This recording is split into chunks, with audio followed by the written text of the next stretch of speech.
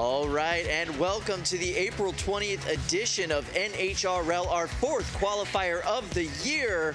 It has been an amazing event so far. We have had smoke in the bowl. It is absolutely amazing. My name is Kyle Kroos. With me is Lindsay Bear. Lindsay, hello. Good to see you. Good to see you, Kyle.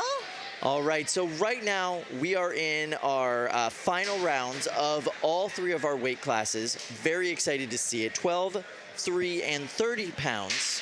It's been a phenomenal tournament. It's been incredible from start to not yet finish, but the pits are absolutely buzzing. Let's take a look at what's going on right there. This is crunch time for every bot left in the competition. It is do or die. You win, you continue on, you lose, you go home. So it's you know, we're playing for all the potatoes here. It has felt very stressful up in the pits. Everybody was just a little bit last minute with a lot of their builds today. So right now we are going to go check out the best moments of the 12-pound competition so far today. Bring it on. There you see blue cheese. Huge hits. I have seen more roofed bots in this competition than I think maybe ever before. And Saiko, rough start to the day, but man, they have really turned it on since the competition has gone on. William Marchese with his new 12-pound bot, and this is the new CRC bot. You're not going to want to miss CRC. They have the hype, they have the passion, and then bots to back it up. Yeah, Beater B. Parker, really unique design, really cool. Now check this guy out. This is Amphisbaena. Amphisbaena. I can't pronounce that name. It's a tough one. I think they're trying to trip us up, Kyle. I love it, though. It's a really cool robot, double beater bar, and look at the smoke coming out of that. All right, so this is our 12-pound bracket. We've got Maximizer versus Amphisbaena, then Junkernaut versus Beater B. Parker, Void versus Saiko, and BattleTots versus the real dark horse of this competition, Caldera 12. Now, Kyle, you might be joining us here at home for the very first time, and you might be wondering, what is all of this? What are these names? What is Havoc? What's going on here? All right, so let's get into Havoc 101. This is a robot fighting tournament with 3 weight classes, 3, 12, and 30 pounds. It's a single elimination tournament. The objective is to knock out your opponent within 3 minutes. If there is no knockout or tap out, the judges will decide the winner. There is a house bot, and they give you 1 unstick per match when you call for it, and anyone can participate, any age, any gender. Heck, we've even had robots driving robots in this competition in the past. That's not even a joke. That's real. Yeah, that's true. All right, so right now we're going to go check out some 3-pound highlights throughout the day. There have been massive hits in this one. I love the 3-pound competition. Right there you see fully defined. Wow, sending that weapon just flying. This is Clyde. Clyde is top-ranked robot for today. They are a flamethrower. They are just setting bots ablaze all day long. Exactly what you want for this holiday. I think they might be my pick to win. It's a fair choice. There is another 3-pounder flamethrower that is still in the competition that is a flamethrower, and we'll be seeing their shot here in a minute. But yeah, it's a really cool competition. Boom, look at the flame coming off of that guy. Absolutely crazy. Our cameras have taken a bit of a beating today, but they're still going. Let's take a look at this 3-pound bracket. We have Clyde versus Rhino, Crush versus Spartan, Red Panda versus Hodor, and Fully Defined versus Half-Life. A lot of familiar names in here, and also some new faces that we haven't necessarily seen this far in the bracket before. All right, and our bracket's powered by True Finals. Let's go upstairs where Chris has the team behind Fully Defined. Hey guys, I'm here up in the pits. I have Ian McInerney here, and fully defined looking solid, rock solid. It looks brand spanking new. Tell us, we're going here into the finals for April NHRL. What's on your mind? So I just had some little issues with my weapon not spinning up the way I wanted it to. It wasn't fast enough. So I just took the whole thing apart and rebuilt it with better parts, and hopefully that fixes the issue. I completely redesigned my hub motor for this tournament. We're trying to make it much faster to assemble and much cheaper to make, and I think I've got it working. A lot of tournament left tonight. Good luck here in the finals. Back to you guys at the desk. All right, thank you so much, Chris. I love the fact that Ian's been tearing bots apart all day, and he still doesn't think that weapon's good enough. I love these builders. They just absolutely make me smile. All right, we're going to go check out 30-pound highlights right now. Let's go to that. Oh, Chonkiv, MegatRON, that was a classic, even though Chunky went up in flames fairly early. Yeah, neither bot really got to test themselves, but man, look at these shots. Absolutely loving this. Barbie got taken apart. Ares has been looking so powerful. MegatRON going almost 2 minutes, by the way. And then, Ares, yeah, man. Ares is just shredding bots all day. This is the MIT team. They have not been in the sport for over 2 years, 3 years now, and they brought this bot back. It is amazing. All right, so now we are checking out our 30-pound bracket brought to you by True Finals. MegatRON will be facing off against Smacko Lantern. Tsunamii will be taking on Chonk 4. Waddles will be taking on Vacatank. Love the fact that they have gotten into the bracket this far. Incredible. And Ares will be taking on Emperor. Whoa. Emperor has been working beautifully today. Really looking forward to that matchup. And so is Ares. I mean, of all of those, that is the one to keep your eye on for some prime destruction. All right, and right now we're going to go upstairs to Chris. Chris, what do you got for us, buddy? All right, speaking of 30-pounders here, let's just quick pivot a little bit more over in this direction. This sea of people are responsible for this Tsunamii and this Chonky. Let me ask you guys, which programs are you with? Which colleges are you affiliated with? The same college, Georgia Tech. Georgia Tech. Everyone here. Did you all come up in one bus? No. One plane. One plane and one car. One plane, one car, one Tsunamii, one Chonky. Back to you guys at the desk. I love that Oh, name. wow. Yeah, me too. They're such cool bots. Cannot wait to see it. Love that story of them making it into the bracket together and going up against each other. Right now, loading into the box, though, we have Smacko Lantern facing off against MegatRON. Smacko Lantern brought to you by Paul Tortorici. Paul is, I would say, the most improved builder in the competition for this Easily. year. Just started this year at the New Bots event. His bot was a Home Depot special in that event. Literally, 90% of the components came from Home Depot.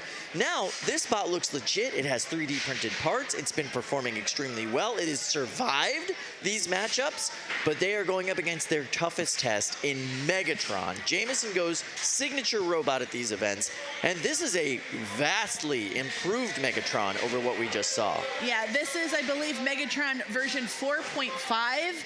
This robot has had so many improvements, so many glow-ups. It is sleeker than ever before, and I think one of the most major changes that you'll see on this version of MegatRON versus other MegatRONs is it now has treads. It is taken a cue from its rival in the sport and added the treads. The treads give them more traction, more grip on the ground, and that is what you need with a bot like MegatRON, which is all about control and that final slam at the end. The other big difference is the hub motor on the weapon, which is just amazing. It spins up so fast, and it's still spinning after most of those hits.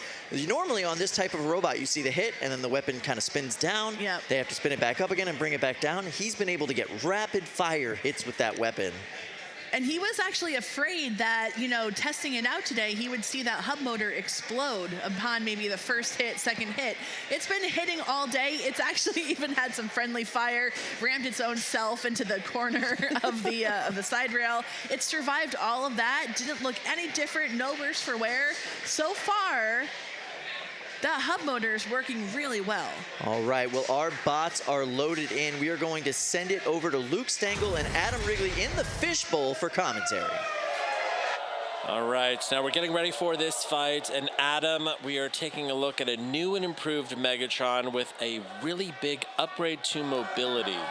MegatRON, did it even need an upgrade in mobility? No. Well, it's got it, and it has been tearing it apart today. It looks great driving around in that box. 5, 4, 3. Smack-a-Lantern also 2, looking much improved 1. this event. Fight, robots, fight. All right, Paul Todorici running Smacko Lantern here, and Jameson Go has successfully captured that robot, cutting into the top plate. Like butter. That is a very thin top plate. That is exactly what Jameson wants. A huge concussive hit, and Paul is on his head. He came down so hard from above that he flipped him. All right, now Paul Todorici here asking for his unstick very early in this fight. Fluffy coming over here with a nice surgical unstick. Now you only get one unstick per fight. He won't be able to request another. Tap out. And that robot is dead. That was quick. Megatron coming out and showing why they're so feared. Yeah, Jameson Go here cruising in. And Jameson Go now officially qualifying for the finals. Our first robot that's qualified for the night. Yeah, I think he earned it. Now, taking a look at the brackets, now Megatron is waiting for the result of our next fight, Tsunamii versus Chonkiv. Those two robots are both from Georgia Tech, and will be facing off either against a vert or a full-bodied spinner. You can see on the replay here, Megatron comes out and just wins the ground game immediately, never gives it up, and nothing doing on the other side, no defense after you lose the ground game against Megatron. Typically, when you see, you know, a matchup against Megatron, you see robot builders putting on lots and lots of top armor that looked like it was pretty thin top armor on Smacko-Lantern. It looked like it was pretty thin. It didn't look like it was particularly hard. You really need to get a nice hard top panel going up against Megatron or he's going to slice right through it, which is what you can see there. It looks like he went through the side frame rail as well. That is going to take a bit of time to fix. Fantastic way to start off the quarterfinals here. Back to you on the desk. Whew. Now, Kyle, I think if you look closely, you can actually see Jameson carved his name into that pumpkin. I'm sure Paul Todorici really appreciated that artistry that Jameson Go brought to that matchup. Yeah. I mean, that was classic Megatron. Absolutely phenomenal. Paul didn't really add anything to that top plate, and I think to his detriment there. But at that point, what are you going to add? I'm sure he was at weight.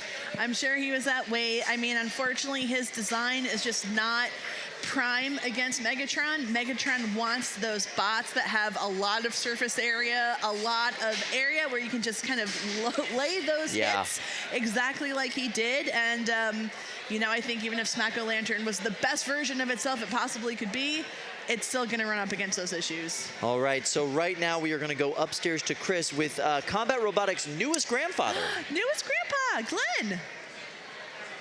That's right, I'm up here with Glenn Boxell, and over here is Caldera 12. Glenn coming out of Rochester with a dumpster with your 3-pound Caldera. Tell us, how are things translating now into the 12-pound division? Well, the 12-pound bot is doing fantastic for what I'm doing. Unfortunately, I beat Corey in that match, but I burned up my weapon motor in the process. So now we're stressing out a little bit, getting in Bartle motor from Corey to actually put in so I can continue. But we should be doing pretty good. Everything else is all set and ready to go. Do you know who you're up against next? Yes, I do. BattleTots. That's who it was, BattleTots. So it's going to be a tough match. It's a tall order, but if anybody can do it here, Glenn, it is you. Back to you guys at the desk. Thank you, guys. All right, so we are getting ready to load in the next matchup, which is going to be Tsunamii versus Chonkiv. Two of the Georgia Tech teams really excited to see this matchup. Chonky has definitely had a path today. They went from starting on fire literally to being a really dominant shell spinner in this weight class. Really impressive robot. Cannot wait to see it. And Tsunamii is doing what Tsunamii has done many times at this competition. It is just a reliable, destructive robot. And there you see them loaded into the box. Man, and by the way, the graphics on Chonkiv, come on. They're like lasered in, I think I heard. They are sleek. They are really classy. I love the color scheme. That is one fine looking bot. And the winner of this matchup does qualify for the World Championships. But for right now, the door is closed. So we are going to go to the fishbowl with Adam and Luke. How are you guys doing? We're doing great, and we've got a little team-on-team action here from Georgia. Now, these are both, you know, a very large team here with the Robo Jackets, engineering students here from Georgia Tech, and fighting their friends here in this do-or-die match. I gotta say the shell on Chonky is, giving me a feeling of envy. That is a beautiful piece of engineering. Gorgeous. Machined out of a single solid block of steel that they then harden. It's extremely heavy. I think that robot weighs about 45 pounds, right, with the shufflers underneath. So that is quite a beast to be going up against in the box. Yeah, you can hear the energy from the crowd. They are really eager to see this fight. I think we're going to be seeing some big hits here right out of the gate. I think we'll see at least one big hit. 5. Hopefully 4, more than that. 3, 2, 1. Fight, robots, All fight. right, a good spin up here from Chonkiv, trying to get up to speed, punting its opponent across the box. Sparks everywhere, pieces of robot littering the floor. Tsunamii now stuck up against the rail, 2 minutes and 45 seconds left. They're asking for their unstick. They get one from the house bot. And that rumbling sound is Chonkiv. It is that very heavy shell. Quite an ominous noise. Now, it doesn't seem like they're getting an unstick here. Oh, here it comes. No. Fluffy is indecisive. There we go. All right, Fluffy successfully getting Tsunamii off of the rail. And this fight will be back on here in just a moment. Now, Fluffy, the house robot, weighs, what, about 300 pounds? Mm-hmm, yep. Half-inch steel armor all around. You've got to have a lot of mass to push around, an up to 45-pound robot in an awkward position. When you request an unstick here, you do, it is a double-edged sword. Oh, right. There's a cage breach. Oh, look at you this. Can see you there. See here on the left, the sacrificial layer of Lexan here. Now, there's 2 layers of Lexan inside of these boxes, every single one of our boxes here. We have one sacrificial layer that's thin, that's on the inside, and then we have a 1-inch air gap, and then we have a much thicker panel of Lexan on the outside so that our audience stays safe. Now, over here, we can see this kind of curled up piece of Lexan. I think that was the spinning weapon from Tsunamii getting punted into the glass. Yeah, you could see they just went flying across the arena, full force weapon hit into the wall. This isn't in itself unsafe. We have that second layer behind it, but we like to make sure both layers are intact for the fight. Yeah, so let's take a look at what did that on the replay here. Lexan, of course, also known as polycarbonate, sometimes referred to as bulletproof glass. It's an extremely strong plastic. You can see there, wow, going flying weapon first into the wall.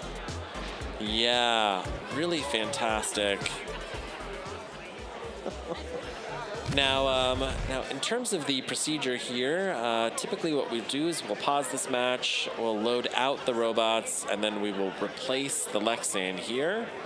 Now, we also have a second cage, another big box here inside of the building. We may decide to run fights out of cage 4 for the time being, just to keep us on schedule. But yeah, this is a full arena breach. Yeah. Now we can see the teams here. They're making their robots safe, and they're going to be loading these out. This match is paused. It's not over yet, and we are going to be seeing. Perhaps they'll move this fight over into cage 4. Yeah, it's always safety first here at NHRL. You don't want to keep going and risk breaching the second layer. That's why there's 2 layers, so we have this opportunity to safely move on and contain the robots. These robots are extremely dangerous. Sometimes it's easy to kind of forget about this, but there's the energy of a low-speed car accident when these robots come together. So a lot of energy to contain. And that's why we have the 2 layers of Lexan there on the walls. Yeah, we have a lot of people in the audience, and we want to keep them safe. We have fires, we have explosions in the box, we have, just giant spinning masses being kicked into the Lexan.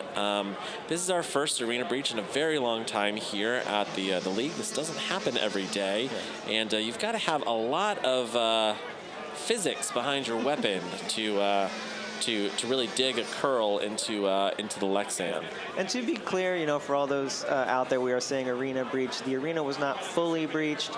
We have full containment. It was the inner layer of Lexan. There's still a full, complete, unbreached second layer behind that. But for safety's sake, we always pause the match after that first layer is breached to make sure that we're as safe as can be. Now, the really cool thing about the cage design, too, is that it's really easy for them to pop out a single Lexan panel, bring up a fresh panel, and put it in there. We're replacing the Lexan here pretty often in the competition, just so that we have really clear views for our mobile cameras. And this is going to be just a crystal clear new panel of Lexan here shortly. The last time that we had a partial arena breach, you know, the replacement took about 30 minutes. And so here right now, the safety manager is going to be really taking a look here cage side to see what we're going to do here and come up with a plan that is going to keep everyone safe.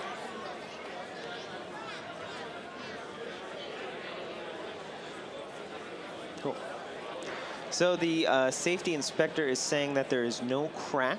Okay. It's just a gash, and they've deemed it safe to continue. It hasn't fully breached or cracked as we first thought. Yeah. Just a gash, just a little peel there. And after the inspection, they're saying it's safe. We still have full 2 intact layers. So great to hear. But we're always extra safe here. We always double check these things and take a look. And after inspection, we're good to go. So we'll be back at it here in cage 1. The question, did that count as an unstick? Or was the match paused before? Technically, the match pauses as soon as there's a breach. Yeah, well, that's a good question really there, Adam. Important if we have another unstick Well, I mean, situation. you would restart the match with the robot up against the rail, and then he would have to immediately ask for an unstick. Got a great shot here of our VIP area. It's full stands here in the VIP section. They're sitting cage side. They've got the best seat in the house, and full stands here. Stands have been packed all day with an extremely energetic crowd. Great to see all this energy around, you know, a STEM-based robot event. Amazing. Love the fans. You can hear Chonki's shufflers now as they help their opponent back into their corner. It seems like a little bit of mobility issue there. Yeah, what a noise. Now they're going to start this fight up again after the pause. So we're going to be, you know, still down about 20 or 30 seconds here on the clock. But they've opted to restart this match back in their original squares. All right, 15 seconds down here on the clock. The weapon on Tsunamii is back. And Chonky just chucking that weapon straight into the wood here on the rail.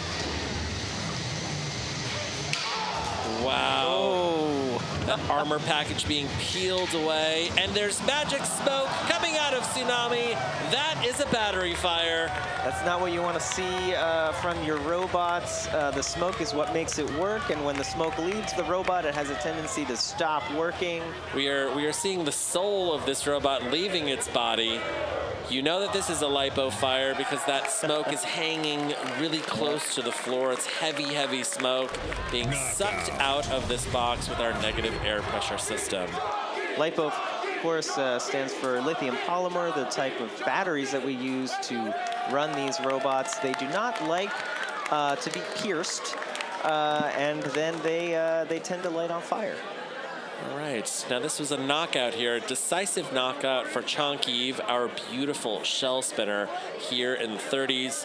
That means that Chonkiv will advance and face MegatRON in the semifinals. Chonkiv now officially qualifying for the finals alongside MegatRON, and they are 2 fights away from potentially winning a golden dumpster here tonight. Really a great fight for Chonk, you know, coming out there, shuffling around, doing what needs to get done. For those who don't know, a shuffler is a type of mechanism that allows the robot to sort of walk. It doesn't have wheels, doesn't roll.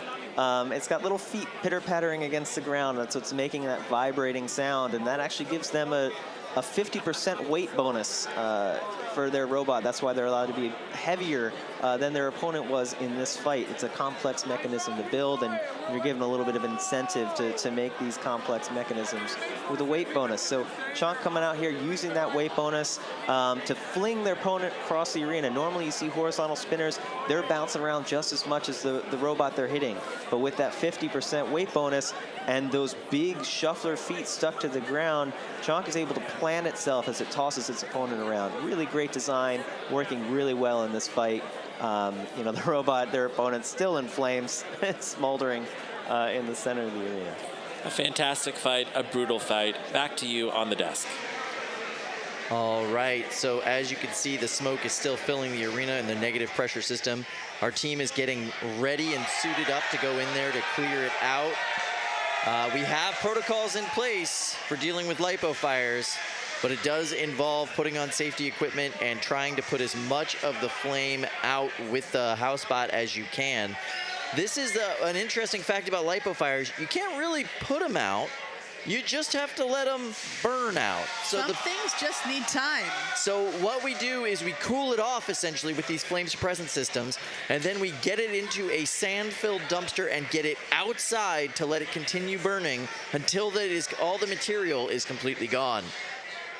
We have a really complex fire safety protocol here at NHRL that has been vetted by multiple fire departments. Oh, there we go. So there is a process, but this does become kind of part of the show as we go through the process. Absolutely. Fluffy is equipped with her own fire extinguisher, but you know what? Sometimes a fire is going to happen. And she pushes her right over to the door so that we can get our other fire extinguishers on it. This will cool down the bot enough that hopefully our human handlers, while wearing welding gloves, you can hear our audience reacting now to the flames popping back up. Kyle, we're really smoking out the bowl here on 420. This is what we do. You know, we do it all year long. We do it all year long, but now the bowl is packed and we're smoking it on 420. What are you gonna do? What are you gonna do? Exactly this, I think. Now, I will say this. This is the box that is closest to our desk in the host position here at the NHRL Bowl, at the bottom of the bowl, as Luke put it earlier today. And I have been in the room for arena breaches where the arena is cracked. I have been in the room for arena gashes.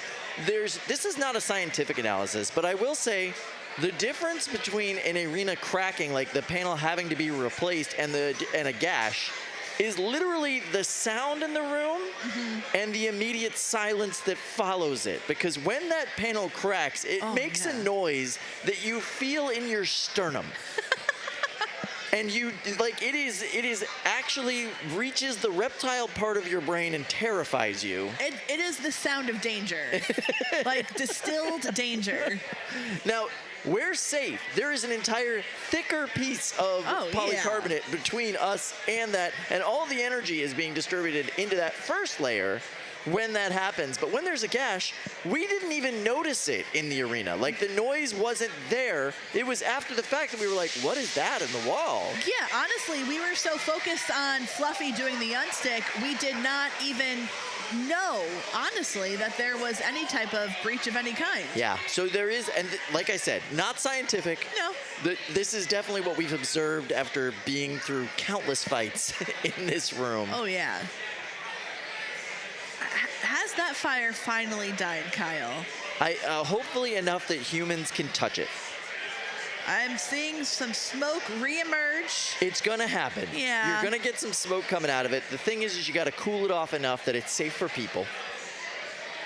Libby, who is handling our fire extinguisher, is doing a really great job monitoring this and making sure that it is handled with care and safety in mind.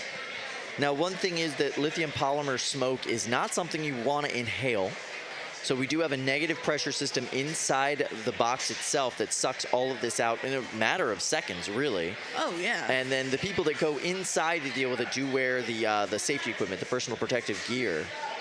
Kyle, we are mere feet away from this box. I can't smell a thing.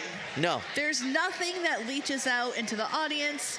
It is fully just sucked up, sent out of the building. I mean, you may have been to robot events in other arenas, other places. You are familiar with that smell. It is not pleasant, but here, not even a whiff. Yeah, there are definitely events that I've been at where I'm like, oh, let's move the children away from that smell. That's not good.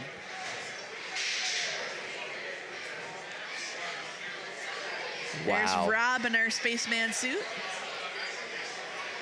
You cannot actually go to space in that suit, by the way. I want to make sure that that's clear. Oh, I thought you maybe... will die in the vacuum of space wearing that suit. I thought maybe the hoodie gave like an extra layer of protection.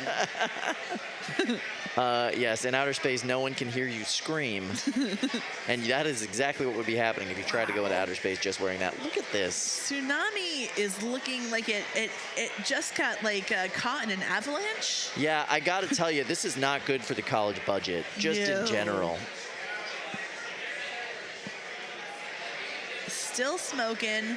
I mean, I know it's 420. I feel like we've had an inordinate amount of smoking robots today. It's true, and flamethrowing robots, you know. Yeah. Consequently, my favorite Cheech and Chong movie is still smoking. I think that'd be a good movie to put on after this event. You know, I'll need it to decompress. Oh, yeah. I think so will the Tsunamii team, because this is not how they wanted to go out here, although they put on quite a show. Yeah, absolutely. All right, so we've got a hot start to the event today. We've smoked out the bowl already, and the event really, I mean, the prime time of the event just started. It's our second fight of prime time. Second fight of the night, and we are setting it ablaze right here on 420.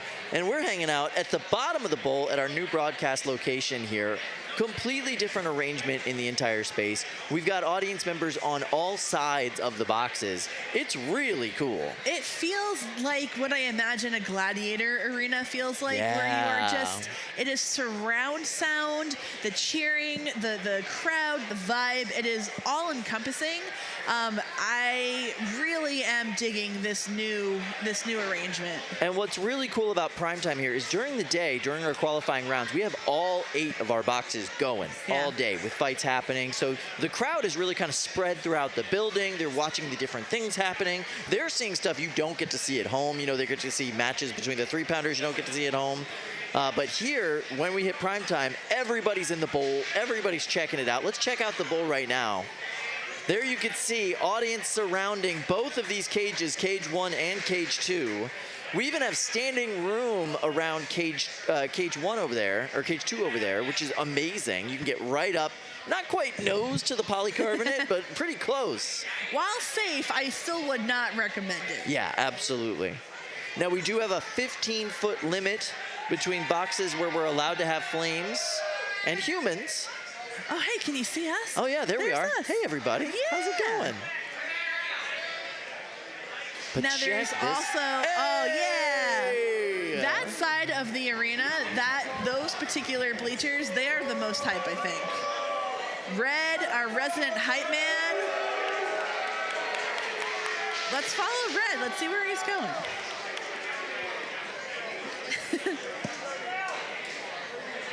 Now, the next fight we are going to be loading in is going to be Waddles versus Vacatank. Oh, yeah. Kyle, we have 19 left for the night.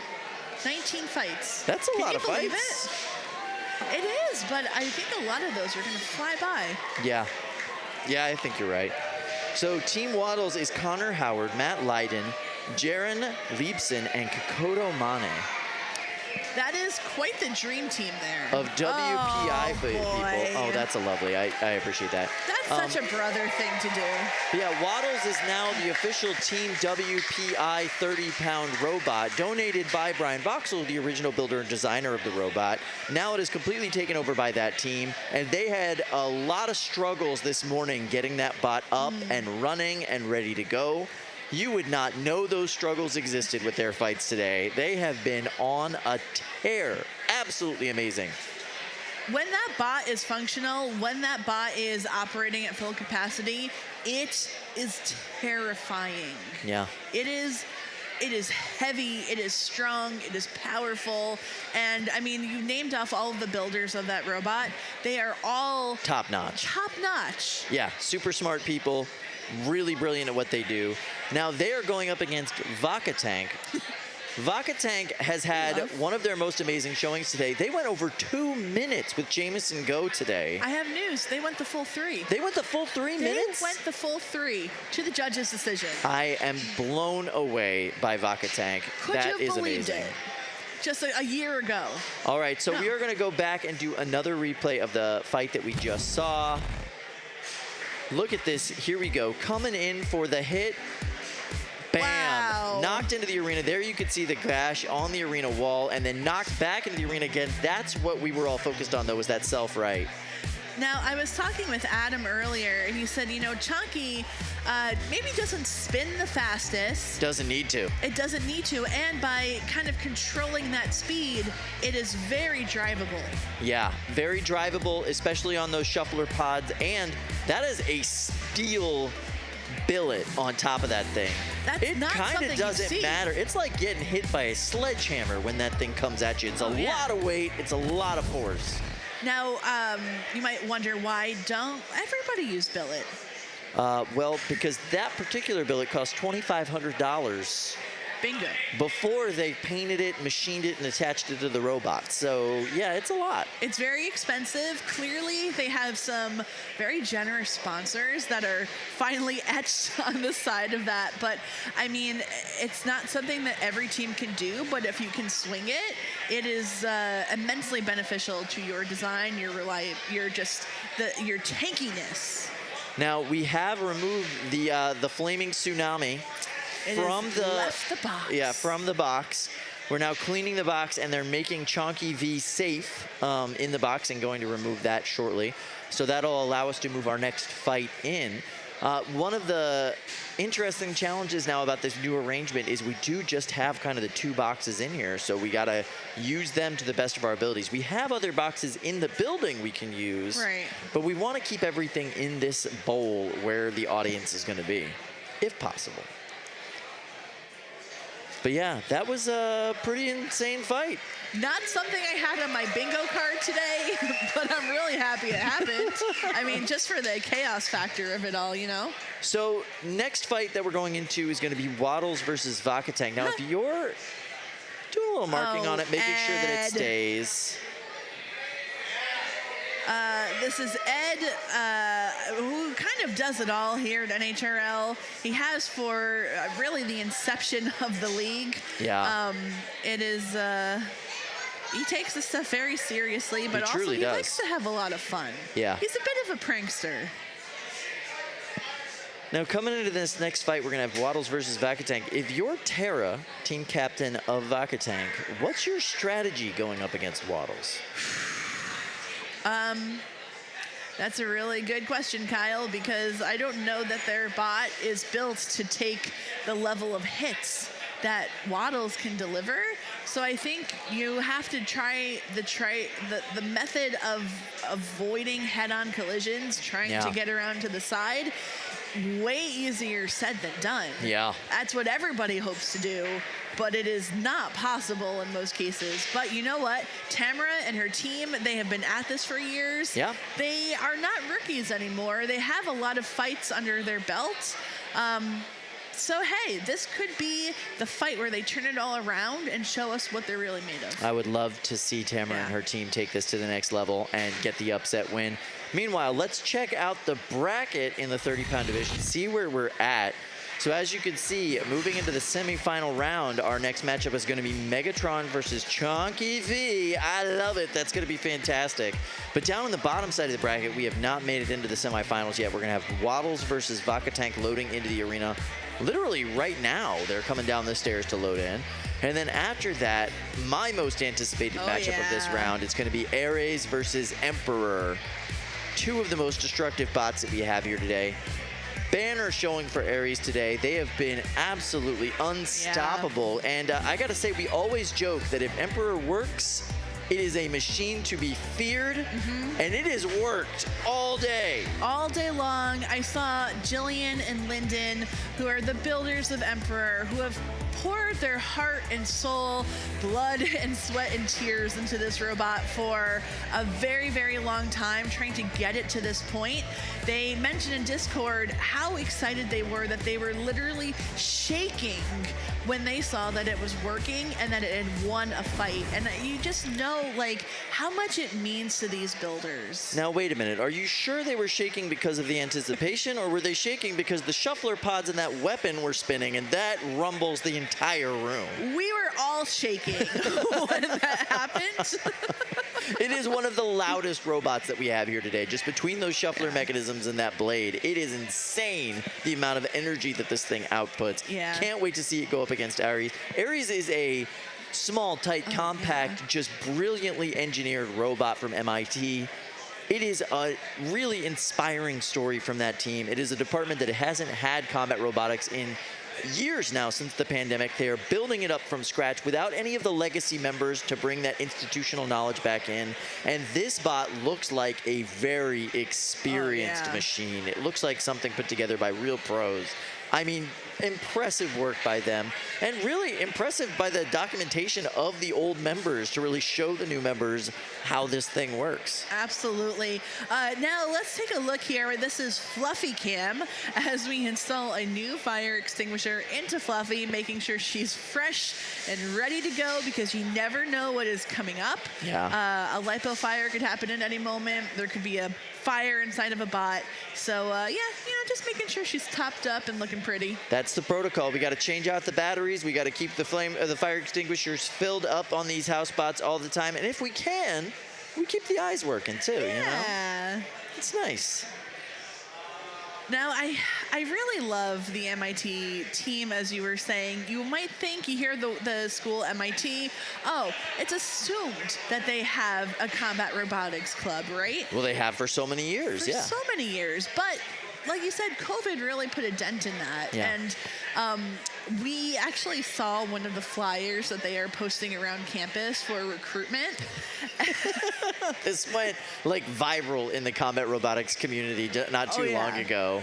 It looks like it was made with clip art in Microsoft Paint, which is an aesthetic that is close to my heart.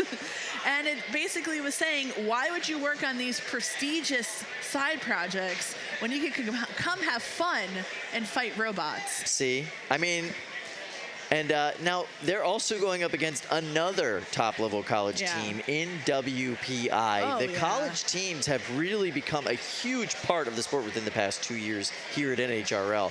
Team WPI, probably the pinnacle of those college teams. For years now, not only producing phenomenal robots in their own right, but builders that have then left the college and become amazing competitors in their own right. It's a really interesting kind of churn factory for these top-notch competitors and top-notch robots. Yeah, I mean, I don't work for WPI, but, you know, I would say if you are a high schooler and you are looking to get into robotics and you want to go to college with a school that has a fantastic robotics program, I don't know, they're all over. You can take your pick of schools. Sure. But WPI right now is kind of sitting atop the pile of the most prestigious. Yeah, absolutely. Plenty of golden dumpster winners at that school and at that department. Similarly, though, I mean, let's go ahead and say it. Where did Jameson Go come from? MIT.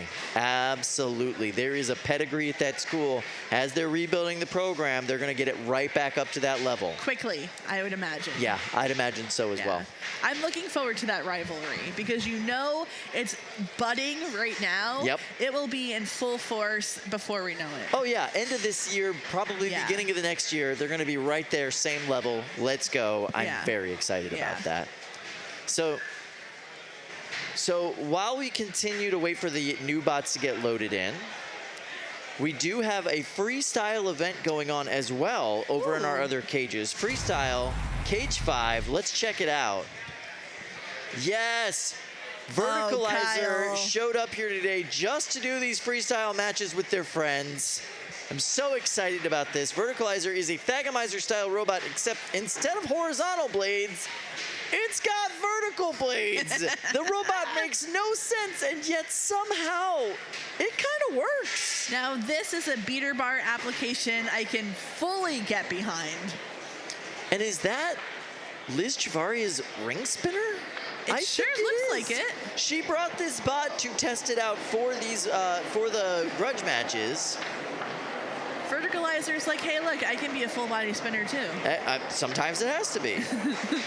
Liz has been working on this bot for a while now. Wanted to bring it for this competition, just to fight in the grudge matches, just to kind of test it out and get it ready for real 3-pound competition. Very cool. Liz is like relatively new at building bots by herself, but this bot looks really good. Yeah, it has a great look, great color scheme. Drive right now looking a little impaired, but hey. That's one of the hardest parts about those ring spinners is once you get kind of off balance from a couple of hits, the drive starts acting funky, the weapon starts acting funky. But you can put a lot into a very thin package. I mean, this is almost a cheeseburger-sized robot.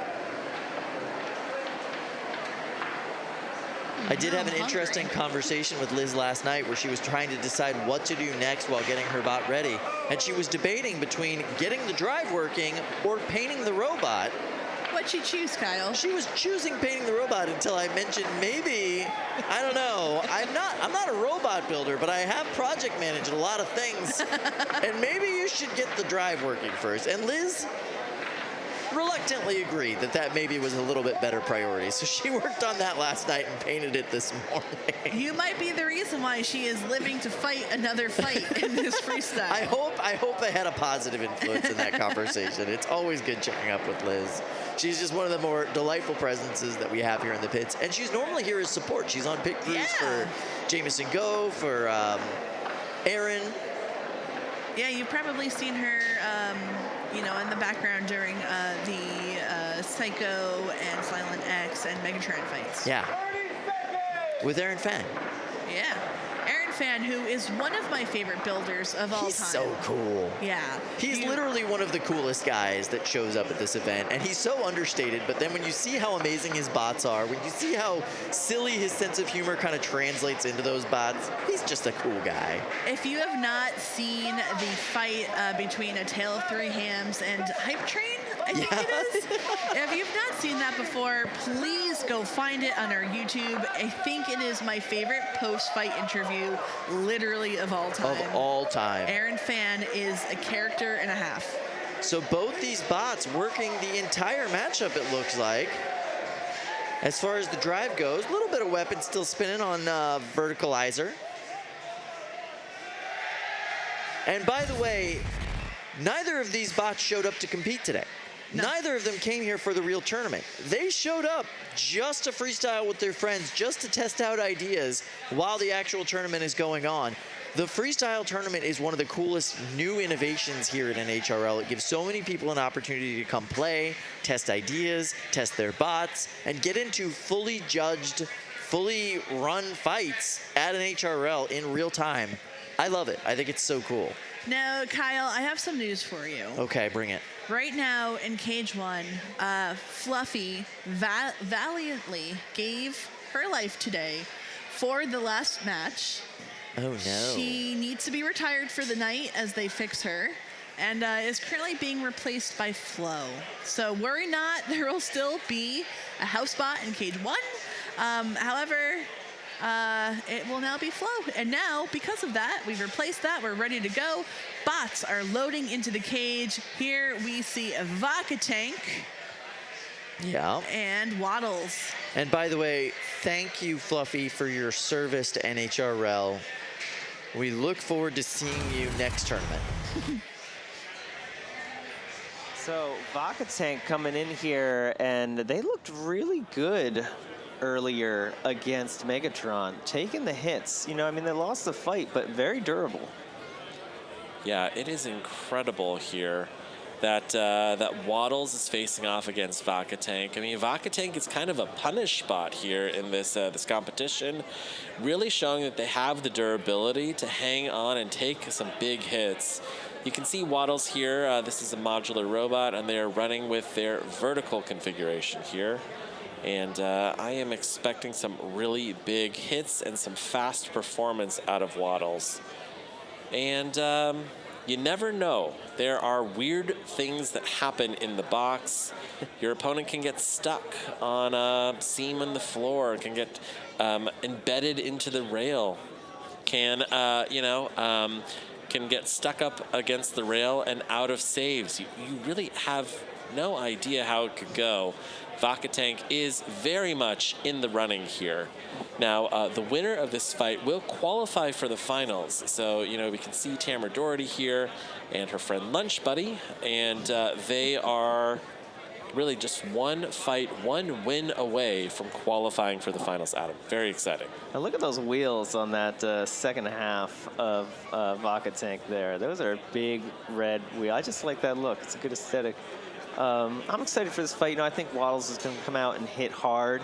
I expect Waddles to be doing more of the offense here, but Vacatank is shown to be very durable in this competition today, so I don't think they're going to be easy to knock out, and this could quite easily go to the judges here. Waddles is going to have to really perform to get a knockout. Now, in your fight career here at NHRL with both Emulsifier and with Knockoff Fight, have you faced off against either of these opponents? I believe that we broke Waddles in half with Emulsifier. Yeah. I'm pretty sure that was what happened. I think they fixed that problem. I have seen the weapon just come popping out of Waddles in the past. I mean, like, that modular assembly means that it's designed to remove it, and swap it out in the pits. But sometimes your opponent will remove it for you. And, just making disassembly a little bit easier to pack it up. Yeah, exactly. Now, if that happens here in this fight, if Vacatank is able to do that, I am going to be going nuts. That would be amazing. The winner of this fight will qualify for the finals. There is a lot riding on this match. Yeah, every fight now, single elimination, a lot on the line. 5, Everyone's trying 4, to get that 3, seed in the bracket, 2, or seed in the championships later. Fight, robots, fight. All right. Waddles coming out fast. Big hit on Vacatank, sent him in the wall. Vacatank spending time in the air, getting pushed up against the opposing rail. And that weapon is not moving at all on Vacatank. Relentless aggression from Waddles. They're not going to let him sit there and call for an unstick. They're going to keep going in and hitting him. Wow. They want the knockout. You can see that belt hanging loose on Vacatank. Vacatank's weapon is down, but still full maneuverability after all those hits. It's a punish spot, Adam. They take the punishment, they try and break your face, and against their fist. What's the saying? Yeah, break your fist against their face. Is Waddles' fist broken? Have they done it, or are they just being nice? You know what? I'm going to say, from everything that I've seen from Team WPI, they are the Cobra Kai in this competition. They will be running that weapon at full bore. Look at that. Is that belt off? The belt is gone. Waddles. The belt is gone on Waddles. This is a pushing match here. Wow. Yeah, we are all even. Vacatank has broken their fist with their face. Yeah. Between faces and fists and fists and faces, there's a lot of broken parts here. Does Waddles regret not leaving Vacatank earlier? Now, did Vacatank call for an unstick there? Because if they called for it, it still counts as their one unstick. That's correct, yeah. That's one of the marks of a seasoned competitor here, waiting for your opponent to call for the unstick so they can burn it up early in the fight. This is a really great pin here from Waddles on Vacatank. We've seen some great driving from Waddles here today. The geometry of that drive really makes it quite maneuverable. Yeah, for a two-wheel drive vert, they have a lot of power and control, and they're showing it off here. Of course, pins can only last for 10 seconds until you have to release, and Waddles is continually pinning and releasing, just winding down the clock, going for that judge's decision win. You always want to stay aggressive, stay controlling. You don't want to give the judges any choice but to pick you. 2 in the decision. With both weapons down here, Waddles can't rely on winning damage. They have taken out Vacatank's second half of the multi-bot here, so that's going to give them a lot of points, but can't be too safe. Waddles is way ahead on the points, and they just have 10 seconds left here. They have to continue to survive through and not get stuck on something weird. But I think this one will go to the judges, and it will be a decisive win for Waddles and Team WPI. But I will say, I think a lot of people are going to be surprised at Vacatank coming out and breaking Waddles' weapon and lasting a full 3 minutes again Fantastic. against an extremely destructive opponent. Fantastic. Team Vacatank can go back to the pits with their heads held high. They have survived another 3 minutes with a punishing opponent here in the box. This one's going to go to the judges. I think that Team WPI will be victorious here, and they will be advancing and qualifying here in the finals later this year. Now, they are going to face the winner of Ares versus Emperor, which will be coming up as our next fight of the night. And as we await the judge's decision, you can see Connor Howard here, former housebot driver from NHRL, and driving it with that characteristic housebot chaotic energy.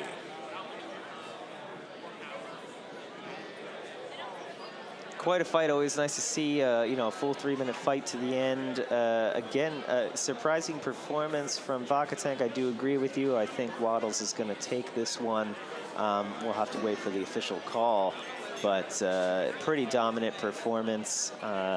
It's tricky with those belts. I wonder, is it harder to design a good belt when you're trying to design a modular robot? You have to have the horizontal and the vertical configurations. Does that somehow compromise it? The belts are in totally different positions for those weapons.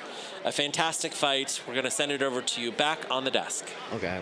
All right, so I will say this. That should be a much easier fight to clean up from the last one and get us going into the next round. Let's go ahead and throw some flowers at Tamara and the Vacatank team. This is one of the bots that we would have called one of the most improved a few years ago, but one of the most interesting things about this team is they improved that bot without throwing money at it. Yes. Right? It is homemade materials. It is motors that they're used to using. It is parts that they are able to fix and improve with their own hard work and ingenuity, and that bot is now so durable. Yeah. Amazing. I mean, they literally, not jokingly, used to be held together by duct tape and bubble gum and a prayer. Yes. Duct tape with paint on it, by the way. Yeah. Looking at that robot would shatter it. Yeah. And now it has survived 3 minutes with MegatRON. It has survived 3 minutes with Waddles, potentially killed the weapon on Waddles. Yeah. That is one of the most incredible glow-ups of any bot I've seen, and it was done with pure ingenuity. This close to qualifying for the World Championships. This close. Qualified before, I believe. Yeah. So amazing. Yeah. I mean, absolutely amazing robot. Tamara and team deserve all the flowers. Yeah. Like, so impressive. I think that this is clearly their best showing of their career, just because of the caliber of robots that they face. Maybe if they were in a different position on the bracket, they might have been able to qualify without a problem today. Yes. But they happened to face some of the most terrifying robots and still held their own, and that is so impressive. Love to see that. I did run a poll in the YouTube chat. Okay. 82% of people still think Waddles won. Well, which is fair. That's fair. But 18% were siding with Vacatank. Okay. I get it. I get it. Now, I will say this. Ares versus Emperor is going to be loading into the arena next. Really excited to see this. Do you think that Waddles is hoping for that rematch with Ares? I don't think that there is any consolation prize. I think whoever they end up fighting is going to be incredibly difficult. Yeah. Yeah. So, they're either way, they're in for a tough path, but maybe Ares? Yeah, maybe Ares. I don't know. That weapon on Emperor is terrifying. It is just glass cannon written all over it, right? Not a lot of armor on that robot. It's just a big old drive system and a massive weapon bar. I am so excited for that fight. I don't know who will win, Ares or Emperor. Yeah. Either way, terrifying. Plain and simple.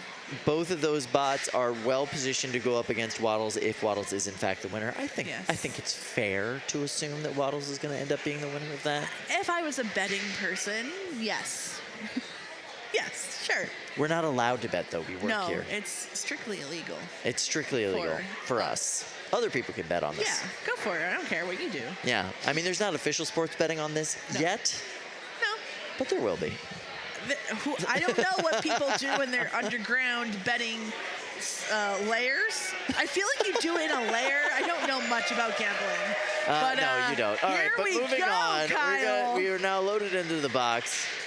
Ares versus Emperor. Ares is wearing the helmet. I love it. I love it. Ares from MIT.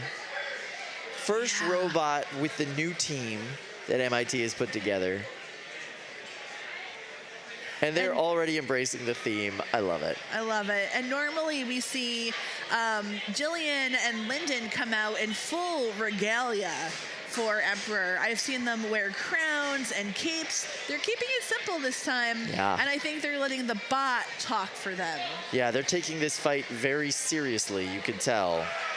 Look at that machine. Look at the size difference between these two machines. If I didn't know for a fact that these boxes are so secure, I might try to run out of the building. But none of us are in danger, except maybe Ares. I cannot wait to see what happens here. Combined weight between all of the bots on the Ares team is 45 pounds of just pure mechanical mayhem. They have these cam lifters style bots as their multi-bot configuration. The strategy there is to get underneath their opponent, in this case Ares, lift them up just an inch off the ground so that that huge weapon can make its way over with those shuffler pods and blast them.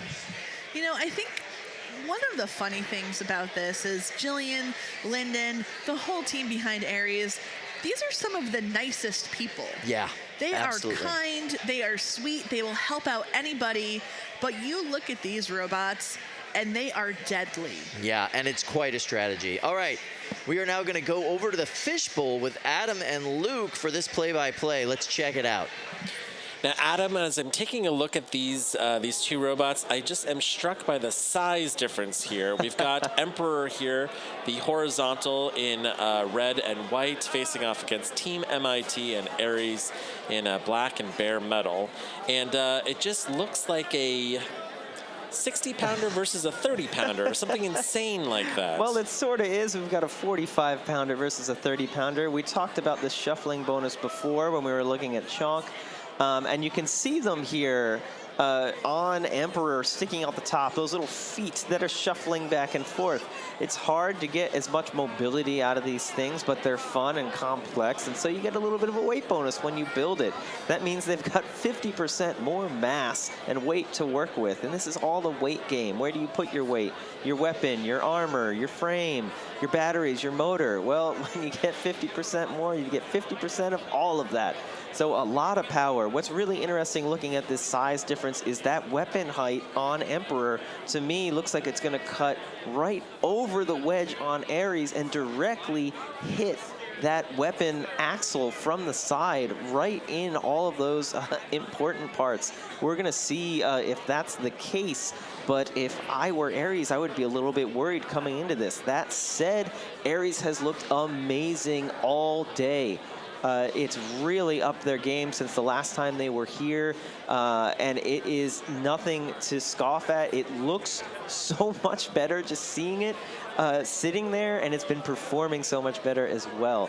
They did have a little bit of a hiccup in their last fight, but we'll see how it's running here. This should be really intense. We've got MIT versus RIT. The big thing that I'm going to be looking for is a box rush here from Ares and Team MIT. They need to stop that momentum from the horizontal as soon as possible. Now, if Emperor is able to come waddling out of its square and turn and spin up that weapon, Ares is going to be in a lot of trouble. The box rush can be risky if you miss, and then it sets your opponent up for a big hit. The alternative is just sort of wait till you're both spun up and try to hit weapon to weapon.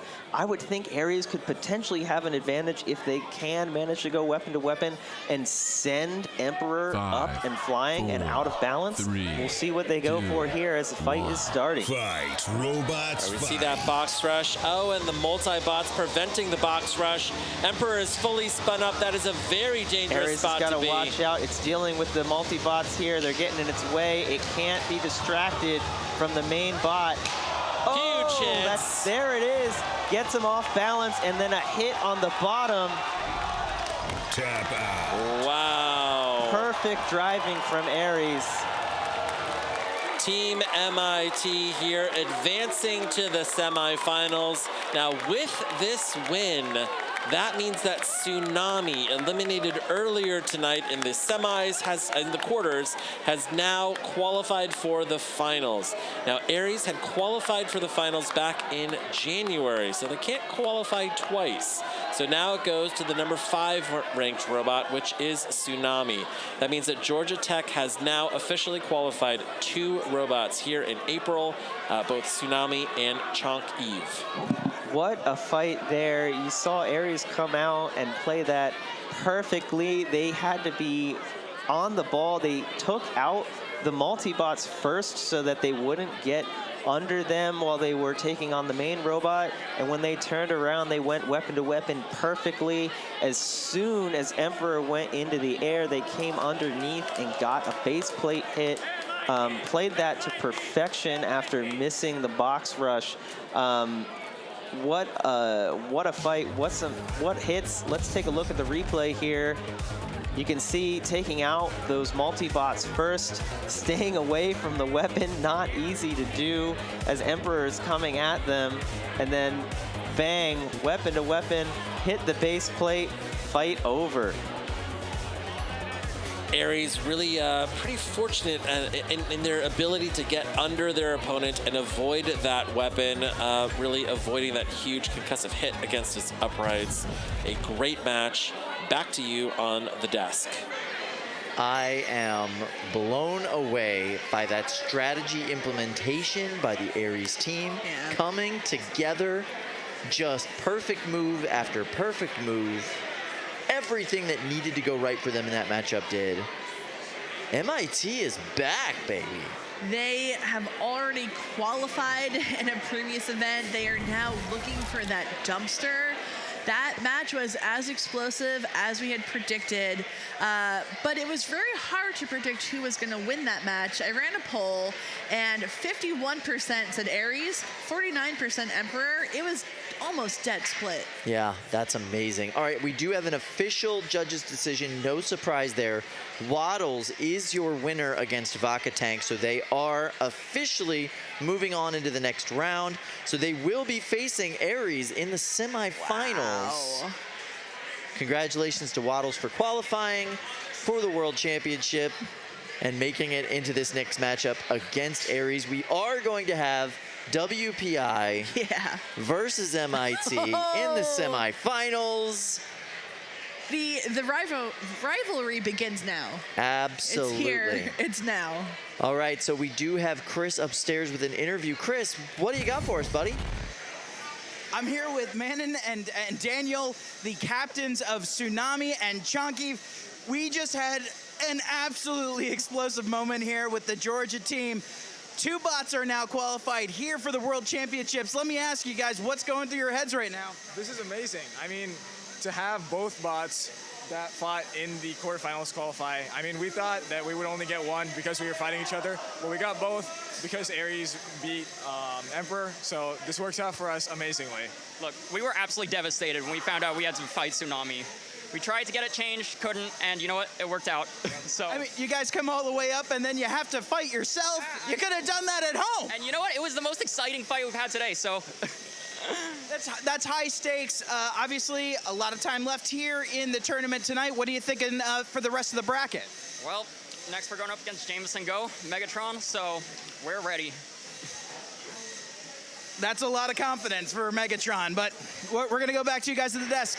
I think Congratulations. I think there might be only one bot that can actually say they're ready for Megatron, Yes. and they're not here today. All right, so we are going to go into the 3-pound bracket right now because we are done with the quarterfinals. So in the bracket for the 3 pounds, we've got Clyde versus Rhino, Crush taking on Spartan, Red Panda taking on Hodor, and Fully Defined taking on Half-Life.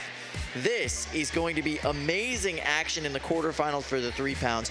We made it through the quarterfinals for the 30s. Now we're going to get through the quarterfinals in the 3s. Yeah. Very excited about that. Let's go to Cage 2 and get it started. It is fire time, baby. Clyde is taking on Rhino. Hot, hot, hot. I see a little bit of flame retardant tape on Rhino. Let's see how far it goes. All right, we are going to take it over to the fishbowl. Adam and Luke, off to you. Now, Clyde here is our top-ranked Beetle. It 5, entered this competition in the number 1 3, seed, and it is 2, facing against 1. the number 247 Robots seed fight. in Rhino. Clyde always puts a smile on my face. Look at those flames. Fantastic fire and flames. We've seen multiple robots melted here at the hands of Clyde today. And they have captured Rhino, and they are blasting Rhino with fire. Listen to the sound of Rhino's weapon as it grinds against the frame of Clyde. It was sending pieces flying through the air. Now, Gabe Brown, the driver of Clyde, the builder of Clyde, is so good about capturing his opponents, really getting them stuck on these forks and blasting them with fire. Something is on fire inside of Rhino. That frame was not melted when we started this fight, and it's not supposed to look like that. These Beetle weights, this is a 3-pound fight. We're coming down from 30 pounds. They're often 3D printed out of plastic. And you can see right there, Clyde taking advantage of that 3D printed frame with a lot of flames. Yeah, we have yet another robot that's caught fire at the hands of Clyde. Clyde, you know, Gabe Brown was telling me that that he had redesigned the air intake system here with Clyde today, and it's really sucking a whole lot more air into this mix, creating a much bigger flame. He's also able to double the size of his fuel tank inside of there, so he's able to hold twice as much fuel on board, and he is melting his opponents one by one. It's pretty tremendous. And also, what a power play that the most powerful flamethrower robot in this weight class is also itself 3D printed. It's coming out there and saying, I'm going to take advantage of all you 3D printed robots, but I'm still going to be 3D printed myself. Also, where did he get that hat? Yeah, I think he may have made the hat. I think they should be selling those hats in the shop. I think they could sell quite a few. Yeah, I want one. That's great. I was talking to Gabe, and he was like, yeah, you know, the flame is burning hotter than we expected, and we are melting our own forks at an incredible rate. Let's take a look at the replay of these beautiful flames. You can see chunks coming off of Clyde and flying into the air here, but it wasn't enough as Clyde was still able to completely melt the frame of Rhino. Just dripping. Oh, that is disgusting. Oh. Wow. You can see some residual flames in there. It has absolutely caught something plastic on fire there. And with this win, Clyde advances here to the semifinals and qualifies for the finals. Back to you on the desk. All right, so the winner of that matchup, Clyde, will go on to face Crush or Spartan in the next round. Oof. That is going to be absolutely fantastic. Clyde, one of the 2 flamethrowers at this event, both flamethrowers still in the tournament. Oh, yeah. And both flamethrowers putting on incredible displays like that today. Clyde has essentially turned every single robot it's faced into a melty brain. Amazing. Absolutely amazing. You gotta love it. Crush versus Spartan is going to be a very interesting matchup that we're going to be heading into next. Spartan looks more vicious than it ever has before. Not a lot's changed other than the aesthetics. Johnny's put a lot more thought into the look and the feel of that robot. And I love it when a builder gets to that point kind of in their robot building journey where they think about the branding, they think about the style, because they know that's what's going to give them longevity in the sport. And I think that's so smart. He is really forward thinking for 17 years old. I keep forgetting about that part with him. He's a high school student, and he is so on top of it. I mean, he has come so far in just a couple of years in this competition. I cannot even predict where he's going to go. But yeah, he really is the full package. However, Crush has really been on an upswing for a number of events now. This could really be their time to shine and time to show off what they can really do. Absolutely. Crush brought to you by Chris Monroe of Team Defective. One of the best members of that team. Really great bot. Really smart guy. Yeah. Fun to talk to in the pits. Super. And also one of the many letter carriers turned robot builders in this sport. It is incredible how many letter carriers we have. The letter carrier to robot builder pipeline. It's a strange pipeline, but it exists. It's real. And I don't know why. Something in the water? I don't really know, but I'm happy it happened because it's really something else. And I see Chris is already down here. Johnny also on his way. I am, Spartan and Johnny Zumpas. Spartan has really good reach with his blade. Huge I reach. think that is going to come in handy here. But, you know, horizontals have a lot of counters. And it can be hard to predict. Yeah, and Crush, you know, kind of under the radar, but keep in mind, it's 12-5 across 5 events before coming here today. A lot of respect between these builders. And yeah, absolutely. I love those, the spikes on the side of Spartan now, too. By the way, those are just ablative. They're there to look cool. They actually are barely put in. They come off immediately when you touch them, but they look amazing. Keep that in mind, judges. Those are ablative. Now, keep in mind, Johnny Sumpas also 12-7 across 5 events before coming here today. Kyle, isn't it kind of an honor that we are able to see so many of these young builders grow up in this sport? Yeah, it is. Johnny and Chris from Power Surge 2 on, oh my goodness, I forgot their team name. So one thing I will say, Team Pandemonium. And what I will say is these younger builders have been kind of grouping together because you'll often see them helping each other out, helping each other with designs, talking to each other in their own separate little Discord chat. Yeah. It's very cool to see these teenagers all kind of figuring it out and creating the next generation of builders together. In the meantime, though, we are going to go to Luke and Adam in the fishbowl. How are you guys doing?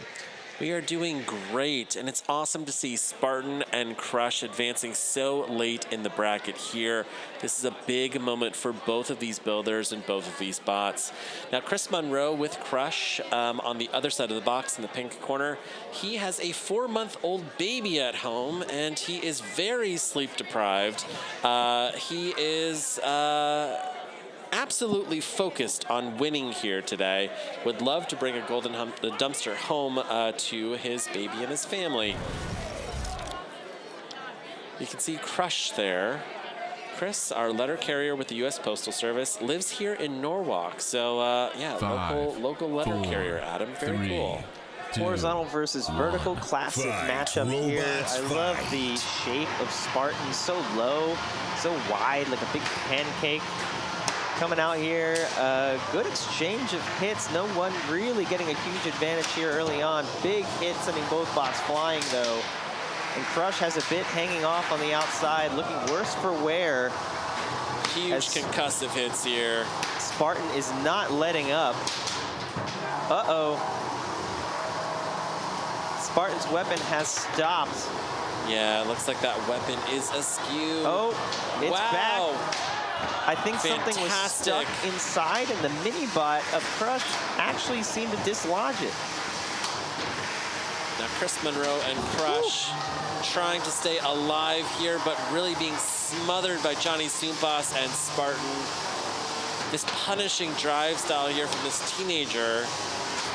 Really just showing this absolute patience in the box. The speed of these smaller robots is incredible. Flying across the arena, hit after hit after hit.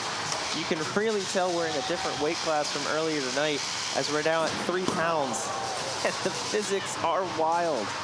You can see parts of light blue robot everywhere. This is Crush being violently disassembled. That is one of their cleats off of the back of the robot, laying there in the box. Johnny briefly landing on top of that broken wheel. There goes another one. It looks like Crush is down to just 1 or 2 of the cleats, and it is high-centered now. Johnny Soompas wants to get in there and see if he can score a hit while Crush is stuck.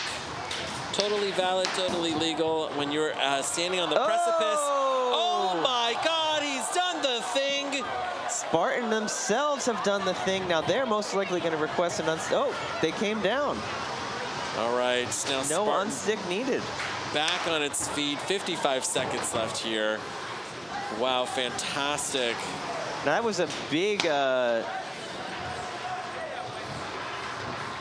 look at this Crush. Crush stuck again, high-centered again. There's so much detritus in this box. If you are flying up in the air, your chance of landing on something devastating is very high. With only 2 wheels left, it's hard for them to get a footing even on flat ground, let alone some of the debris here. Spartan is not letting them get counted out, though. There comes the tap out. Wow. Johnny Soompas and Spartan qualifying for the finals. Chris Monroe and Crush out of the competition on the cusp of qualification. Oh, that has to hurt, but that was complete domination from Spartan. Would not let up the entire fight. It looked like the weapon might have been down at one point, but it seemed to restart after getting hit by the smaller robots on the other side, and wow, what a fight. One of the most remarkable things about this April competition is that the top of our bracket has remained mostly intact. Spartan sat at the top, Clyde sat at the top. You know, like these are very, very hard-hitting robots, really well piloted. They're sitting at the top of the rankings for a reason. These are some of the best Beetles on the planet. These Beetles are so durable these days. The amount of hits they take and the parts that can come off, and they just keep working. They're bouncing off the ceiling and every wall and back to life. It is wild. And the driving skill at this speed to be able to reorient and continue to hit your opponent weapon to weapon time after time, it is not easy. But they do make it look easy when you get into these final rounds of the tournament. You see them taking pictures of the damage there. Let's take a look at the replay of that fight. This was an absolutely punishing fight. So many pieces coming off of these robots. It looked like a tornado came through a Midwestern town. You could see there the smaller robot sort of restarting Spartan's disc.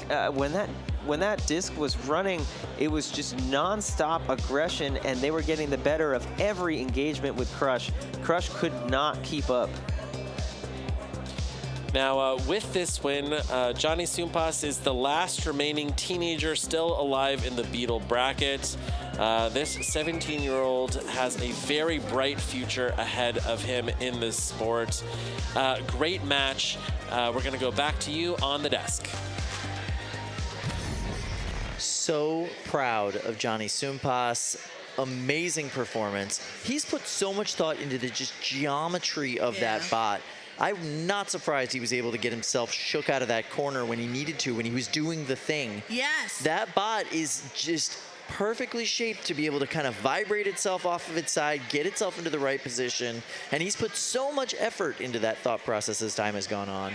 Yeah, Smart I mean, kid. We saw a bot earlier today that got stuck doing the thing twice in one match, and we, commented, like, as you kind of progress in your designs and you learn through experience, you realize where your bot can do the thing and how to kind of design around it so that you can become unstuck without needing to use up your own stick. Johnny figured it out. I was so impressed when I saw he was able to kind of self-right and get back in the game.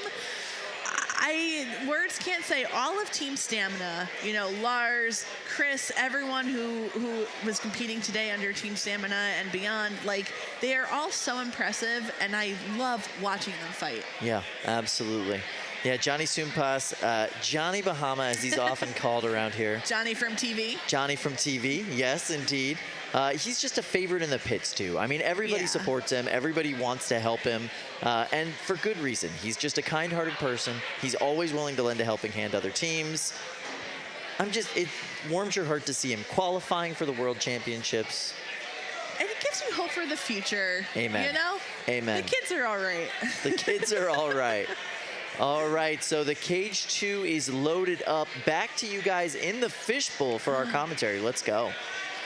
All right, now loading into Cage 2, we've got Red Panda here on the pink corner with Jaren Leibson facing off against Ariel Smith and Hodor. I really like the design of Hodor here with this TPU bristle wedge. That's a 3D printed sort of rubber wedge made out of tiny individual elements that can just continually get under their opponent. Hodor is a lifter. That little blue piece can lift up and down, whereas Red Panda has an insane vertical spinner that's just making that whining noise. It's spinning so fast. And Hodor is going to try and play a perfect game of ground game here to win this one. You can see those little bristles taking those hits, flexing out of the way, and going right back down to flush with the ground. Now, Jaren Leibson and Red Panda have already qualified earlier in the year, and Jaren finishing second at the March event. Huge hit there on Hodor. That's what Hodor didn't want to happen. Even if that didn't hurt them, it's going to hurt in the judges' decision, but it looks like they lost a side of drive, and that is not good when you're a control robot. Unfortunately, control bots have to play a perfect fight for 3 minutes. A spinner only needs a perfect fight for about 2 seconds to get that hit. Ooh, but look at that. Wow. Oh. Ooh, that was too close for comfort. Jaren Leibson momentarily being stuck up against the rail. Hodor with a cute little self-right maneuver there, but they're really coming from behind here with only one wheel. It's going to take a miracle for Hodor to come back. Red Panda, though, having a little trouble still getting these big hits. It might not need any more, but it would be nice to see a little bit more in the judges' eyes. You never want to leave anything to chance. Hodor getting around the back. That's where they want to be. 75 seconds left here in this fight, and Red Panda successfully getting under Hodor multiple times. If Red Panda ends up winning this fight, it is going to be Half-Life automatically advancing to the finals. Hodor now up against the rail. Red Panda almost doing the thing so many times in this fight, but it keeps going, not needing its unsticks. And it's getting down to the time where it won't even matter. Only 40 seconds look at that. left. Again, up against the rail. Jaren Leibson is playing this very aggressively. Red Panda so easily just get those forks stuck under the rail if he's not careful. They just ramp up their weapon and vibrate off. You know, it's like a sonic toothbrush getting them off the rail there when they ramp up that weapon. This is what I was talking about, the absolute brutality from Team WPI. They hammer it into these students.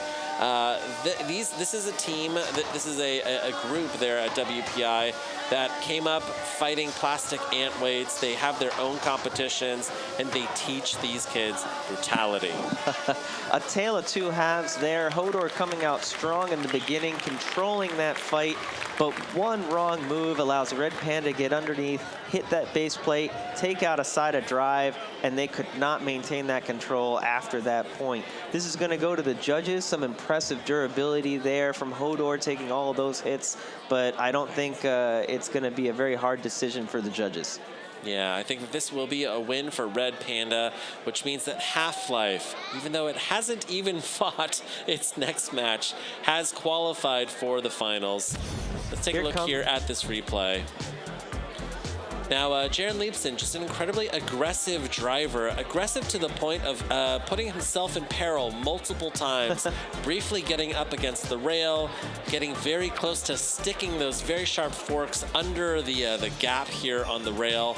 And Ariel Smith, to her credit, has built a very tough robot, able to go the full 3 minutes with a top-ranked Beetle here, spending a lot of time in the air and not breaking. Yeah, it's a really great design. I was really hoping to see Hodor qualify for the championships here. Just a unique robot with those bristles. Such a great design to make it this far in this type of competition with all these kinetic energy robots. Really impressive day for them. They can go home proud of what they did here with such a unique robot and a great fight all around. We're going to update you here on the judges' decision as soon as we get it, but first we're going to go over to Kyle and Lindsay on the desk. I got to tell you, one of the things that's been most successful about Red Panda all the day is that smaller diameter weapon in that lower chassis. And that is what got Hodor. Hodor has been facing these weapons with much larger diameters and higher slung on the body than what we see with Red Panda. Tough matchup for them. They had to drive a perfect match if they wanted to win, when really in so many other matches, they had the geometry advantage today. Yeah, and you also think, like, if they had not lost half of their drive, they might still be in a better position to win this judge's decision. For sure. Unfortunately, that's not how it shook out. We think we know how this one is going to go, but they held their own. Yep. And I mean, Red Panda was the runner-up in the in March's event, so they are no slouch. No, not at all. And to hold her own, go the full 3 minutes in that fight and all day. I mean, Ariel and Hodor, very impressive. Ariel builds top-notch bots here, and this is the best version of Hodor we have seen yet. I cannot wait to see the next iterations of it. I love those 3D printed forks too. Yeah. Such a smart idea. I was afraid that, like, over time, that those forks would get bent up. As they kind of get wonky, you won't be able to get under your opponent as much. Yeah. We didn't really see that happen so much. They kind of worked as intended. In my mind, you would just have to go out with a little, like, kind of light iron after the fight and just, you know, just iron them back down. True. Red Panda, Jaron is looking so good. I think he's kind of flown under the radar for a little while. He's been around for a while. He's definitely not new to NHRL. He's there on Team WPI, and I think he is making it known that 2024 is his year. Amen to that. All right, we do have a judge's decision. So let's get that up on the screen officially. Unanimous for Red Panda. Cannot say we're surprised about that outcome. Jaron drove an amazing matchup. And the chat agrees. I ran a poll, and 88% also thought that Red Panda won. So it looks like the judges and the audience are all aligned. Yeah. Yep. All right. Thank you so much to our judges for getting us that answer so quickly. So then the winner, Red Panda, will go on to face the winner of Fully Defined versus Half-Life. That's the final matchup, I believe, of this round. Fully Defined and Half-Life, two of the best competitors that we have here. Fully Defined, really cool combination control and attack bot. Yep. That spinner is tiny but very destructive, rips pieces apart off of its bot. And yet still has this wide wedge design, able to really control the matchup. Now, Matt Landry with Half-Life, another another builder, speaking of, who has flown under the radar for quite some time. He's been getting a little bit of more shine lately, and I heard him say in the pits once, like, hey, don't talk about me so much. I want to keep flying under the radar. He does. I want to be underestimated so I can surprise them and really demolish. So we have official word from Control now. Both of these bots do qualify for the World Championships, regardless of the outcome of this matchup. This is just for the dumpster. They have already gotten their qualifications. Congratulations to them. Meanwhile, before this matchup, we're going to toss it to our buddies over in the fishbowl. Luke and Adam, how you guys doing? I am doing great, but I think Matt Lantry is doing better. This is a robot that squeaked into the competition. He was on the wait list, and he was allowed in today. And he is now qualified for the finals. An incredible, incredible run for somebody who wasn't even sure if he's going to be able to compete today. Now, Matt Lantry is a conventional lifter bot here, known for fast box rushes and really just this in-your-face drive style. He is going to be facing off against Team WPI and Ian McInerney, who is also known for a very fast, shovey drive style. I think this is going to come down to a big driving and control match. Now, fully defined for our CAD nerds out there is a SolidWorks reference to a fully defined drawing. 3, 2, 1. Yeah, had some flashbacks with that one. Great start here, right out the gate. Half-Life, strong into fully defined, popping into the air, comes back down like nothing. Pure regression. Now, these are two control-ish bots. They like to think of themselves as primarily control bots. We got this wide capture style here on Fully Defined, and Half-Life really wants to pin you and lift you up into the air. Yeah, Fully Defined, sort of an interesting control spinner. It's not looking to dish out huge amounts of kinetic energy as much as it's looking to kind of just repeatedly do it as it shoves you around. Now, Matt Lantry and Half-Life, this is one of our best drivers here in the competition, and you are seeing some of that drive style really on display here. Able to remain squared up with his opponent and really keeping the front forward here in this fight. It is difficult to win fights at this level with control bots. Again, you have to be perfect. Half-Life driving a really good fight here, getting these pins, taking time off the clock. This is going to be good going in against the judges. Yeah, absolutely. Half-Life hasn't taken damage yet and is really helping dictate the pace here. It is on the verge, though. The forks are intertwined. Oh, Fully Defined, getting a little bit of that side panel there. It is looking a little loose. Fast, shovey driving from both of these robots. Oh, and a big hit. It's the second big hit there for Fully Defined. Half-Life, yet to get like a really good flip in here. It has gotten a couple good pins. Here we go, another good pin there up against the rail. So far, this is a very tough fight to judge. Half-Life has been very pushy, but it has been popped a few times. Successfully pushing Fully Defined into the rail more often than Fully Defined is pushing Half-Life into the rail. But this is two really, really good drivers here. You can't take too many of those hits. I'm seeing a bit of smoke from Half-Life. That is not good. That's not where you want to be. And it's a hat! It's a hat! Adam! Half-Life is a hat! We're gonna start it's the safest spot in the box, Adam. We're gonna have to start selling bot hats. Wow. Oh, there's violently the unstick. knocking Half-Life off the top of the house bot. Does that count as an unstick? I don't know. Yeah, I don't know.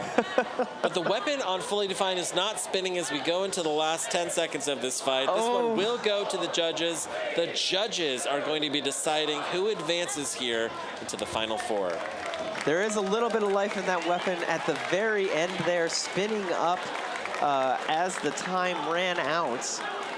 Will it cost them that it wasn't spinning before that? We'll see what the judges think. Wow, what an end to that fight. Fantastic. With this match, Team WPI inches one step closer to a potential all-WPI final in the Beatles. There is a path forward where we're going to see WPI versus WPI action here. Look at the replays, and there's more hits coming from Fully Defined here, but some good box rushes, some good shoves there from Half-Life. This is going to be a much closer judges' decision than we've seen here in Prime Time. This may be the closest judges' decision that we see. This is going to be a tough one for the judges. I feel like the hat... And back to you on the desk. I think what Adam was going to say is he thinks the hat might win fully defined that matchup. And I got to say, it might. That was tight, though. I'm very I saw that you were just posting a poll, and I am very curious to see how that comes out. It's close, but it's not quite 50-50. 62% as of right now think fully defined one. And I do think that while it was so close for the majority of the match, kind of the last 30 seconds or so where Half-Life was no longer in control, it was the hat, it was trying to find its footing. That is going to leave an impression with the judges. Yeah. All right. So in the meantime, Chris is upstairs with Johnny Sumpas. Chris, what do you got for us? That's right, I'm here with Johnny Sumpas, Johnny Bahama, drifting through this competition like a cool island breeze. Tell us about your day so far. It's been really good somehow. I haven't lost yet, which is wild. I'm very much not used to that. It's been very exciting. Lots of crazy hits. Been roofed a couple times, but it's been really fun. Our whole team is doing amazing. Like this whole island of tables, we're all doing so great. It's so nice to see. The chassis, the drive, your weapon, it's all been performing really well. You've gone head-to-head with some high-energy bots, but you're up next against Clyde, who has absolutely melted some of its opponents. Let me ask you, with such an airy bot like Spartan, what are you going to do to prepare to fight Clyde? Well, I'm 0-2 against Clyde, unfortunately, but basically tape. A lot of flame-resistant tape everywhere. I have the battery life now to spin for the entire fight, which is huge, because I haven't been able to do that yet. I always have to power down weapons, but I think just being very squirrely with Clyde is going to be really important, and it's so hard to flank because they're so wide, and they can turn around and just trap you. So I think if he gets like 2 or 3 pins on me, I might be in trouble, but if I can grab a couple hits here and there. So it sounds like you're going to play a little bit of keep away, or are you going to go in and try to hit hard? I'm probably going to be squirrely for about 10 seconds before I get bored and just smash into him, which will probably cost me the fight, but it'll be fun. Johnny, if anybody can do it, it's you. I'm super excited. Good luck in the rest of the night, and we're going to throw it back to the fishbowl. All right, now loading into Cage 1, we have our #1 ranked 12-pounder of all time, Maximizer and Jake Hoffman in the pink corner, facing off against Amphisbaena, an experimental robot built by a teenager here. Dual vertical spinners, facing off against just an absolute sledgehammer in Maximizer. So whoever wins here is going to qualify, but Maximizer can also qualify if Void loses. We'll see if that's a necessary condition here. I really enjoy watching Maximizer fight. It flings the weapon around behind it, and it's really hard to fight against. Amazing. Wow, Amphisbaena coming out with a haymaker off the start. Amphisbaena successfully avoiding that wedge in that first hit and sending Maximizer into the air a second time. Amphisbaena driving a great match here. Maximizer able to get around the side. It looks like they're both having drive issues here. Maximizer, I think because they're upside down, Amphisbaena might have lost a side here, or maybe high-centered on their right side. Yeah, the drive, oh my God, another huge shot here on Maximizer. Oh, Maximizer taking its aggression out on the wall and needs to reorient and start aiming at Amphisbaena. Now, Amphisbaena's dual weapons here are spinning very fast. They would love to land another big weapon-on-weapon hit. Maximizer would love to be facing the correct way. Its weapon is just skirting over the top of Amphisbaena, unable to get a bite on anything without being the correct way around. Now, one of the big things that Jake is doing here is engaging with his weapon, because that will allow you to rack up aggression points with the judges. Oh, and the weapon is gone! It's gone! Wow! Maximizer's weapon is no longer here. It is not in the building anymore, Adam. That's not supposed to happen. And of course, now Maximizer is right side up. Oh, boy. Wow, that is a massive amount of damage for Amphisbaena. Amphisbaena only has one side of drive. They might not need the other side of drive to win this fight. They are dishing out the hits. Wow, ripping off that weapon. That was gross. Maximizer Incredible. is going to need to pull something here. They are way down in the points at this point, losing their weapon, unable to capitalize earlier when Amphisbaena had this limited mobility. And I don't know what they're going to be able to do now. They've just been sent into the ceiling, into the walls. Amphisbaena trying to remain aggressive here. It does not have neither bot with a lot of control right now. 45 seconds left here in this fight. These teenagers from Team Amphisbaena are 35 seconds away from potentially qualifying for the finals. Jake Hoffman now goes back to the pits potentially and has to hope and pray that Void has a bad fight later tonight. Now, Amphisbaena looked like they were stuck for a second, but they're moving again. Both robots now look like they are down to a half a side of drive. Amphisbaena's second half of the robot is still running. That's going to be really important for the judges' decision. That counts as, you know, equal damage to the larger robot if that miniature robot was to stop moving. So they're going to make it to the end with both robots working.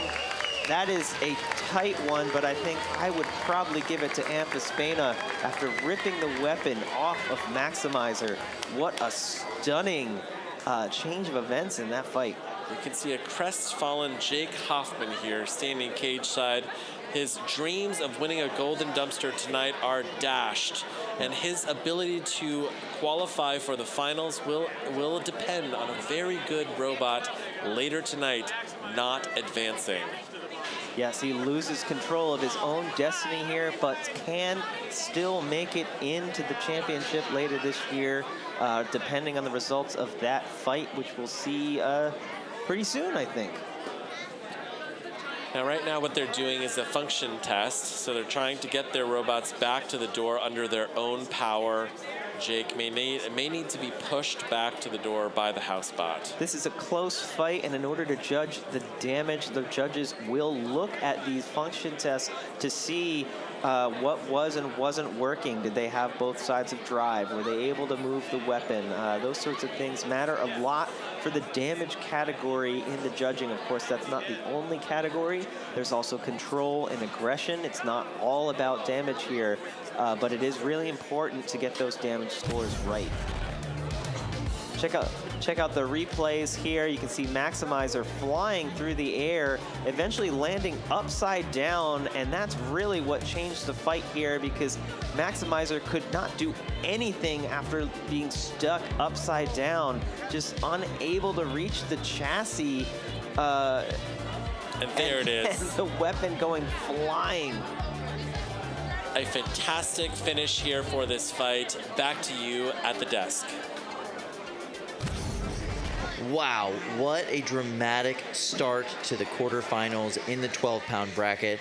Before we get into that, let's just recap real quick with the 3-pound bracket. We just exited the quarterfinals there and moved on into the semifinals.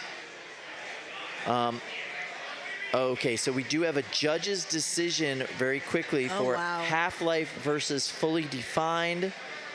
Unanimous decision for Fully Defined. That was a tight one for everybody watching, but the judges did not feel that way. Look at that. Exact same scores all the way across the board. Fully Defined will be moving on. They will be facing Red Panda in the next round. In the other side of the semifinals, we have Clyde taking on Spartan. Absolutely amazing. Gotta love it. So here you can see there is still the top-ranked flamethrower left in the competition, with Clyde taking on Spartan, Red Panda taking on Fully Defined. All of these bots have qualified now, and all of these bots for the World Championships, and all of these bots are now vying for a spot at the Golden Dumpster. Yeah, now one of the interesting things here is we still have a fairly diverse set of weapons in the Final Four here. We have flames, we have horizontals, we have verticals. Unfortunately, both lifters are no longer in the competition, but not without giving out a big fight. But it's, I don't know, it could be anyone's game at this point. I don't know that there is a clear favorite. If I had to guess, it might be Clyde. Yeah, I mean, it's knows? a tight one. It's a tight one. All right, your brackets powered by True Finals. Thanks, True Finals. And now we're moving on to the 12-pound division. We just saw the dramatic start to the quarterfinals. Maximizer's fate is in the judges' hands. It is a rough position for them to be in. You could see Jake's face at the end of that fight. He is one of the more passionate drivers that we see here. His emotions are fully on his sleeve in every instance, and that looked like he was not pleased with the outcome. Let's take a look at the 12-pound bracket here. Let's see, we have Maximizer versus Amphisbaena, which we just saw. 78% of the chat thinks that Amphisbaena won. Yep. But we still have Junkernaut and Beater B. Barker. Void versus Saiko. Now, if Void loses, because they have already qualified, Maximizer would be able to continue and qualify for the championship. So it's a little quirk of how these, rankings shake out. And then BattleTots versus Caldera. Yeah, that's going to be a really fun matchup. Your 12-pound bracket brought to you by True Finals. And yeah, this 12-pound division has consistently, over all of the competitions this year, been absolutely amazingly competitive. I cannot wait to see who actually ends up in the final. I got my money on the newest grandfather in combat robotics in Glenn Boxall. Literally just became a grandfather today while we're all sitting here. Kyle, we have a judge's decision for Maximizer and Amphisbaena. All right, bring it to me. Let's see what it is. Unanimous for Amphisbaena. It was close, but it was unanimous. Yeah, no surprise there. Amphisbaena put on a phenomenal performance, and Maximizer lost their weapons, so... And I feel like there were so many little twists of fate that match came down to. If Maximizer had been able to self-right, I think their weapon would have been in the prime position to really take Amphisbaena to town and get some hits while their drive was impaired. Couldn't pull that off. If it had, I think we might have seen a different outcome here, but you never know. You never know. Never know. So Alexander Richmond, phenomenal performance today. Blowing his way through the bracket. Really great bot. Love the design. Love the way it works. Totally deserves his spot moving forward. And putting that wedge on that robot instead of those kind of green gills that we had seen it with earlier, I think that wedge really pulled its weight against Maximizer and also was one of the deciding factors. So smart decision there. So right now we're going to go back to a 3-pound discussion. We've got Chris upstairs with Clyde. So I am here with Gabe, the builder of Clyde. You were just holding up a couple of these forks. We know that you are cooking so hot. You have a new air mix that you're literally melting yourself. Get a close look at this. This is insane. So our new flamethrower is hotter than ever. We've added 2 custom-made fans that Alex here designed and machined, and it adds an immense amount of air to our fire, which makes us burn so much hotter. And we really weren't prepared for how much hotter our flamethrower would burn, so we're ending up melting ourselves a lot. And that means a lot of repairs on our TPU forks, which end up pretty floppy after each fight. We didn't have as many spares as we needed, so it's definitely a lot of repairing as much as we can.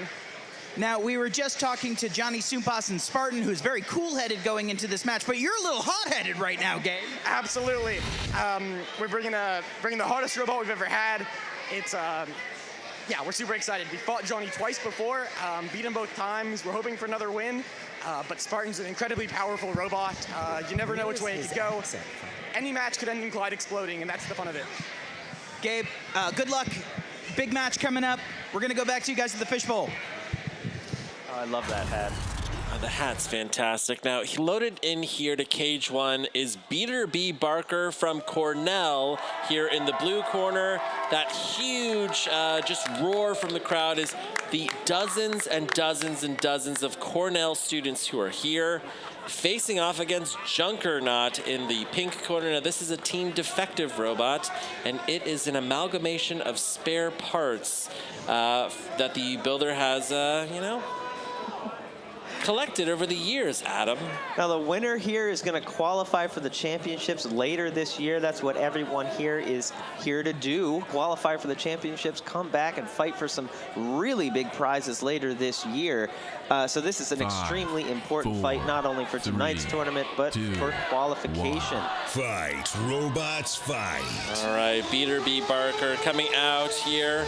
An aggressive start here, meeting in this corner, and just flipping Junkernaut in the air. These are two similar robots with four-wheel drive, vertical spinners. We got a disc versus a beater, but so far the beater is taking advantage. However, it's stuck in the wall right now.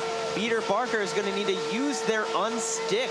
You only get one of these per fight, so if they get stuck again, they will lose. This is a really precarious position. There we go. They're out. You can see they have incredible maneuverability with those cleat wheels on Beater Barker, digging into the floor. They're like little saw blades. What a hit against Junkernaut. Fantastic. Junkernaut spending tons and tons of time in the air. Look at him digging through the wall with that blade, able to get off without the unstick. The Cornell team upstairs watching this fight, going crazy. Fantastic every single time. Oh no! Beater B. Barker stuck up against the rail. They've already burned up their one save. Now we've seen this before. Can they vibrate themselves off with the spinner? They're trying to. I don't know if they're going to be able to. Ironically, the spinner might be too well balanced. The second half of their multi-bot trying to help does not seem to have. Oh my goodness! Wow! Oh no! Junkernaut trying to prevent the multi-bot from coming in. This is a nail-biter moment for Beater B. Barker. Available after the previous one was already used. That's going to be the fight. Knockout. Oh my God, they are flipping and burning cars in Ithaca, New York tonight. The pile of spare parts has won. Somehow, Adam, somehow, Cornell here eliminated on the cusp of qualification, and you can see disappointments on the faces of Cornell. Excited to be on camera, though.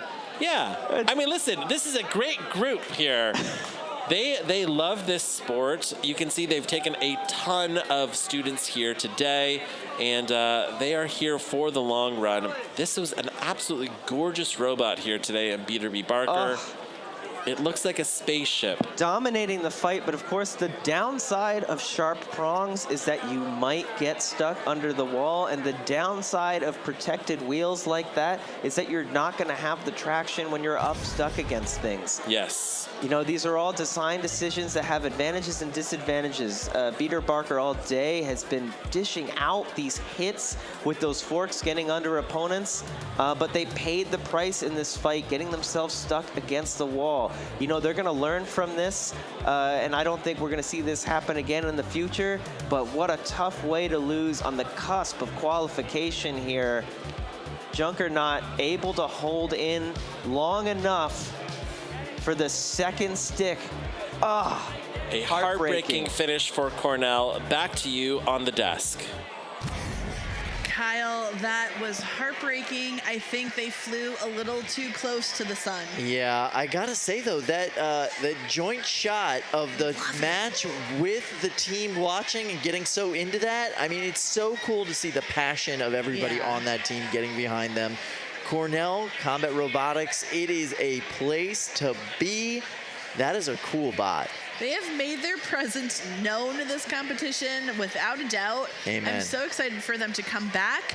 Like Adam said, I don't think they'll be making that mistake again. A lot of innovation put into that bot too. Yeah. Really cool design. I mean, I don't think enough has been made that the hub motor is within that weapon. It spins up so cleanly. Well, it's so it is two separate spinning mechanisms. So you have the counter flywheel and the actual weapon bar. Right. That's 7 inches, by the way, of beater bar, and then inside of that is the counter flywheel. Yes. So the gyro's canceled out from inside of the weapon, which adds a lot of efficiency to it.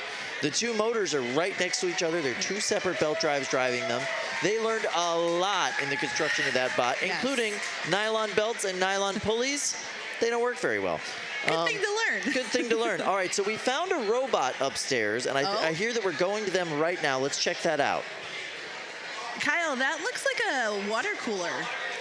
Oh. Oh, what? That's a Clyde cooler is what that is, or a fully defined Fully cooler. defined. Ian, what is that doing why in is there? Ian's robot in the cooler? Was it thirsty? Believe it or not, fully defined is actually a low-calorie beverage. And you know what? Sometimes when a motor gets a little spicy, you gotta put it on ice. Is that food safe? I wouldn't eat it. Let's go back. You know, there are risks to taking the free snacks and beverages up in the pits, and one of the risks is you might find a robot in the freezer. You never know. You don't know where they've been. You don't know the full story, so eat at your own risk. Ian McInerney having a phenomenal tournament today, just moving his way through the bracket with that bot. If he needs to use the cooler for a few minutes, you go right ahead, buddy. The thing I love about Ian is every time I see him, no matter what, he's smiling. Like, he's having fun with it every step of the way. Yes. And it's an attitude that I think is so admirable. What's also really cool about this bot is we've seen its iterations throughout the years. Oh, here we go. This is the CRC team. CRC. They're all checking it out, standing by. Look at how many of them there are. I think they need just one more. They came with an entire busload of children. I love it. Just one more person, I think, may have been the difference. Just one more. You couldn't find another? This is fantastic. All right, so 12-pound action coming your way shortly. We're going to have Void taking on Saiko. This is the match that actually will decide the fate of Jake.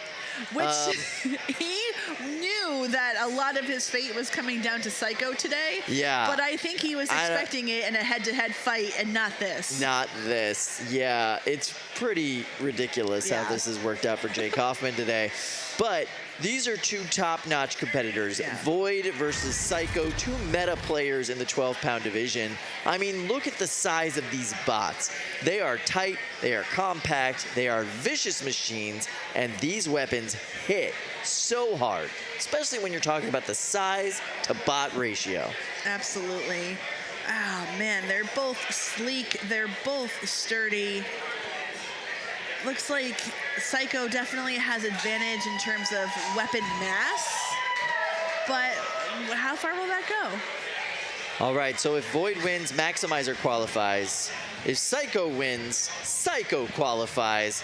So in a weird way, we are kind of getting a Maximizer versus Saiko. But in the meantime, let's go to our friends in the fishbowl. Now, Jake Hoffman is eagerly awaiting the outcome here of this fight. His fate is now in the hands of Void Builder. Trevor Summer from Pittsburgh. This is a team defective robot. This is basically a modified Promheta-style robot. Facing off against Saiko, Jameson Go, one of the greatest combat robot builders of all time, with his Metabot here, four-wheel drive vert. 5, JMO in his 4, trademark stance 3, getting low for this 2, fight. He's one of the best drivers around. Robots fight. And it is going to be difficult to go up against. Wow. Coming out of the gate with a perfect hit on Void. Void was a little hesitant out of the gate. Saiko not letting him be.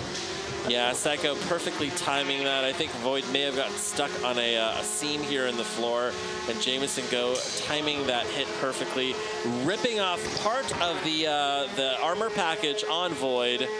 I think that is maybe one of those, one of the front wedge, wedges areas has come off. Now, it looks like he still has a big hinge there, so there's no exposed bits yet, but he can't be taking hits like this all day. Saiko was flipped over there, able to self-right super quickly. Void having a tougher time self-righting than Saiko here. You know, this is the difference between these two robots. Void is a very, very good robot, but Jameson is a seasoned builder, and these little details add up. And right now, it's domination for Saiko. Yeah, Jameson Go has a lot of faith in the strength of his weapon, able to go weapon on weapon, willing to go weapon on weapon. Oh, what has happened here? Saiko is stuck in the floor, requesting the unstick here. I can't tell quite exactly. I think he may have landed on something. I don't think that fork is stuck in the floor. In a chip, there's a section of the floor here. Wow. It's just a large hole. He's gonna have to watch out. He can't do that again.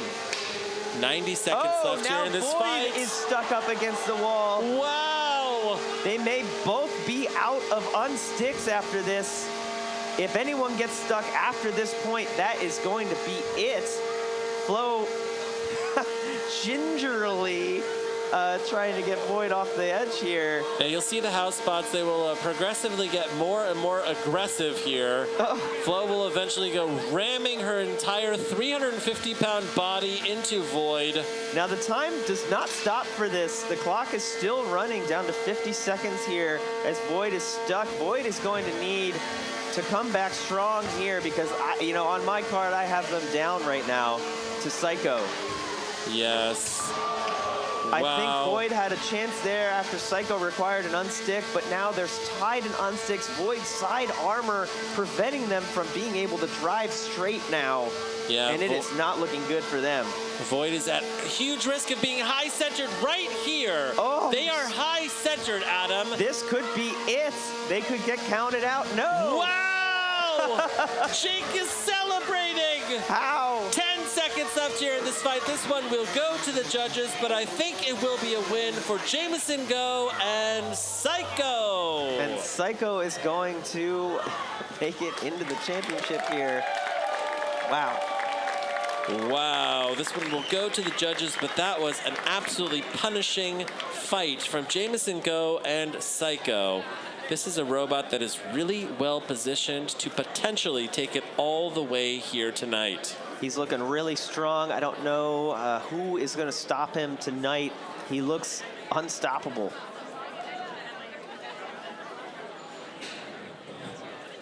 Let's take a look at these replays. Now we saw this perfectly timed early hit. So much of the flow of a fight can be determined in the first 2 or 3 hits. You can see this here, Saiko getting Void off kilter. It's spending a lot of time on its head, and Saiko just chewing away here. Now momentarily, Jameson Go getting stuck in a divot on the floor, kind of a freak accident, and really like having that save coming in at 90 seconds. Really, this became a nail biter of a fight in the back half. Yeah, it was tight there with Saiko needing that unstick. I think that it would have been closer in my mind if Void hadn't immediately needed an unstick after that. But Void taking the majority of the damage there. Saiko with so much control and aggression outside of that moment getting stuck on that hole in the floor. But you gotta watch out for those. That is the downside of these 4-wheel metaverts, is they're not gonna be the most able to run over these imperfections in the floor and get off of these tricky spots on the walls. That's how you beat them in these types of fights. And so, what a close one, but I think, I think Saiko's going to take that. This is now over to the judges, and we are going to send it over to the desk. Wow. There was a lot of drama in that fight. I had an emotional roller coaster reaction to that. I can only imagine how Jake Hoffman was feeling up in the pits watching that. That's stressful. Still, judge's decision. Judges could make a decision that, Oh, hey, it's Jake. Oh, hey, Jake. Jake, how you doing, buddy? Aww. You might have to sign language to us, but oh, here's Chris. Chris is checking in with Jake. How's it going up there, guys? Your chances of making it to the World Championships tonight, locking that in, the only way that was possible was a loss, with Jameson Go. Stranger things have happened here at NHRL, but that's a whole lot of wish to put into one match. Tell us about your day and tell us about what you're going to be doing after today to get ready to come back and try this again. Well, first I'm going to take a long, deep breath and collect myself. It's oh, wait, oh, sorry. Robot combat teaches a lot about failure and having a positive relationship with failure. And, that's all it is. It's like failing, getting better, learning a lot, and then coming back and winning. So it's just, that's the script. I'm never going to deviate from that script. Seems to work. You know, I'll be back in next competition is August. Hopefully I can stamp my ticket to the final then. I had some pretty good fights today. You know, I drove very cautiously against Mind Flayer, which was like very kind of out of my element. Weird. It's a weird bot. Weird. It's a weird bot. And I had to kind of take a step back and breathe. And so now I'm taking a step back and I'm breathing again. We'll take a look at the robot, take a look at all the systems, figure out what we can do to make it better. And, you know, that's how it is sometimes. That's how it is. Great words. And to sum that up, what you were saying earlier, failure is just... It's part of the process. Failure is just wisdom in disguise. It's absolutely part of the process. Come here, have fun, lose a lot, learn a lot, and yeah, have a good time. Have a good time. It was a fun fight. Speaking of good time, back to you at the desk. We got more to coming. Okay, he's lying. It's not a good time. We have a judge's decision ready for you guys. Let's get the official decision from that fight. And unsurprisingly, unanimous decision for Saiko, Jameson Go, the GOAT himself, moving on into the semifinal bracket. They will be facing off against the winner of BattleTots and Caldera 12. Wow. Which is the next match that we're bringing to you guys. I cannot wait to see how that one goes. Two of my favorite teams here today. BattleTots, it's a cool mix and match team. Yeah. They've got a lot of options depending on who they're facing about which bots they can throw out there. I don't know what options they're going to throw out there against the most destructive horizontal in the game today, Caldera 12 and Glenn Boxall. Glenn, I think, is poised to continue his run. He has the luck of a new grandfather. Hold on. What's going on? What is Red doing out there right now? Red? Okay. Red is our hype man here at NHRL. No one gets the crowd going like Red. What is Red doing over there? This whole day, by the way, if you really want to, you can play like a Where's Waldo with Red. You're just going to see him kind of in the background. But there you see our bots loading in. Oh, man. You know what? I just want to kind of touch on something that Jake was saying. I do think that participating in combat robots teaches a lot about just emotional maturity. And it's something that, like, you learn throughout the process, and it's so invaluable. All right, there you see the choices. Yeah. Of BattleTots, they are bringing in Bite Same and Toad. And right now, we're getting ready to start this fight. Let's throw it over to Adam and Luke in the fishbowl. Yeah, let's do it. Now, Adam, I see 4 robots here in the box. Like, talk us through why that is. Yeah, so here at NHRL, we give a weight bonus for robots that put more than one robot in the arena. So the base limit here is for each class, we've got 3 pounds, we've got 12 pounds, we've got 30 pounds. But when you get a second robot in with you, you're going to get a little bit of a bonus. And that's why you see a lot more multi-bots here than at other competitions, because you can weigh more together than you could alone. So teamwork makes the dream work here at NHRL.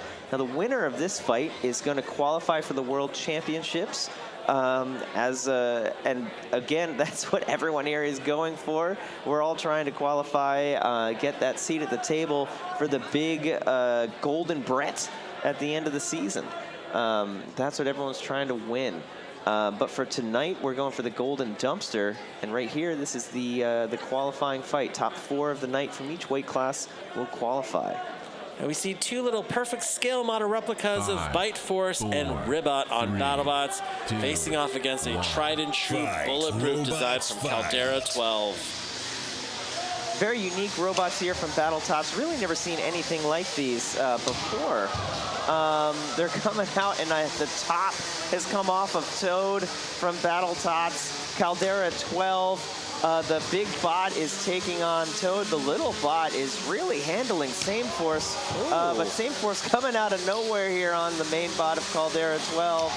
Oh, and roofing Caldera 12. Somewhere in California, Paul Ventimiglia is celebrating. They're keeping his legacy alive here in BattleTots. Wow. It Huge still hits. works. It's still a good design. Caldera 12 there. Its weapon stopped momentarily, but it's spinning up again. Really trying to use this extra weight and kill one of these BattleTots. They are hard to kill. They came around from behind on same force there, but if anything, it looks like it hurt Caldera 12. Although now I'm seeing same force's weapon does appear to be down. Yeah, Caldera 12, its weapon is intermittent. You can see when it makes contact, it slows down. Something is wrong with that weapon. Typically, you see just absolute bulletproof reliability from Glenn Boxall and Caldera 12. I am hearing a lot of sound. I think that's the weapon on Toad there from BattleTots. Spinning up to speed, but they're unable to self-right. So right now they're just stuck upside down with limited mobility. There they go. Toad is self-righted. We'll see if they can take advantage of the wounded Caldera 12. Unable to fully spin up. The weapon is just sort of pushing the BattleTots around. But Toad can't get a good hit here.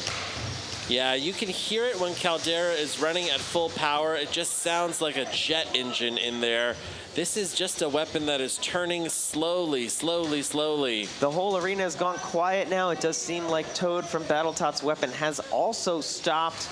Caldera 12 still slightly spinning up. I mean, that's going to count for something for the judges when you see both weapons down on BattleTots. You know, if I were BattleTots here, I'd really try and take out that mini. It does seem stuck on the wall. So maybe you could just leave it there because that will count in the judges' decisions. Caldera 12's smaller robot being stuck there is just as important as if you had knocked out one of the two BattleTots. So that is huge when going into a judge's decision, and that could cost Caldera 12 here. Now, this was a punishing fight. You know, we saw two weapons go down. We saw basically half of Caldera's weapon go down. And this is going to be a lot closer of a judge's decision than it may look. I would try to knock the smaller robot off if I were Caldera 12 right now. It doesn't seem like they're trying to do that, and that could cost them. All right, as we end this match here, this one went the full 3 minutes. This one will go to the judges. The judges will be deciding who qualifies for the finals, Caldera 12 or BattleTots. Now, we've talked a lot tonight about trade-offs in design, and we said that, hey, when you put two robots in the arena, you do get a weight bonus here.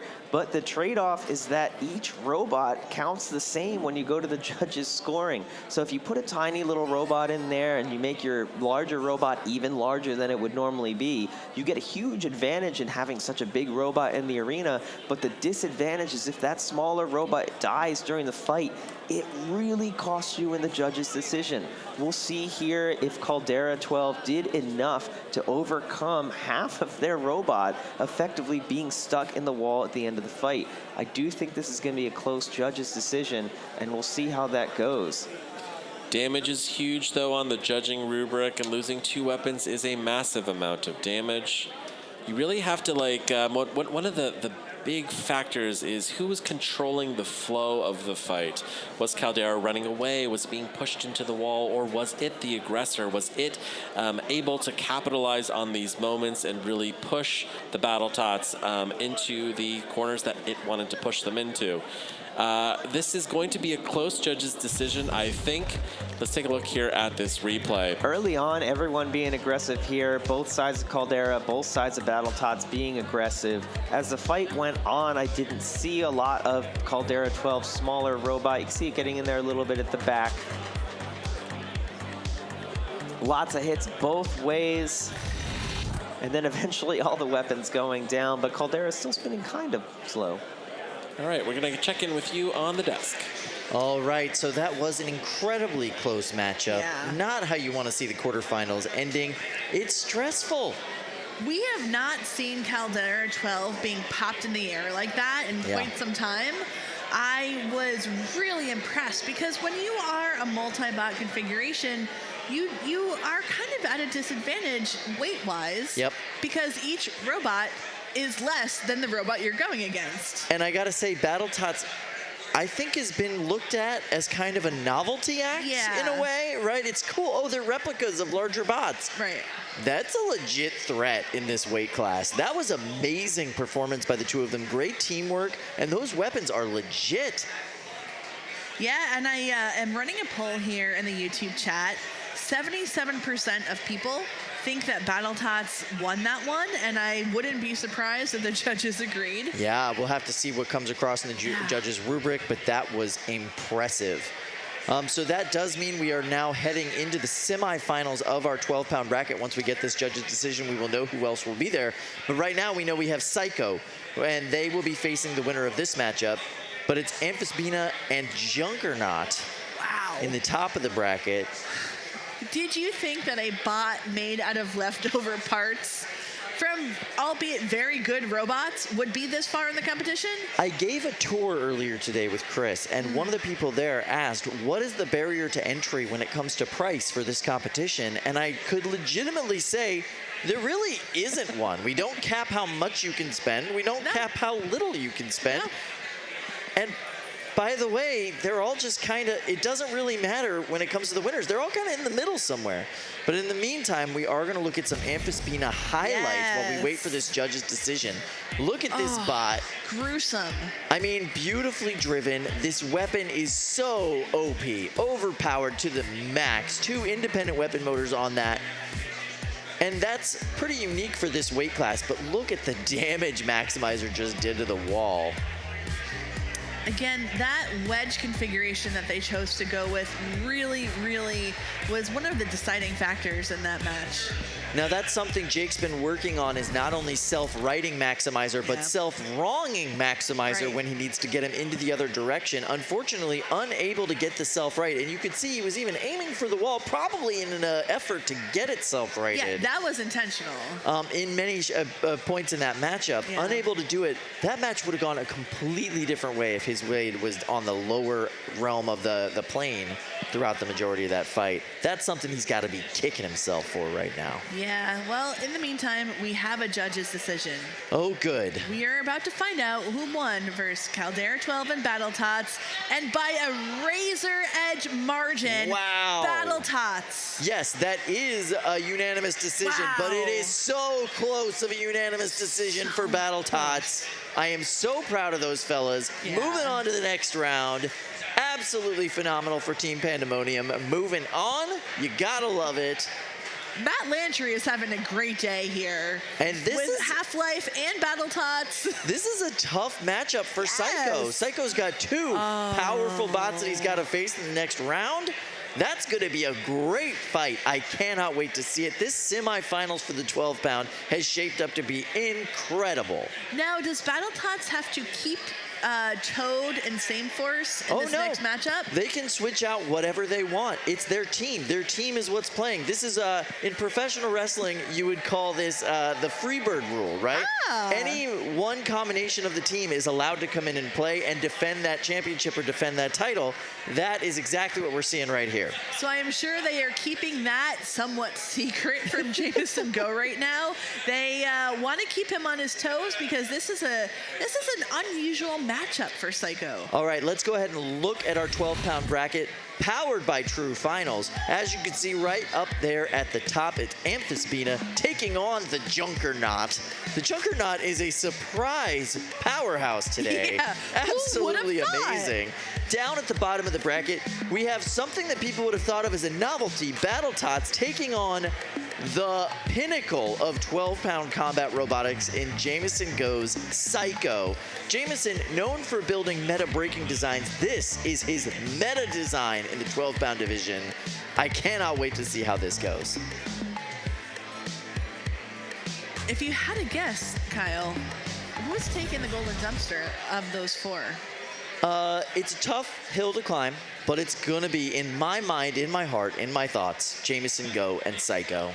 He has 2 dumpsters already with Saiko alone. Yep. Also 2 second-place finishes. With Saiko alone. With Saiko alone, not to mention his other just horde of bots that he competes here with. And I would not be surprised, like you said, if this is now dumpster number 3 for Saiko alone. I've heard that after this competition, Jameson's actually going to have to custom build brackets for his shelf that he keeps all of the golden dumpsters on because the weight is getting to be too much for his store-bought brackets that he has right now. I wouldn't be surprised. I mean, I'm assuming he's in the Boston area. I'm assuming he lives in an apartment. They might have to reinforce those walls, maybe even the flooring, because those dumpsters weigh a lot. I'm hoping that those dumpsters now are just common items around the house. Like he's got one as like a flower vase. He's got another one as just like the trash can in the bathroom, right? They're just around the house now. He's just like, whatever, I gotta use these things. He gave one of them away to like Charles Guan at one point to build a bot with. He's just, you know, he's just got dumpsters now. Now, Kyle, I am hearing reports in my little ear from a little birdie that something really big is about to grace our screens. It's a big deal. Ladies and gentlemen, make some noise if you want to see something massive right now. Let's hear it. First of all, Lindsay, I didn't know we had birds working here, but let's see what's going on. What do we have? That's Sam the henchman. Sam. What is coming? Kyle, what is this? This is the largest bot we have ever had at NHRL.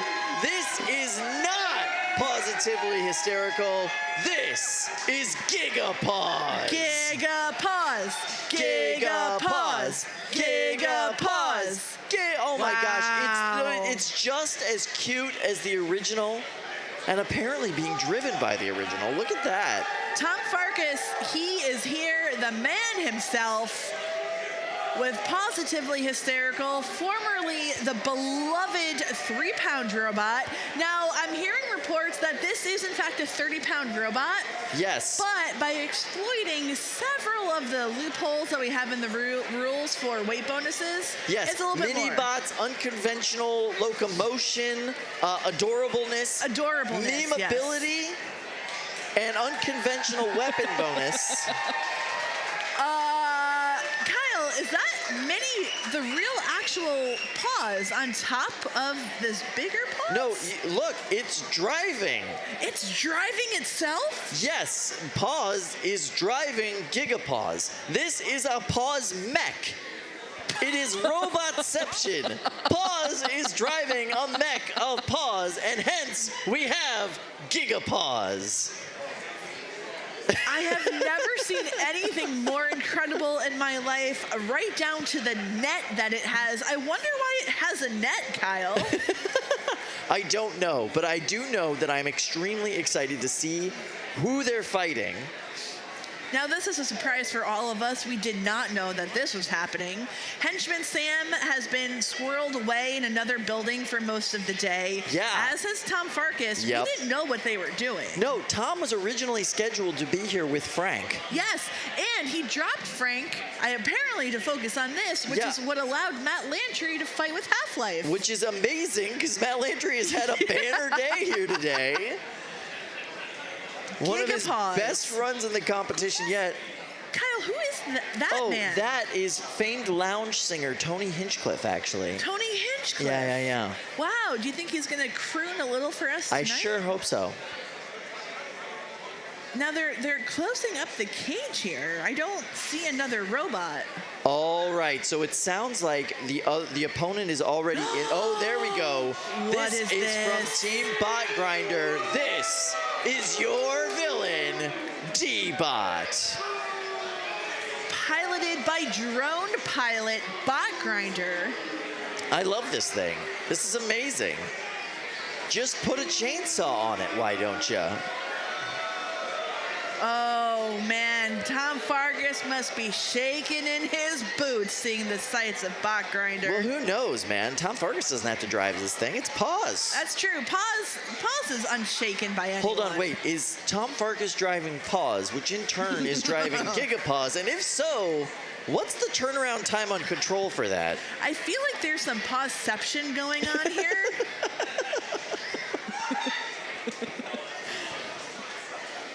Look at that bot. It is huge, by the way, in comparison to any other bot that we would see here, but compared to Gigapaws, D-Spot is tiny. Yeah, I don't know if he got the same weight bonus that Paws did.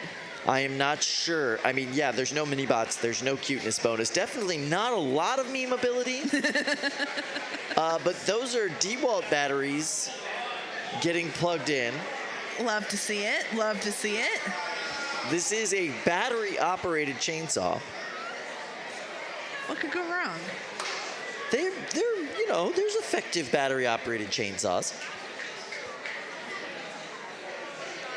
Henchman Sam really burning the candle at both ends here. Helping out Paws, seemingly helping out Bot Grinder. And D-Spot. And D-Spot. D-Spot. I don't fully understand who this bot was designed to fight, but if anybody, it is Gigapaws.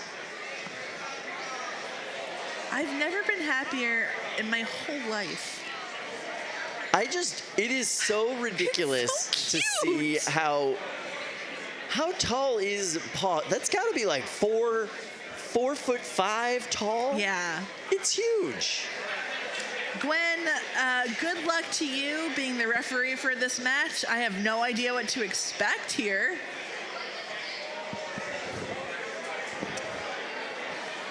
Yeah, I don't know how Gwen's gonna call this one. What a pompadour in that man right there. Who let him in this building? I love the trans flag colors on Positively Hysterical. I see a drone, Kyle. I think that net is intended to catch that drone, if I had to guess.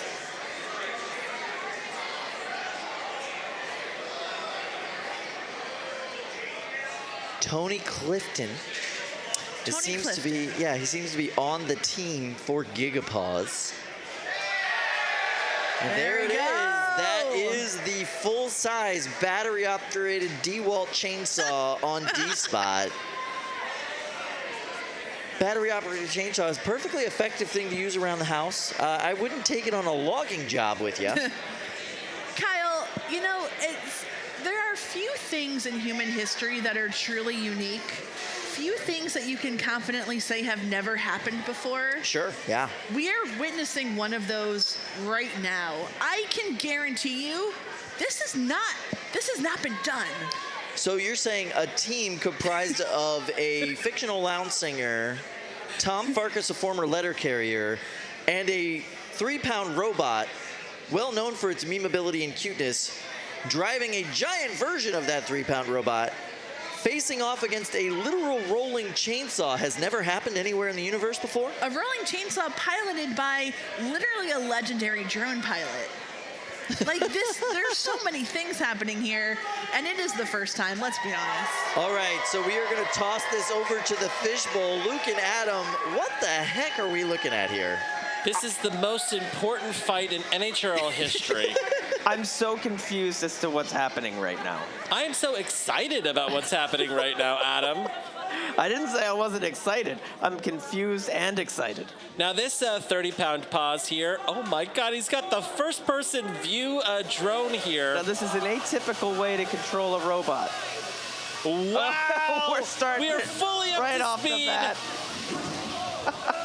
Now you can see the defensive wedge there on Gigapaws working to bat the chainsaw out of the way. Oh my God, and D-Shot is on fire. He is smoking. That is not supposed to happen. There's flames coming out of the saw. Positively hysterical, just absolute brutality, batting that robot away. The drones are down. You can see that the chain is off of the chainsaw. Incredible. Paws is winning this fight. The paws are still going. The net is still attached. Wow, these floppy arms are doing their best, Kyle. I spoke too soon. The net has come off. Wow, it's an ablative net. It's okay. It's an ablative net. Gigapaws is just shoving the chainsaw around like nothing. Incredible aggression and control from Gigapaws here. Gigapaws using that cuteness weight bonus, just bullying bullying Flow now. This is madness. Wow. This is NHRL. Now, I was predicting that this chainsaw was going to fire up and go cutting through that little kitty cat face, but instead, the chainsaw bot is on its back. It's on its hind legs here. The chainsaw has died in the face of cuteness. Oh my God, somehow Gigapaws is the most mobile robot in the box. Gigapaws cannot be stopped, and the only thing saving us from complete destruction is those 4 walls that it's currently containing it. Wow. Gigapaws is not real, it cannot hurt you. It's so real, I can see it, it's right there. Wow, fantastic. I love it when production just turns off the clock and they go, just let them fight. Flo is taking out some aggression here, unhappy with anyone that would dare go against Gigapaws. Wow, Gigapaws pushing Flo into his opponents. Oh no. My God! Oh no! That chainsaw is looking haggard indeed. The paw. Wow. Just incredible aggression from Gigapaws on the house bot. Turned against Flo. Wow. This is a very mobile robot. This is a zippy robot. This is a terrifying robot. Now, if Gigapaws wins, I think Gigapaws would become the house robot for the rest of the night. Is that correct? Wow. Violent disassembly here, mulching his opponent. And going after the house spot.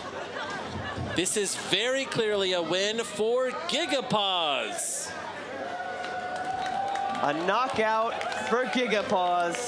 Wow, Gigapaws is your winner! I think everyone's happy with that result. This is why I love this job, Adam. We get paid to do this. We got paid to call this fight, Adam. Wow, amazing. Where do I go from here? I don't even know. Underground monkey wrestling, you know? I'm just going to be chasing thrills and nothing's going to live up to this. Wow. The crowd is calling for more brutality from Gigapaws. They cannot be satiated. Wow. Incredible. Gigapaws really showing off their pedigree here in this sport. The chain of the chainsaw just lying on the ground. Broken drones. Oh no! No! Gigapaws burning out one of its motors. Wow. Gigapaws going out here. This could start a religion, I think. We gotta be careful. Wow. Now, Gigapaws made out of plywood. I think that this is recycled plywood from our cages. And this thing is huge. It is over 200 pounds. It's enormous. And very flammable. Yes. Adam. You know, it's atypical to make a robot out of wood here. Yeah. You don't see it often. It does have a habit to light on fire. Yeah. You're almost tempting fate. You know, we've Flo here helping out, you know. Yeah. Bygones be bygones from earlier, coming in with the fire extinguisher. Wow. This was amazing. This was the best fight I've seen all year.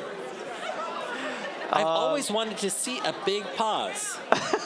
I never thought I would actually live to see the day. Dreams come true. Incredible. Incredible. We're the dream factory here, you know? Now, a real look behind the scenes, they have been spending weeks building Gigapaws. It has been under a very, very tight, secrecy. I only heard about Gigapaws here today. Here's the replay. This marvel of engineering coming out of the gate. Non-stop aggression from both sides, but nothing can keep up with Gigapaws. Gigapaws is inevitable. Incredible. Wow. Teaming up with Flo here. I think we have a new winning design in the 30s. And Sam is so happy that his robot here, he's built most of Gigapaws, is working. Fantastic. And we're gonna hand it back over to the desk. What a fight. I am speechless. Kyle. A bot grinder, a fictional lounge singer, and a former letter carrier walked into a bulletproof box, and that happened. Kyle, this was so profoundly silly. The two of my favorite moments in that fight, and this is just for me personally, Yeah. okay? One, Paws turning their attention on the house spot because they'd already broken D-spot enough. And two, Luke accidentally yelling my name out because he's so used to yelling Kyle when ridiculous things happen that instead of yelling for his co-host Adam, he yelled for me, and that made my heart happy. Kyle, I think that Adam was onto something.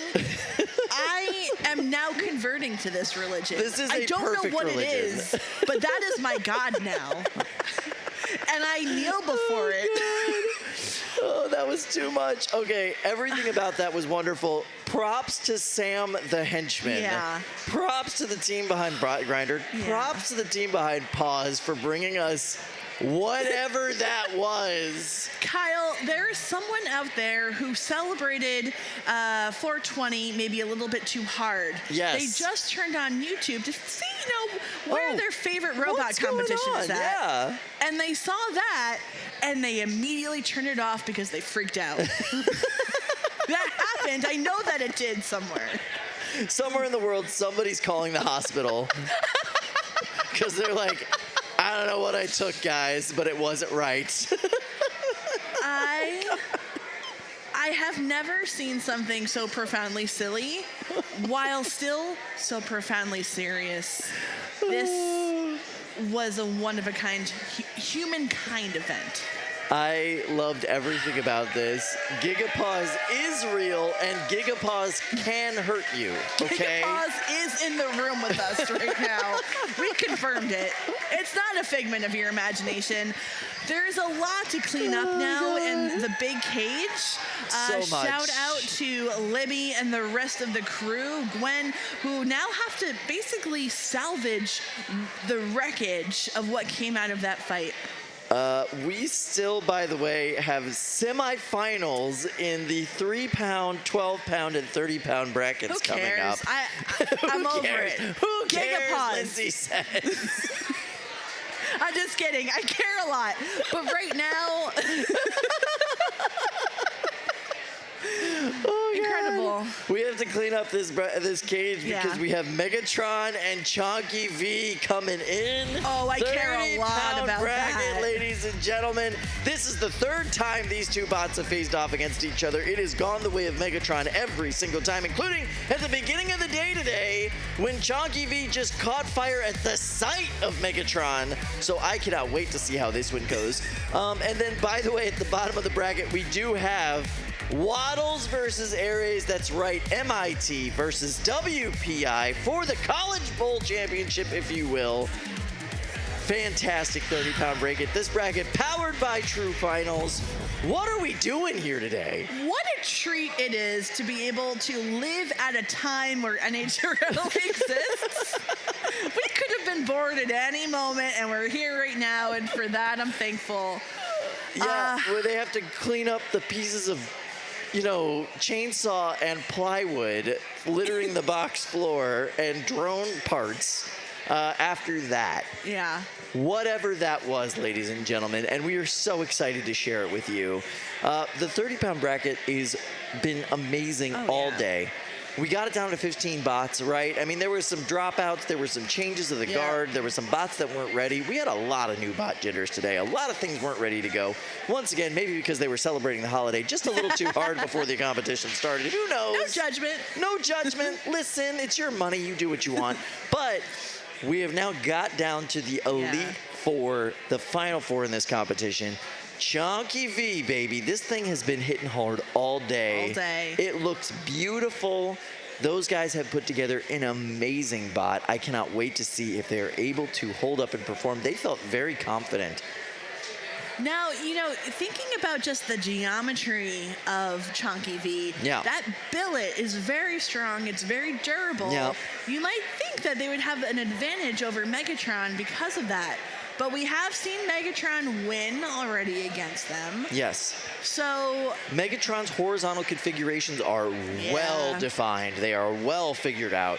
Jameson knows exactly how to disperse all that energy, and he knows exactly how to pin them in the right spot to get those shots. And if that weapon keeps working with that new hub motor the way it's been working all day, it's gonna be vicious. I mean, we're gonna see the top of this very expensive billet get shredded in this fight. And what is incredible is right now Jameson is in a very good position to potentially take home 2 golden dumpsters. In the same event, which, by the way, he's done that before. Yeah. He's in these 2 weight classes, actually, before he's gone home with golden dumpsters. It's happened. It's not uncommon for him. No. He's pretty used to being on the, you know, the championship bracket twice in the same day, twice in the same night, and getting that, like, you know, that interview where he's receiving the golden dumpster twice in the same day. Yep. He is the GOAT. He is the GOAT for a reason. Yeah, he is the GOAT for a reason. Not accidental, it is earned. And a big part of it is this design in the 30-pound bracket. He's been working with this design for literal years, like decades at this point. Yep. He has been fine-tuning it, and right now we see this iteration, the tracked version. The tracked version. Beautiful, it's so cool. Stable, powerful. I mean, it is the glow up that I don't think we knew we needed, and yet here we are. It is working so well in his favor. Amen. All right. So it is time. Ladies and gentlemen, this is the beginning of your 30-pound semifinal round. Let's make some noise. Coming out. First. All right, so we do have both teams coming out. Ladies and gentlemen, make some noise for Megatron and Chonkiv! Slash and burn,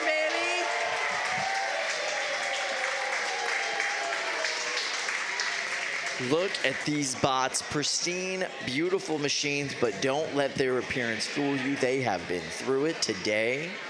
Heck, Chonky was on fire this morning. Not that long ago. And here it is. Not that long ago. That bot was on fire, but look at it now. It is ready to go. These 2 competitors are just top of their game today.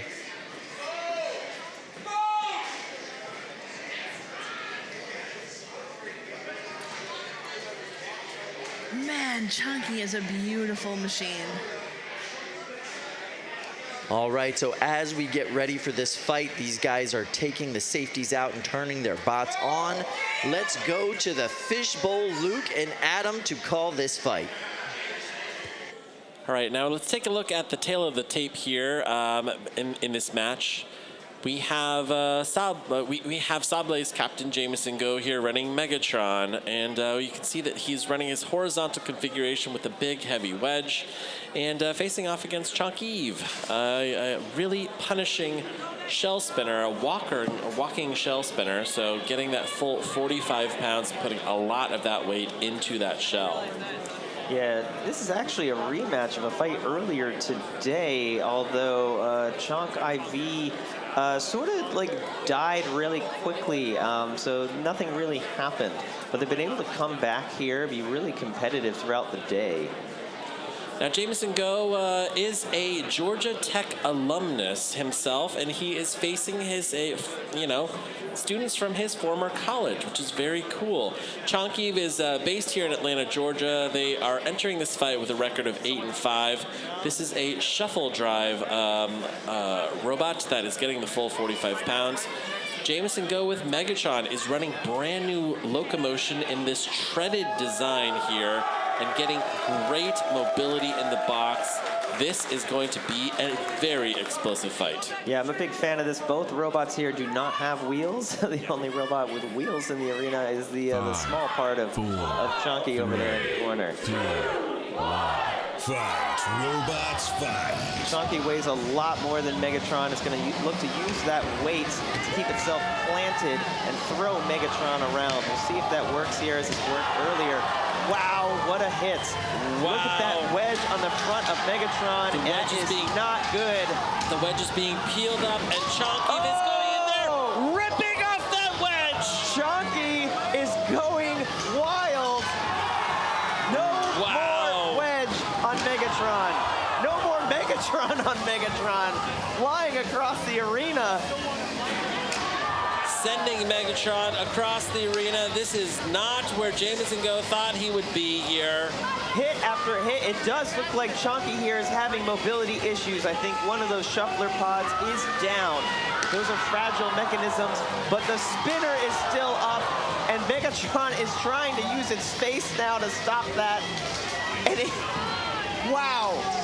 Jamison Go likes to pin his opponent up against the rail and then bring down that heavy hammer saw on the top. But to do that, he's going to have to stop this shell spinner first. We were saying earlier it didn't look like Chonky had that much speed. Well, wow, does that shell have speed right now.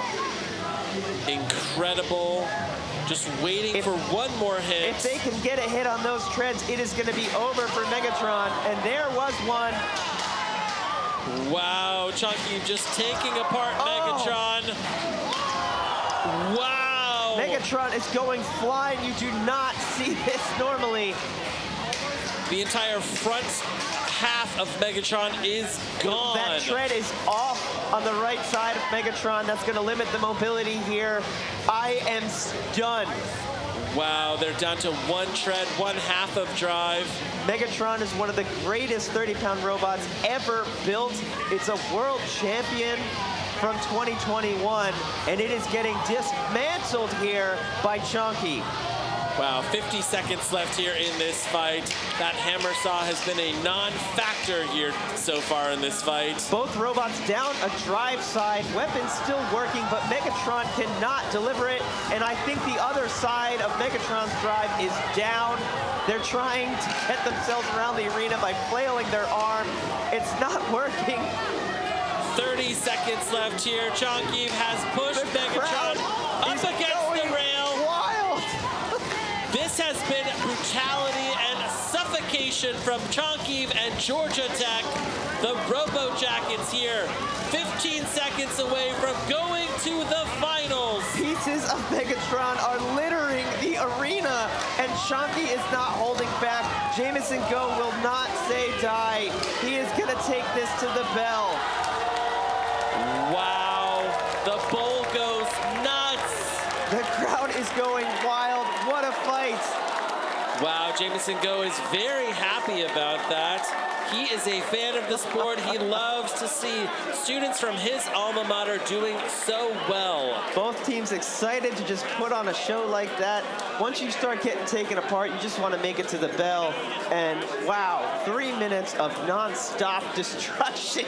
And Megatron still moving, showing to the judges, hey, I still have an arm here. I don't think it's going to matter. It's like a boxer being, having a leg chopped off and then just trying to drag themselves forward with their broken arm. Fantastic. Wow.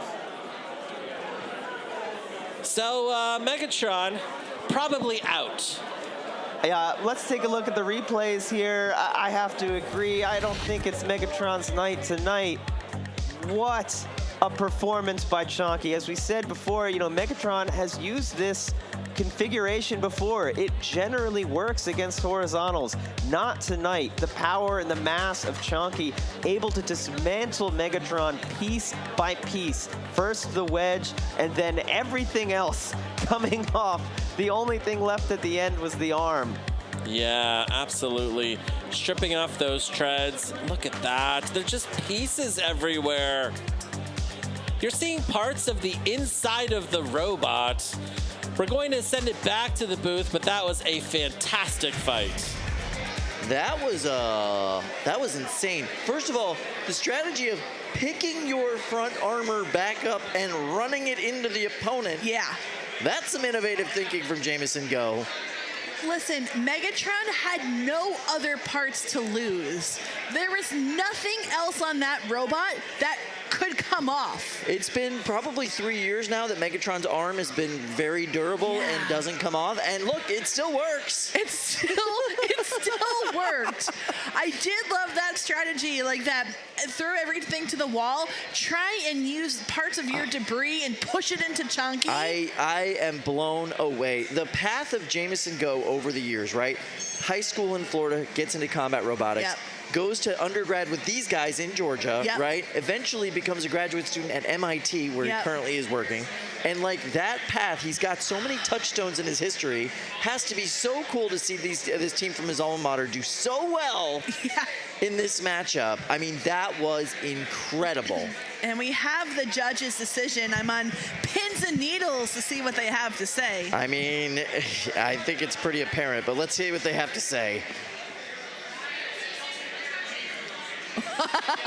Oh my goodness, not only a unanimous judge's decision, an overwhelming judge's decision for Chonkiv. Georgia Tech is so proud right now of to their the team. finals. They will face the winner of Waddles versus Aries, that's right, MIT versus WPI.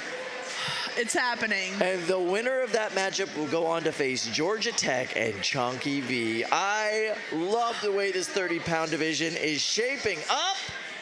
Look at the debris. Look at the just refuse of bot parts in this arena. One of the most thrilling matches of all time. I mean, without a doubt, even though you knew what was going to happen, you were on the edge of your seat. I got to tell you, Chonky, it looks fine. Yeah, I don't think anything happened to that robot. Recharge those batteries, put it right back in the box. We're good to go. All right, let's check out a little bit of a replay while they get this box cleaned up. Now, as you can see right there, that side shot loosened up that front wedge, and that's when it all started to come apart. And boom, there you go. Completely disemboweled, barely hanging on, and now it's gone. Megatron has very few options, so what do? They end up picking up their wedge to send back into Chonky. Multiple times, by the way, until finally they just had to send it. They just had to send it. Full send. It was just stomping around with the use of its weapon to get any kind of movement. It worked. He kept them in the full 3 minutes, but oh my God, what is salvageable on Megatron so right now? much work to get into that judge's decision, all for what? I mean, come on. It was good time. 3 minutes of amazing robot destruction. Thank you, Jameson Go, for bringing us not only an amazing machine, but just pure entertainment for 3 minutes while it got shredded. We love you for it. That was amazing. He could have tapped at like a minute and a half. Oh, yeah. Oh, yeah. But he's got a long time to fix that robot. He just wanted to full send it. And meanwhile, our house spots are in there cleaning up that entire arena because it is a mess. The Chonky team is leaving right now to a lot of applause. We just gave them a thumbs up on the way out. Yeah. They have to be so proud of themselves. Absolutely amazing. And so much excitement from Jameson Go and Aaron Fan. Jameson is so excited right now to send his robot out in literal pieces of debris. Jameson is a fan of robot combat. Yeah. He doesn't care. All right, we're going right upstairs to Chris, who's got the Chonky team. What's up, Chris? I'm here with Chonkiv and Daniel. Daniel, I'm seeing parts of Megatron come in right now. Absolutely crazy. You got up to full speed. There's not really a way to fight a bot like this when it's doing that. Tell me what's going through your head right now. Look, we talked about the possibility of beating Megatron, but I didn't think it was going to happen. And like, everything worked right. This is the first time that has ever happened for us. So, yeah. Now we got to get to repairing, figure out our drive, and head to the finals. Well, just one more thing. Like a university team coming here, literally, Jameson Go and MegatRON, the GOAT, one of the greatest builders in the sport of all time. You just defanged that dragon. This has been something I wanted to do for a really long time, so I can't believe it happened. Awesome job. Great program. I'm so proud of you. Good luck. Good luck. Appreciate it. Back to you guys. Okay, so the night's not over for Daniel and his team. They still have to face the winner of Waddles versus Ares. That's right, WPI versus MIT. The top two colleges in combat robotics by many regards. So, especially by like history, by record. I mean, this is insane. Every logistic, every, statistic that you can compare against. Yes, absolutely. And keep in mind, Jameson Go himself, a graduate of MIT, an employee at MIT. This is absolutely insane. I am very pleased with how this is coming out. Now, Waddles versus Ares, how do you see that one going today? Wow, what a question. I think Ares is on a tear right now. Yes. It is really hard to bet against them. However, Waddles has a lot of experience. The 4 builders who are working on that robot, between them, probably have over a decade of combat robotics experience. Yes. And especially with this robot. I mean, it's not a new bot. They know the ins and outs, so they have that on their side. Would a Waddles win shock me? No. But I think if I had to, I would pick Ares. Now, I talked to both of these teams this morning, and if you took their first impressions of the day, then Waddles would definitely feel like the underdog. Yes. They came in feeling very underprepared. They came in with a bot that wasn't working the way they wanted it to. Meanwhile, the team behind Ares walked in and said, it's ready to go. We stuck some stickers on it. It works great. It's passed all its safety. We're just waiting for our fight. And they were feeling super confident from the beginning of the day. I don't know. That is not how the day is shaped out. Waddles has been an absolute murder monster all day. That machine is working beautifully, and that team is just a murderer's row of WPI. I mean, it's the smartest people that are currently on that team putting this bot out there. It is a phenomenal machine, originally designed by Brian Boxell, now being run by the school itself. Absolutely incredible. I cannot wait to see how this goes. It could go either way. Nothing would surprise me. All I know is it is going to be explosive. There will be sparks. Who those sparks belong to, we're going to find out. Yes. This is a far cry from the Waddles we saw split in half last year. It is a deadly machine. They still have the multi-configuration, the multiple modules that they can run on it. I do think they're going to go with the Vert, though. It's been working for them all day. Yeah. It's been working really well all day. So we're hearing from Gil. Brian didn't actually design Waddles. Oh, okay, got it. I do believe it was a team effort. Team effort. So you know what? A+ for collaboration. Yep.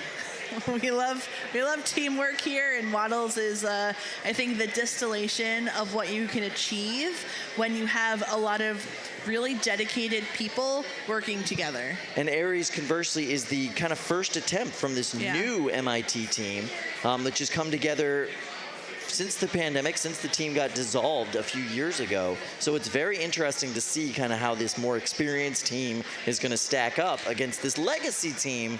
But generally, they're a bunch of newbies. Oh, boy. What a day. There's been not even a moment to take a breath and process like the carnage that we've seen, because it has just been unending, relentless. Yes. And I still can't get over the fact that we saw the largest robot ever. That was a fever dream, and if you didn't just confirm that it happened, I would have thought that maybe I had, in fact, imagined it. Yeah, it's the largest robot we have ever had in an NHRL arena. It is Gigapaws. It is real, and it can hurt you. Now, I heard that it was actually built at a building just down the street. Yes. I wonder how they got it from there to here. That would not fit in my car, I'll say that. No. No. And I know for a fact that Sam drives a Baja, and while those, half trucks are very useful, I don't know that it would fit that either. Yeah, a Baja is, as I recall, it's the Australian version of a car truck, right? Yeah. Oh, yeah. Interesting. Okay. Let's take another look, because I think this fight deserves a second, third, fourth, fifth, sixth, seventh, eighth viewing. It's beautiful. Look at this machine. I mean, the weapons, perfect in their bendiness. A feature, not a bug. And their servo ability. The best shuffler mechanism we've ever seen on a pause. Look how smooth that was. Seeing Sam that happy after how stressed he's been all day is what makes everything worth it. And Tony Clifton, I don't know what that is, but it's something. He's excited, I think. I think that's excitement from Tony Clifton. It's a lot of emotion. Tony Clifton, one of the most famous fictional lounge singers ever.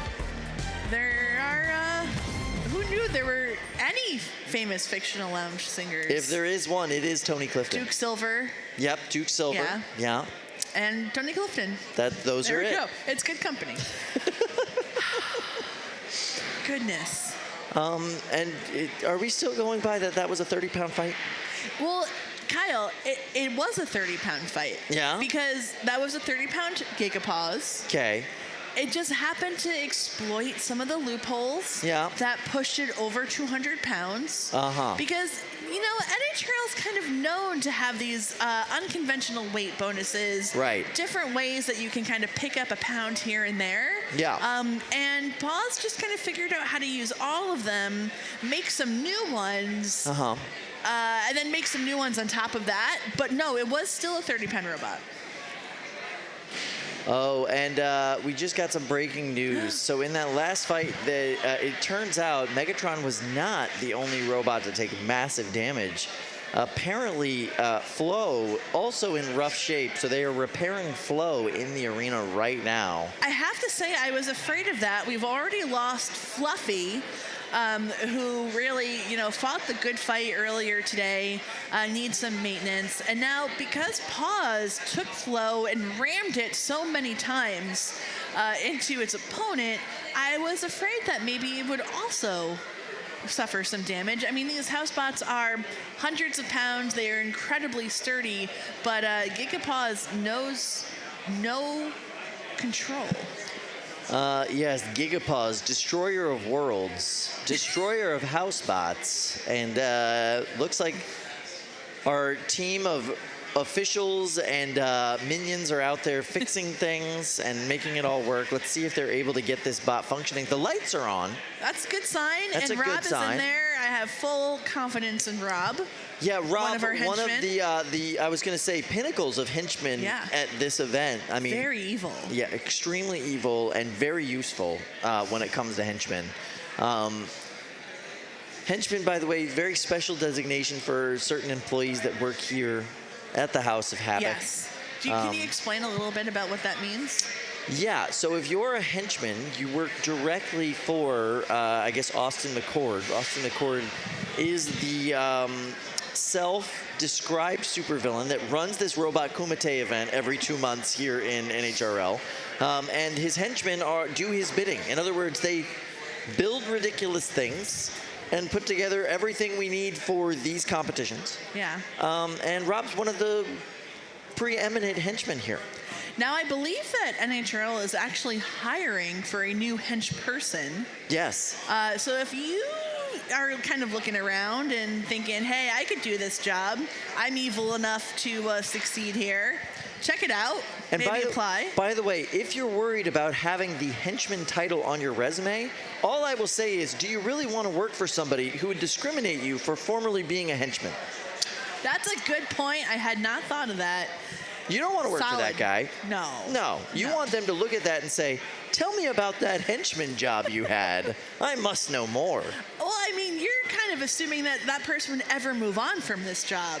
Why would you ever need to leave? This is everything you could ever want. Amen to that. Yeah. Now, ahead of this ridiculous fight we have coming up between Waddles and Aries, Let's look back at some of their highlights throughout the day today.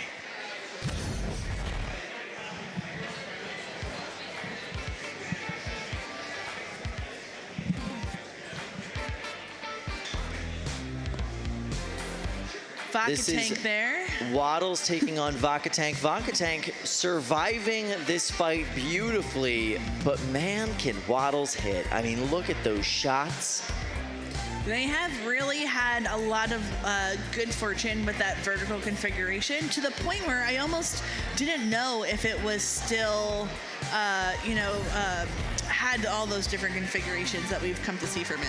That last move against Emperor was that perfect weapon-to-weapon impact. And it's, by the way, a very small area where you're going to be able to hit that weapon on Waddles. And then that follow-up right into that bottom plate, just perfect driving from that team. So talented, those guys. You love it when a robot kind of has maxed out the driving, the destructive nature of its weapon, the reliability that it has, and we're seeing that right now.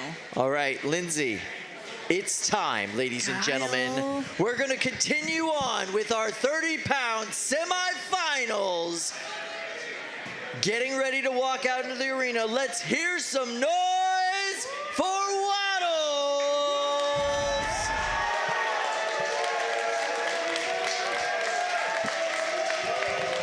These young men have been on a tear all day. Their strategies have been flawless. Their bot is working beautifully. They are ready to go. But they have one big obstacle standing between them and the finals. All right, ladies and gentlemen, put your hands together and get ready for their opponent from Team MIT, Aries.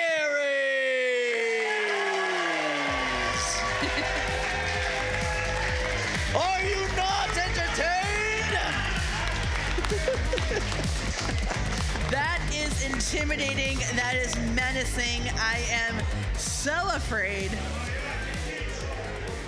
These guys have had a flawless day. This bot is working beautifully. They have been ready for every single matchup. These are two players at the peak of their game. I cannot wait to see how that fight goes.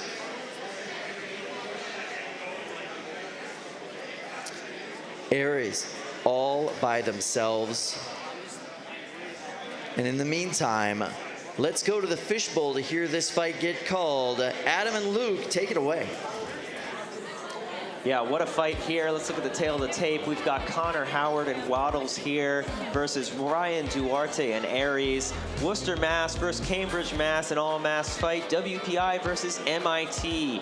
Both these robots are fairly similar, fighting with uppercutting beater bar configurations here. The weapons are similar weight, 7 pounds versus 8 pounds.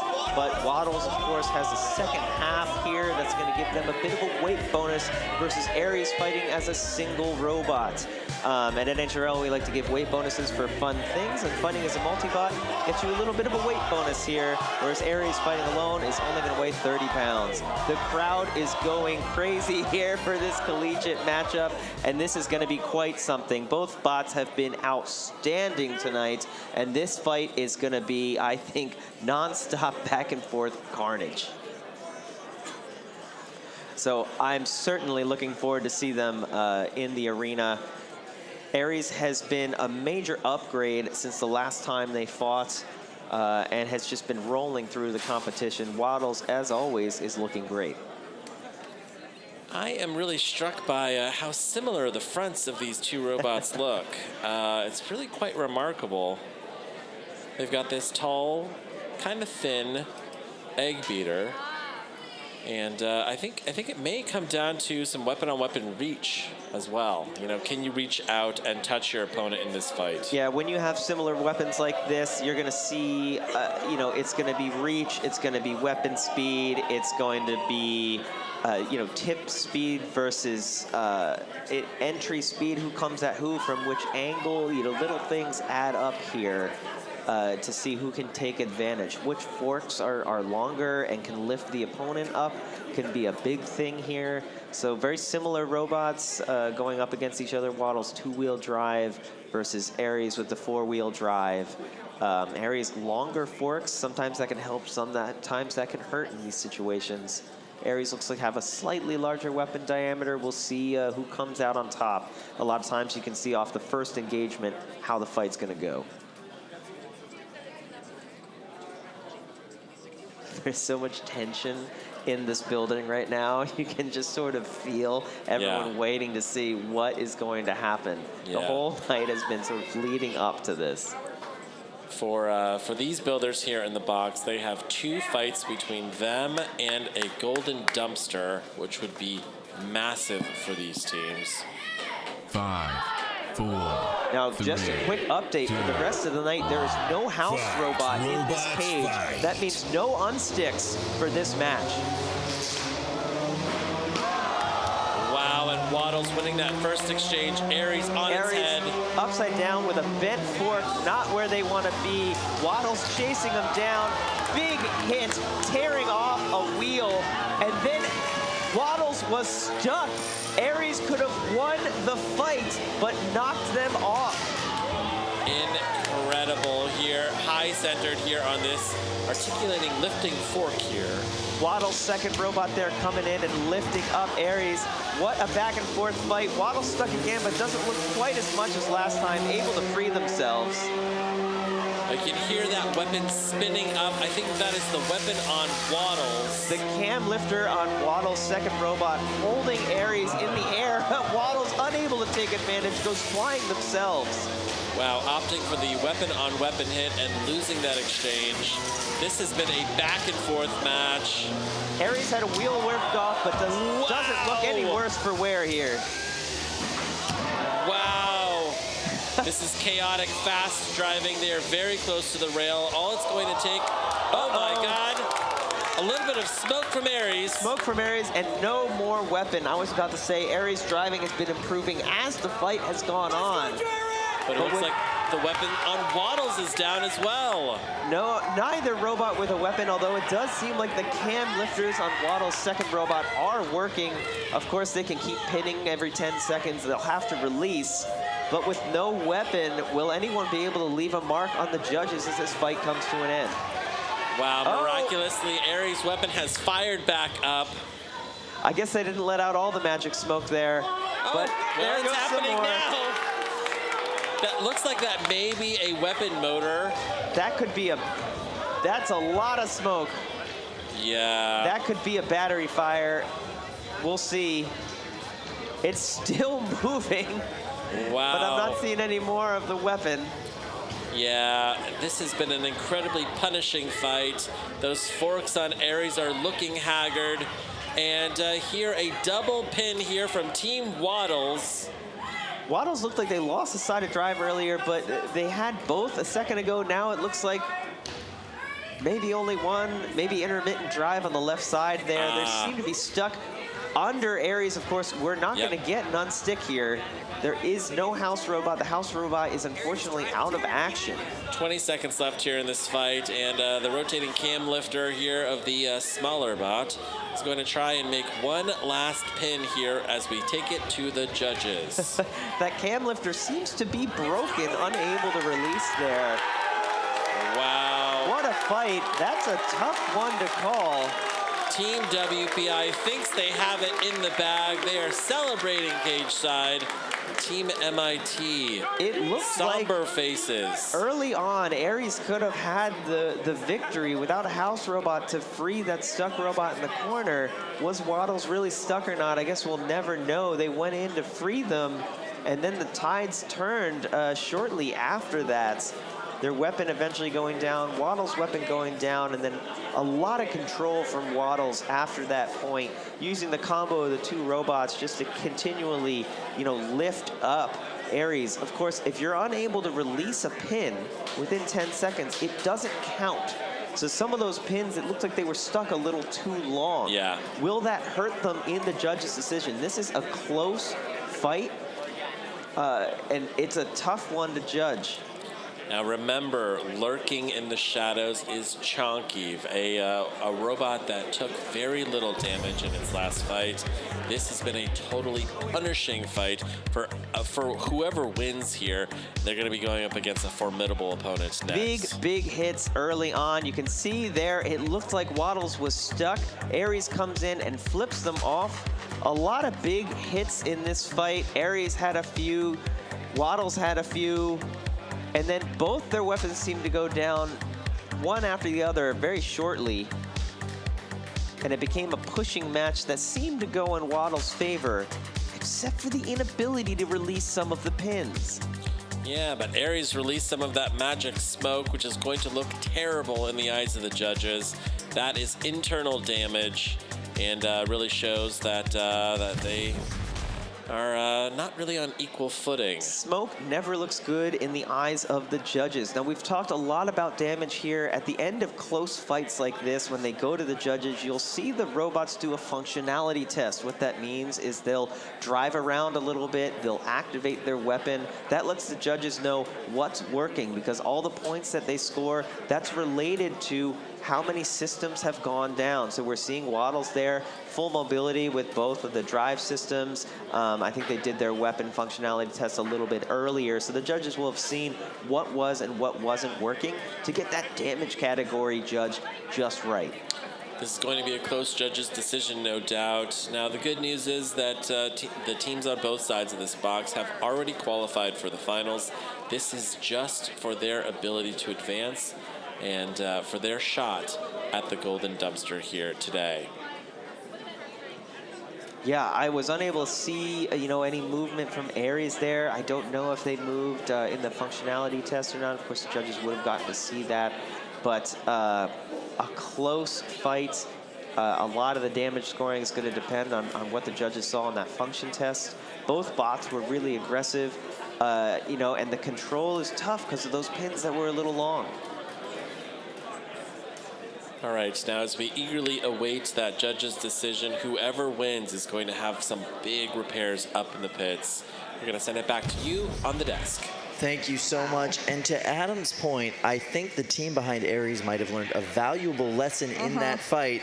Good sportsmanship is foolish behavior in the semifinals. Yeah, I mean, on one hand, it gave us an incredible show. It got to prolong that match. Absolutely. On the other hand, it may have very well cost them. All right, so now we have a judge's decision. The votes are in. Let's see what we've got. Ladies and gentlemen, who is heading to the finals of this bracket? Wow. Unanimous judge's decision for Waddles. They will be moving on to face Chonkiv in the 30-pound final. Super excited to see it. That is going to be an amazing matchup. Yeah. But meantime, they have a ton of repairs to do upstairs. Look at these guys. The brain power behind this team is massive, but that bot did not leave that matchup unscathed. They're going to have to go to work upstairs. They have 20, well, no, they have 30 minutes. I think the 30-pounders now Correct. get They got 30 30 minutes for the 30-pounders, which they are going to need every single one of those minutes to get that thing back up and running. Every second. I'm actually watching them behind you run up the stairs right now. Do not run up the stairs, fellas. You can walk. Yeah, don't run with scissors. Don't run with combat robots. It's a bad idea. We know we're giving you safety instructions at home, but please, PSA, don't run with combat robots. It's never a good idea. They got sharp parts, lipo batteries, flamethrowers. Bad idea. Don't run with them. Now, it's so interesting. Before that fight, I ran a poll in the chat, and I asked who they thought were going to win, Aries or Waddles. For, I think, the first time ever, it was a dead 50-50 split. People could not decide who they thought were going to win, but then afterwards, 79% of the chat thought that Waddles won it. So pretty clear, decisive victory there. Amen. All right, so we are going to check in on that 30-pound bracket to look at the path of these two champions today. So check this out, 30-pound bracket brought to you by True Finals. Megatron starting off their day in the top of that bracket, but guess who made it to the end? It was Chonkiv going through Tsunamii, going through Megatron, making it all the way to the finals. Down at the bottom, Ares had to take out the Emperor. Then they had to take out the Penguin. Odd that there's a little bit of a name conflagration there. Yeah. And now they will be going on to face Chonkiv. That is a crazy Georgia Tech versus WPI finals. I absolutely love it. Battle of the North and South on the East Coast. This is insane. But in the meantime, let's head on over to the 3-pound bracket, ladies and gentlemen. Let's see it. It is semifinals action. Please welcome your #1 ranked bot in the 3-pound division, Clyde! Bring in the fire, baby! Oh, yeah! Look at Gabe. Look at Clyde. This bot is hot, hot, hot. And he's going to give Spartan a run for their money. I mean, absolutely. They have been unstoppable today, but they have a huge challenge to get through. Ladies and gentlemen, welcome the teenage sensation, Johnny Sumpas and Spartan!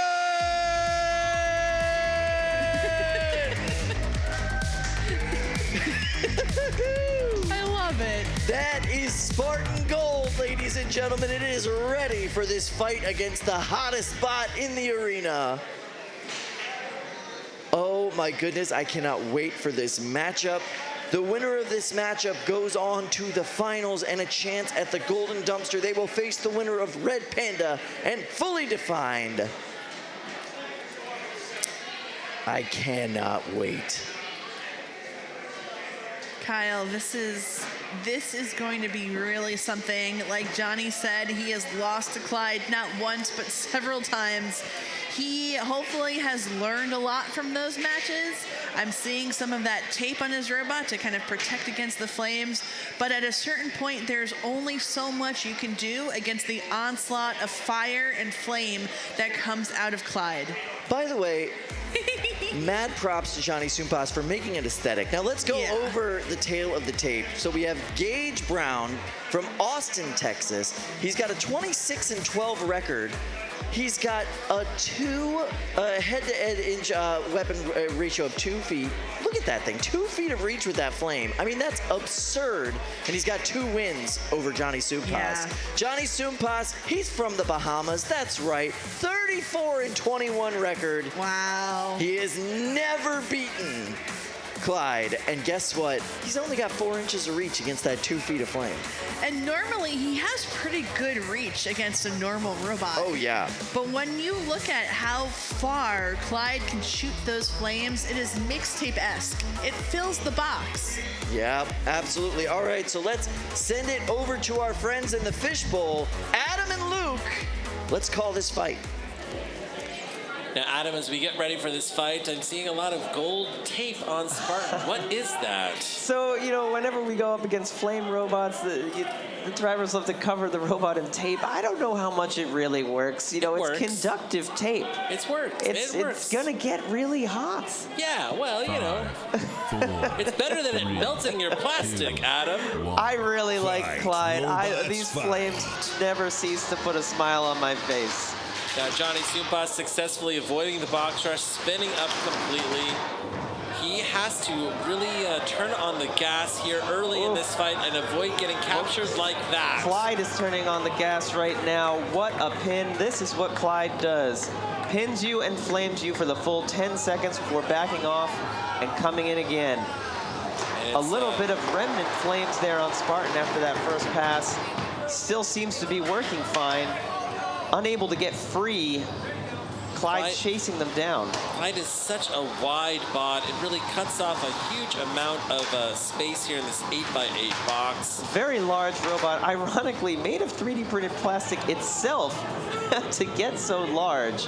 Very lightweight design, very strong, and it's hard to get around something so big. Yeah, absolutely. You can see Clyde is blasting that reflective tape off of its own body. And you know what? The plastic only needs to really stay intact for 3 minutes and 10 seconds here. Another good pin here up against the house spot. Clyde mentioning earlier, yeah, they're actually melting themselves at this event because they've made the flame so powerful versus previous events. Now, it is considerably more quiet in the box, and it seems that the weapon on Spartan has gone down. These flamethrowers are real weapons. A lot of people like to think, you know, flames don't really damage these combat robots, but they do.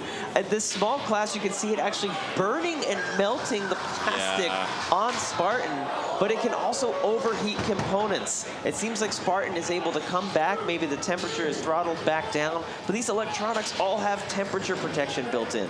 If they overheat, they'll shut down. Yeah, you can see, oh, look, firing back up. Really, Johnny is hoping to rip off more parts from Clyde. And Clyde has lost a side here. Pieces are coming out of Clyde, I think. This is a great opportunity to do this because Clyde's body is very soft and malleable here at this point. Clyde is winning the control battle here, but they have to be careful. There's 45 seconds left, and they could get KO'd if Spartan's weapon can get up to speed. Wow, look at that. That is a tire on fire here for Spartan. That weapon is still running, but the body looks very tired on Spartan. Spartan has a lot of metal on it, so Clyde unable to get as much melting and flaming done as usual. We are seeing some flames still on Spartan, though. But this is Clyde's closest fight today that I've seen. It's really getting torn apart at this point. With 10 seconds left here in this fight, both of these robots have escaped the countout. This one will be going to the judges. Spartan really coming back to life here, leaving a good impression at the end of this fight as it goes to the judges. Clyde looks like it's down a weapon and a wheel. Yeah, this one is going to be yet another very close judges' decision.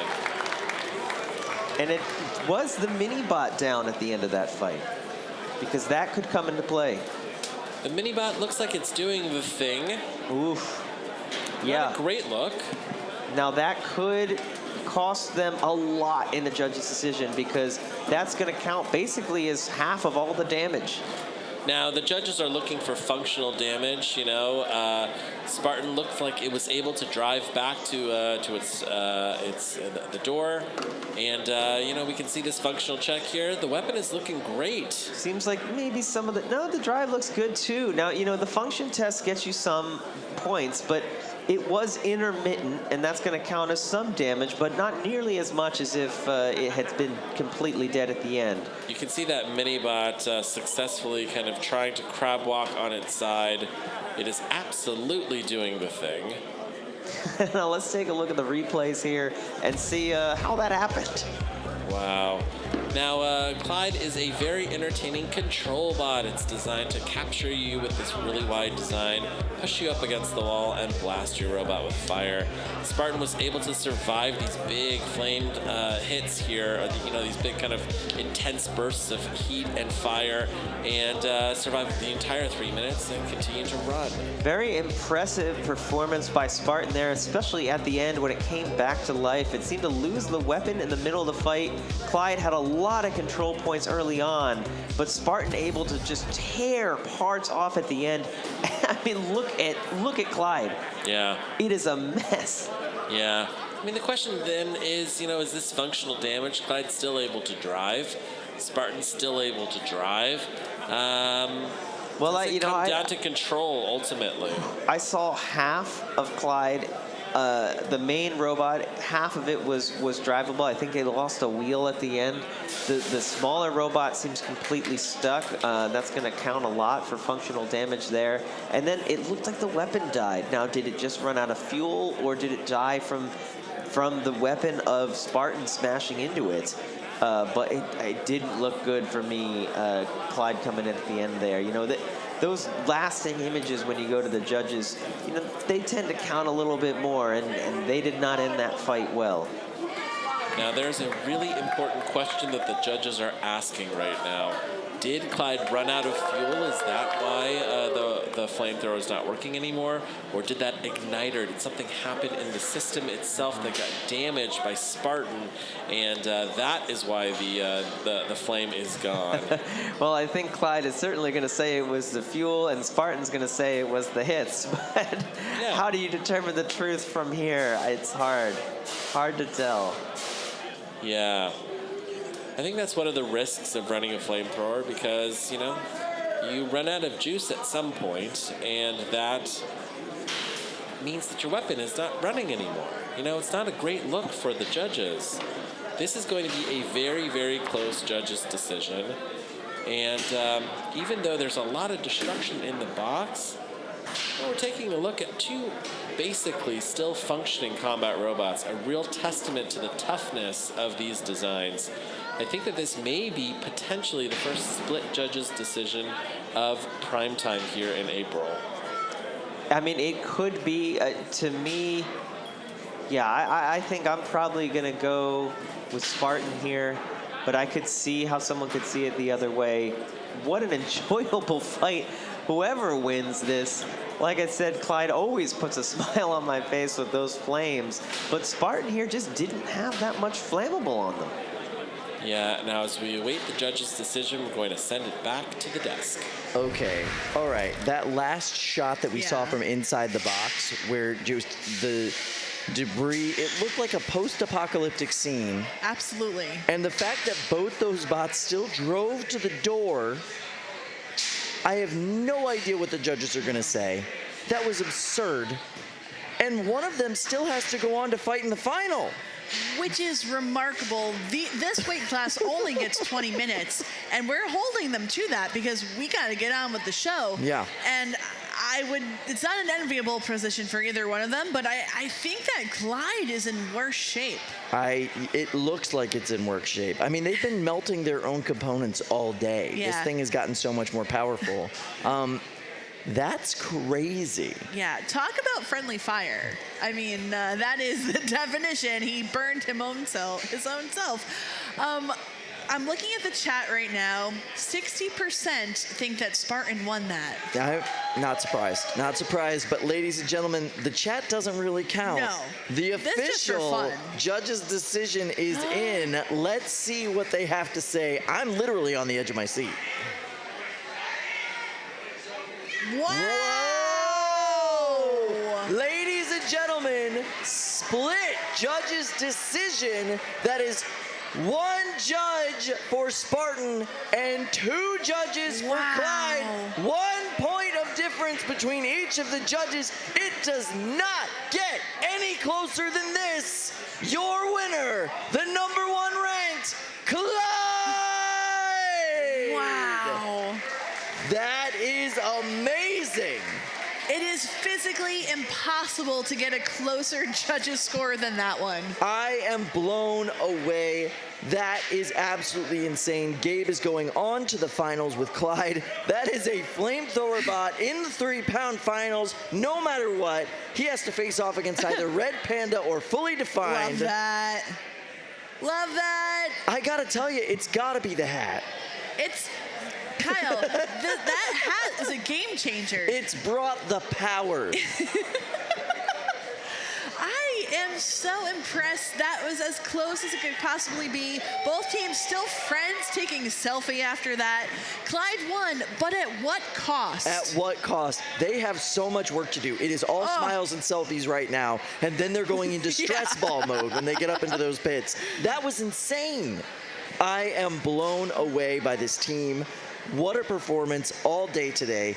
It is so tenuous going in there with a weapon that literally runs out as the fight goes on. You know what I mean? It's got a life on it.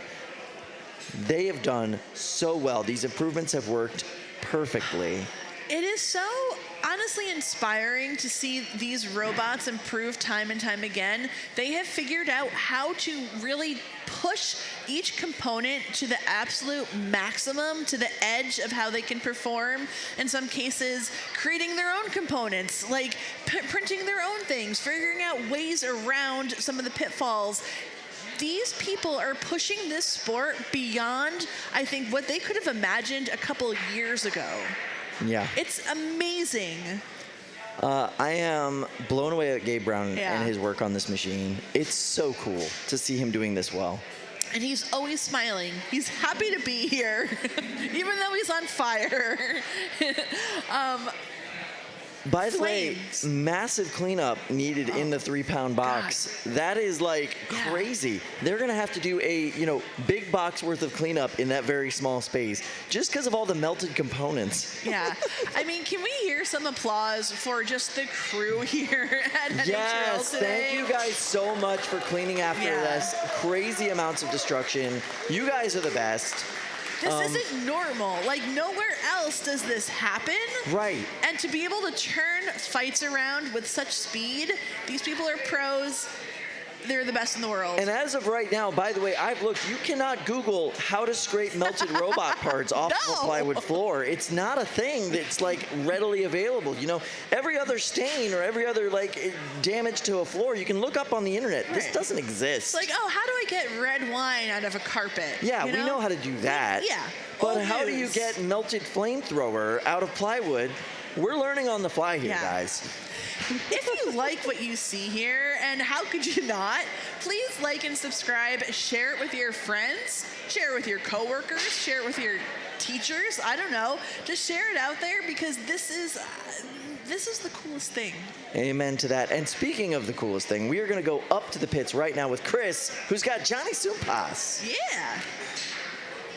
Johnny, probably one of the biggest nail-biter finishes that we've ever seen come out of a judge's decision this far in a bracket in NHRL history. Let's take a close look here at Spartan. I was absolutely floored to see that you drove the bot back over to the door. Somehow Clyde was also able to hobble its way back to the door. Both your bots went 100%. But you're still operating. Tell me a little bit about why you're still able to keep going. I don't know. Sheer luck. Everything still works somehow. I also have to shout out my friends Yo-Yo and Mila. They're staying up really late to watch me. Hi, guys. But yeah, it's melty, but it seems like I went really light on the flame tape this time and just covered up the edges. I found that when you completely cover everything with flame tape, it traps the heat. Maybe that's what did it. I don't know how the weapon stayed, honestly. I have another ready to go, but Clyde totally earned that. I mean, come on, that was so good. That was the best I've ever done against them. I'm really, really happy. It was definitely one of the best semifinal matches that I've seen here in the 3-pound division. I am absolutely floored when you really think about how the judges had to break down things. You were delivering an incredible amount of damage, especially in that second half when you started to escape that corralling that Clyde is known to do so well, and you were really peeling away at some of its side armor. But by that point, there had already just been so much melting. Yeah. That about the first half of the fight, I had almost started to give up mentally. I was like, great, it's gonna be another repeat. But once, what happens, he was telling me when his forks heat up, they start to take damage. So if you can theoretically last long enough to where his own forks are hot, you can start ripping them off. But yeah, that was so close. I mean, this entire thing is just melted. It's wild. It's wild. Well, hopefully it buffs out for the World Championships, but we'll see. Back to you guys at the desk. That's impressive. I thought it was just aesthetics. I thought that Johnny was just making it look cool. Turns out there was a really good strategy behind that. He didn't want to turn his bot into a baked potato. He wanted to let that heat escape and just save the components for that first little bit of the engagement, right? Obviously, you're not going to be able to protect them for very long. Johnny Sumpas, very, very, very, very close. Yeah. That was amazing. But in the meantime, let's stick with the 3-pound action, ladies and gentlemen, and go to our other semifinal fight. These are two amazing competitors. Please welcome Red Panda. Let's go. All right. This bot has been on a tear today. Low slung, damaging weapon, and beautifully driven. It's Cannot here wait. to defend its runner-up position from last event. Can it continue on? Can it take the golden dumpster? That is what Jaren is here to find out. All right, and now their opponent, the legendary Fully Defined!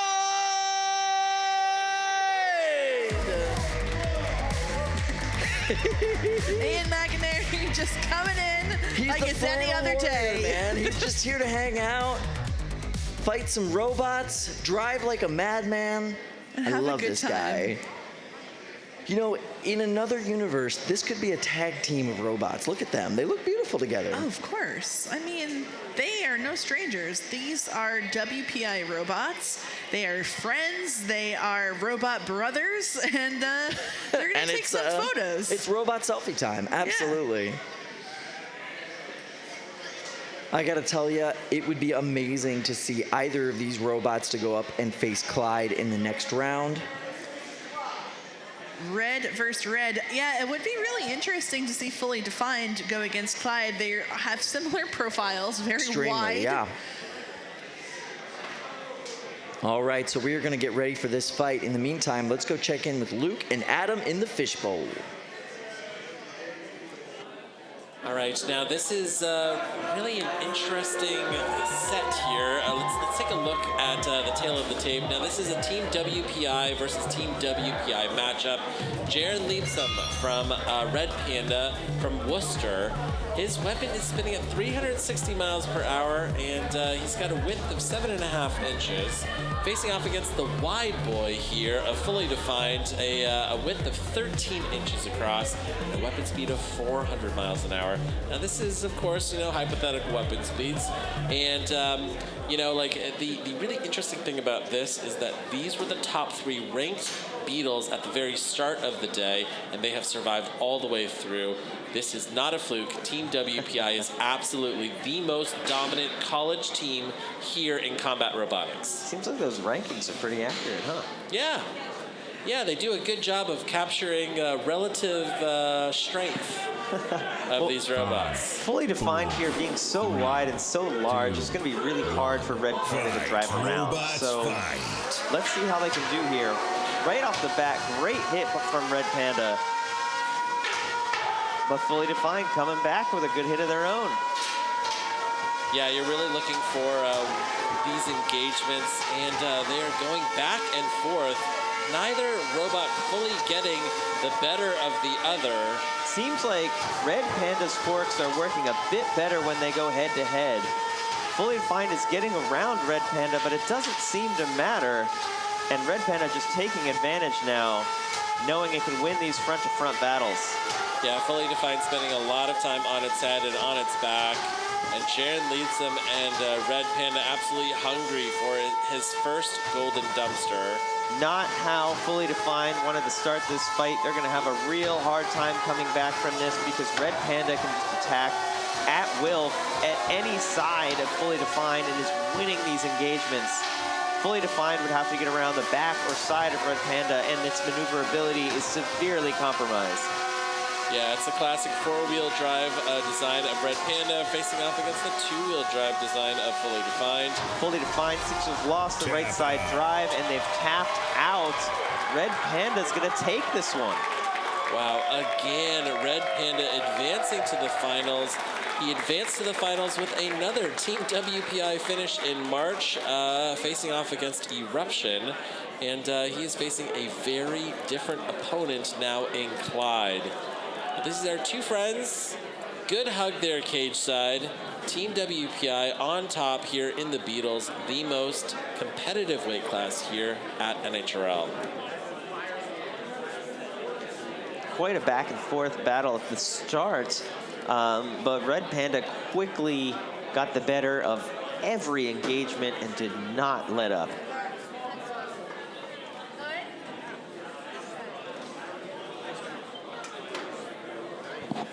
Now this is really exciting. No matter what happens here at the very top, we've got Clyde and Red Panda. They are both, they'll be taking home their very first golden dumpster of their career with these robots. And it's always great to see someone new taking home a golden dumpster. I love to see it. Yes, the golden dumpster, for those who are new, is the trophy you get for winning one of these qualifying events throughout the year. So we're all going for those golden dumpsters. Now let's take a look at the replays here. You can see off the start, the first engagement went to Red Panda. The second went to Fully Defined, and then it was all Red Panda from there on out. Fantastic. You know, you really saw great driving on the part of Jaron Leibson and this four-wheel drive vert. And all that's really standing in his way is one of his good friends and a whole ton of butane fuel. Red Panda might be Melty Panda by the end of the next fight. Yeah, there we go. All right, great fight. We're going to toss it back to the desk. Team WPI absolutely crushing it in this weight class. I've got to hand it to Jaron Leibson. Red Panda really struggled at that RAT event with some mechanical issues, some radio issues. They are having no issues today. That bot worked flawlessly in that matchup. Really cool to see. Really, really cool to see. You know, fighting a bot next with a similar profile, but a very, very different strategy. It is going to be really interesting, but I know that Jaron really wants to improve on his finish in March, get beyond number 2, and win that dumpster. We shall see. That matchup is coming up, but in the meantime, we are now ready for 12-pound semifinal action. It is my favorite weight class at this event. These bots have been amazing today. Totally unpredictable as far as who's gotten to this finish right now. I cannot wait. All right, so ladies and gentlemen, let's get your hands together for Amphisbaena!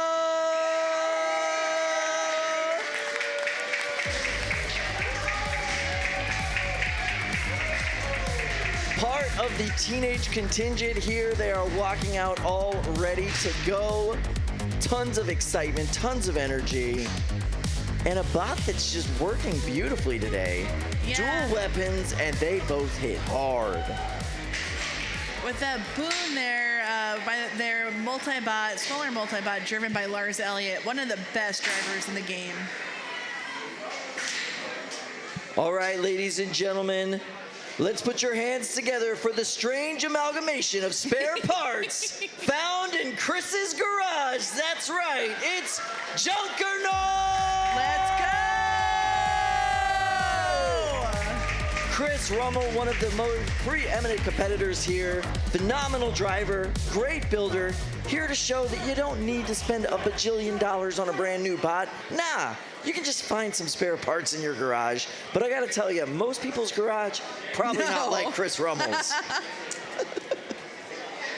I cannot wait to see this matchup. This is gonna be absolutely crazy. Neither of these competitors are any stranger to NHRL. They have been around the block and then some. Experience for both of them. I don't know if either of them are necessarily have an advantage in that way over one or the other. They've all been here a lot for years. Now, tail of the tape, you might want to put some weight in Amphisbaena's corner, but I gotta tell you, betting against Junkernaut has been a mistake all day long. Every time, every single time. It is not a bot to automatically write off, even though it kind of looks like it is one of those jalopies that you see in like an auto body that nobody has looked at for 15 years and sometimes you just take parts out of. It might look like that. It does not operate like that. No, it's phenomenal. I mean, taking out Beater B. Barker in the last round, it is a beast of a machine. Chris Rummel, phenomenal driver. All right, so let's head over to our friends in the fish tank. Luke and Adam, let's go. All right, a very interesting matchup here. You know, we've got a robot that was built in a garage with spare parts from other older combat robots. And facing off against Amphisbaena, which looks like it landed from outer space with these dual vertical egg beater spinners. Yeah, quite a different strategy between these two robots, but never count Junkernaut out. I mean, they've had a little bit of luck on their side all night. We'll see if they can keep it rolling. Also, I just love the colors. This neon green, neon blue, red.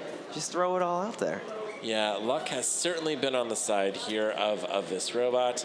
And, you know, defeating Maximizer earlier tonight. Now, Amphisbaena is run by Alexander Richmond, a teenager from Clifton, Virginia, with a record of 6-4. These are 2 independent egg beater spinners and running with 2 independent weapon motors. Facing off against Chris Rebel from Nantiglow, Pennsylvania, and Junkernaut with a record of 3-0 here. And this is a pretty conventional vertical spinner. And there's a lot of right angles on Junkernaut. There's a lot of juicy bits for other things to hit. But they've been running that robot all night, and they just seem on winning. They seem to keep on winning. Yeah. It's interesting, you know, when you're given a 12-pound, 12 pounds of weight, where you put it. I am really interested to see where Junkernaut put that weight, because the blade is pretty thin on the robots, but they have these big, chunky rubber wheels, and that is giving the robot a lot of traction and speed inside of the box. Sometimes you can use wheels as armor, and you know, that's what they've been doing all night. You know, this is a weight game. You have so much weight to play with within your class, and where do you put that weight? If you can repurpose your mobility to also be armor and do double duty, that means you can apply the weight somewhere else. Of course, Junkernaut is made out of junk, so I don't know how much thought went into the weight balancing of that robot, but whatever they did, it just keeps on working. It's working. That is fantastic. Look at this. It's the little robot that could. Just, I think I can. I think I could. I did it, you know? Fantastic. Junkernaut is 1 fight away from advancing to the finals here tonight. Who would have thought that coming in? 2, 1. Fight. Robots fight. Both robots coming out a little slow out of the gate. Junkernaut a little faster, but Amphisbaena gets around the side, around the back, sending Junkernaut flying. There goes the wheel. One of those wheels is gone. The luck is running out on Junkernaut as we speak. Never say die for Junkernaut. Amphisbaena coming around the side again. Looks no worse for wear. Trying to get the other wheels. Ouch. But Junkernaut's weapon still spinning. I think he did it. I think he popped off another wheel. Yep, the left side has no wheels at all on Junkernaut. And Junkernaut having a hard time driving with only one side. Now appears stuck up against its head, and there is no house bot coming in here to save. The house bot has been knocked out of commission. This will be a... Oh, they're getting an unstick from their competition. I don't know how much it helped. Amphisbaena here just showing off its drive brutality here. I did see a little motion where they were like, do you want us to hit you again? And they got Junkernaut is just slicing the second half of Amphisbaena in half. Wow. It's like a circular saw going through a piece of plywood. And they're down to 1 wheel, Adam. Incredible. I don't know if that wheel's connected to anything. Oh, wow. Junkernaut may have run out of luck here. Incredible. This was a disassembly. Amphisbaena will be advancing to the finals. Wow. What a fight. Junkernaut never gave up. Unfortunately, I don't think that wheel was connected to power. It lost the belt and the front wheel, which had the motor connected to it. And so it was unable to move after being self-righted. Ironically, being upside down, it was using its weapon as a wheel. Yeah, there you go. Yeah. You know, Junkernaut just said, I didn't hear no bell. You know, like we're gonna keep going here. It started from junk. You know, I can just I can end this with junk as well. Wow. We'll see. Hopefully, Amphisbaena has another small bot to go along for the next fight, because that one got cut in half. Yeah, Amphisbaena here now will wait for their next opponent. They're going to be facing the winner of Saiko versus BattleTots. These are very good robots here at the end. Amphisbaena really just capturing the imagination of the fans here tonight. Junkernaut took hit after hit after hit, but its luck eventually ran out, one wheel at a time. There goes the first half. You can see the front wheel still going. Wow. Eventually that wheel comes off, and we're gonna see Junkernaut slice the other robot in half. Amphisbaena is looking great as they get ready for the finals. Let's go to the desk. Okay, amazing matchup. Congratulations to Alexander Richmond. Yeah. What a great match. What a run. And by the way, Chris Rummel qualifying for the World Championships with a pile of junk. Born from junk, returned to junk, but has won so many hearts along the way. Mine counts as one of them. Oh my goodness, absolutely. Chris Rummel has built so many robots. Amazing robots. Amazing robots. Huge this is my favorite one. Just a huge engineering talent on that guy. Yes. He's so good. And this is the silliest one I think he's ever built. What a way to be sent off in this competition today. Incredible. And Amphisbaena just continuing a remarkable run here today. What a showing. And for that victory, Amphisbaena has the pleasure, the absolute privilege of facing off against either Saiko or BattleTots. Horrible thing to look forward to. The further you get into the competition, it's just, yeah, congrats, you're moving on. Also, sorry, your competitor is terrible for you. Like, it's win-lose every single time you win. Absolutely. I've got to give it to Amphisbaena, though. Yeah. What a day. What an amazing robot. I mean, so many cool configurations that we've seen today. Alexander's driving has been on point today. This bot is incredible. We've said it multiple times today. Team Stamina and all of the teenagers, let's be real, these are teenagers. Yeah, kids. They're kids.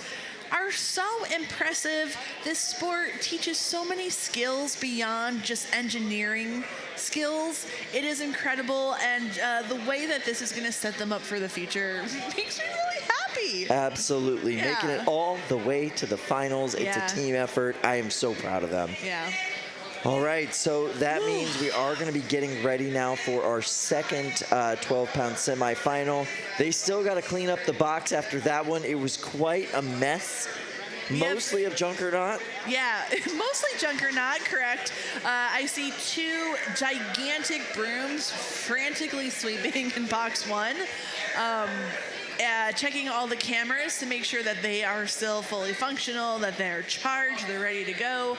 Because we got some big fights left to happen in this cage. Now, keep in mind, and we didn't really mention it much during that last fight, but we're still out of house spot now, aren't we? Yeah. If you get stuck, it's not like every other match in this competition. If you get stuck, that is it, unless you are saved by the grace of your opponent. Or maybe if you're a multi-bot configuration, one of the advantages BattleTots might have going into this next matchup, they can unstick each other and themselves pretty handily. Unfortunately, they have to do it with usually very powerful weapons. Right. There is but that they can do downside. But it is, it's very, I'm being told that there's a little present on my desk. This is from Ethan over here. This is a Junkernaut wheel. Wow. Chris, thank you. This contains magic. Let's see if we can get like a little shot of just the damage that this sucker has taken. I mean, it is chunked up. It is a mess. Like the amount of you could see all of the damage and battle scars There's damage to what looks like foam. There's damage to the plastic. There's damage to the rim. There's damage to the insides. Every single part of this wheel is damaged. That is absolutely insane. And this is a really solid object too, but now it is in pieces. All right. In the meantime, ladies and gentlemen, we are finally ready. Kyle, are we? Please put your hands together and make some noise, ladies and gentlemen. It's time for Jameson Go and Saiko!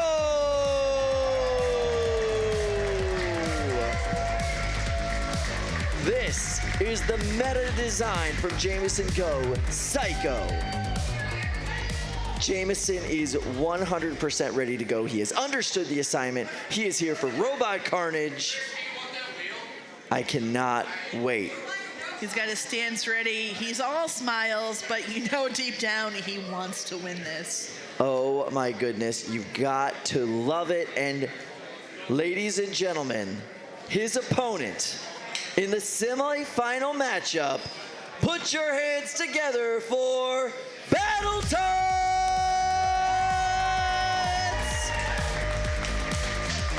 Oh yeah, they're coming out with Toad and Same Force. Going with the same configuration that they went in the last match, I think that is smart. It is smart. Haymaker's a newer bot, Yep. less tested than these two. These two hit like a ton of bricks, and it's exactly what you need to go up against something like Saiko.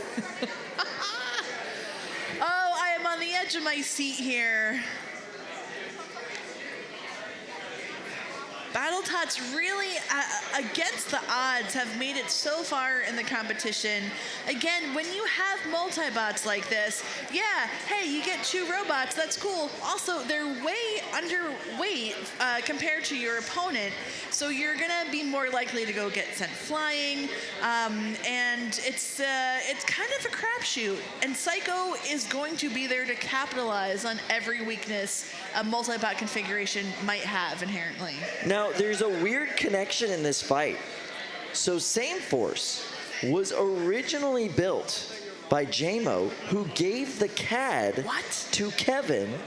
What? Yeah, how crazy is this? So this is Kevin's version of the CAD, originally made by JMO, and now JMO has to fight it with Saiko. Not to mention, it is based on a robot also designed by legendary bot builder Paul Ventimiglia. Yes, so absolutely. the lineage in this robot is extreme. And there you see Kevin's partner Matt. Matt built Froggy, aka Toad, Battle Toad.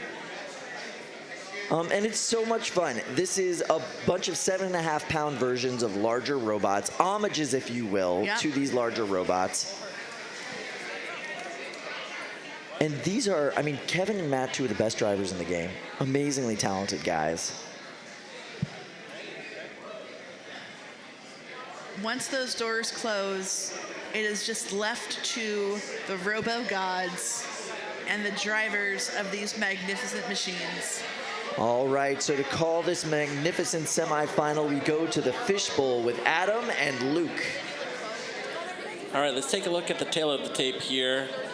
Now, over here in the pink corner, we have Jameson Go and Saiko from Cambridge, Massachusetts, with a record of 24-6, with 6 NHRL events under its belt, and weighing in at the full 12 pounds. Facing off against Kevin Biagini from Pittsfield, Massachusetts, record of 6-1 with 2 NHRL events, and these bots are only weighing 7.5 pounds each. Now, when I was taking a look at this matchup here, I'm wondering, Adam, if it's going to come down to the ground game. Who's able to get under their opponent and pop them in the air? Because we have 3 verts here in the box. Yeah, well, a combat robot fight with 3 vertical spinners is always going to come down to the ground game, I think. So we'll see who wins it. Fight, robots, fight. Right off the bat. There we go. The top is gone off of BattleTots. Saiko seems to be winning that ground game. Wow. Same Force has lost one of those 4 wedgelets. Oh, wow. Let's count them. There's only 2 left now. Jameson Go. Toad goes weapon flying. to weapon. both halves of BattleTots still functional after this brutal exchange. Wow, Jameson Go just punting his opponents across the box, showing how much power is in Saiko's weapon. Oh, I that think that was a hit the roof ceiling. shot. Wow. BattleTots still going. Now, Jameson is very wisely picking one robot at a time and trying to knock out these in succession. As you say that, he drives through both of them, flipping them both over. Wow, look now at that. They're stacked against each other. There's no house robot right now to unstick them. Take out your trash, Kevin Piagini, all right? We've just got them here in a corner. And look, they've put down the transmitters and they are giving a standing ovation to Jameson Go, who will be advancing to the finals with Saiko! Wow, what a performance from both sides there. BattleTots did not give up, lasted hit after hit after hit, but could not get under Jameson Go's Saiko. Saiko controlled that fight from beginning to end, hitting at will. Fantastic. You know, sometimes it comes down to weight. When you're running a 7.5-pound robot against a total killer here, you know, Jameson can run a 4 or 5-pound weapon here on this weapon platform, and that is just dumping a massive amount of energy into these tiny little multi-bots. You know, I'm really bullish on multi-bots here at NHRL. I think there's a real advantage there. You know, they did have 3 more pounds overall to put into their robots, but just unable to take advantage of that teamwork. It's really hard when these robots move so fast, and they were unable to get around, get behind Saiko. Saiko always keeping the front pointed towards them. Difficult for BattleTots to self-right, and Saiko taking advantage of that. Adam, this match sparked joy for me. I just love seeing robots being punted into the glass. I love roof shots, and I love to see Jameson Go really coming out on top. This fight's gonna make it through your spring cleaning. Yeah, exactly. This is one that I want to keep. Yeah. All right, now we see Kevin Biagini here and Matt Lantry, and this will be their last fight of the night with BattleTots. This still has a lot of promise. They went incredibly deep in the bracket. I do not think this is going to be the last time that we see this robot in this competition. No, I think we'll be seeing them at the championships, in fact. Yeah, fantastic. Now, I guess the question is, will they change the multi-bot rules before the finals, and will they grandfather in these multi-bot teams if they fall out of compliance? It is still a big question mark that is hanging over the 2024 season. I know that multi-bots are going to get tweaked here later this year. Yeah, certain teams apparently were just too good with their multi-bots, and now other people want to change the rules. All right, we're going to send it back to the desk. That was a loaded chuckle at the end of Adam's statement there. I wonder what that was about. I don't understand. I don't know. Nah, me neither. All right, what I will say is that the 12-pound final is shaping up to be 2 apex predators in Amphisbaena and Saiko. These bots are absolutely amazing, hard-hitting peak bots. Let's go ahead and look at the 12-pound bracket powered by True Finals. So the path that Amphisbaena had to go through to get here involved a fight with Arsenal, Maximizer, Junkernaut, and finally in to face Jameson Go and Saiko. Saiko did not have an easy path either. They had to face Blue Cheese, the Void, the very Void itself, and BattleTots. Jameson Go has looked unstoppable with this bot today. He had one hiccup in the qualifying rounds, and since then, nothing has stopped him. Absolutely amazing. In true JMO fashion, a mistake happens, an error happens, a failure happens one time. He identifies it, he fixes it, and it doesn't happen again. You never see it again. Absolutely. So yes, this will determine the golden dumpster winner of the 4th qualifying rounds. Huge. For the 12-pound weight class. It is the 3rd for the 12-pound weight class, but this is our 4th qualifier. Yes. Because RIT was just a 3rd-pound event. Yeah, exactly.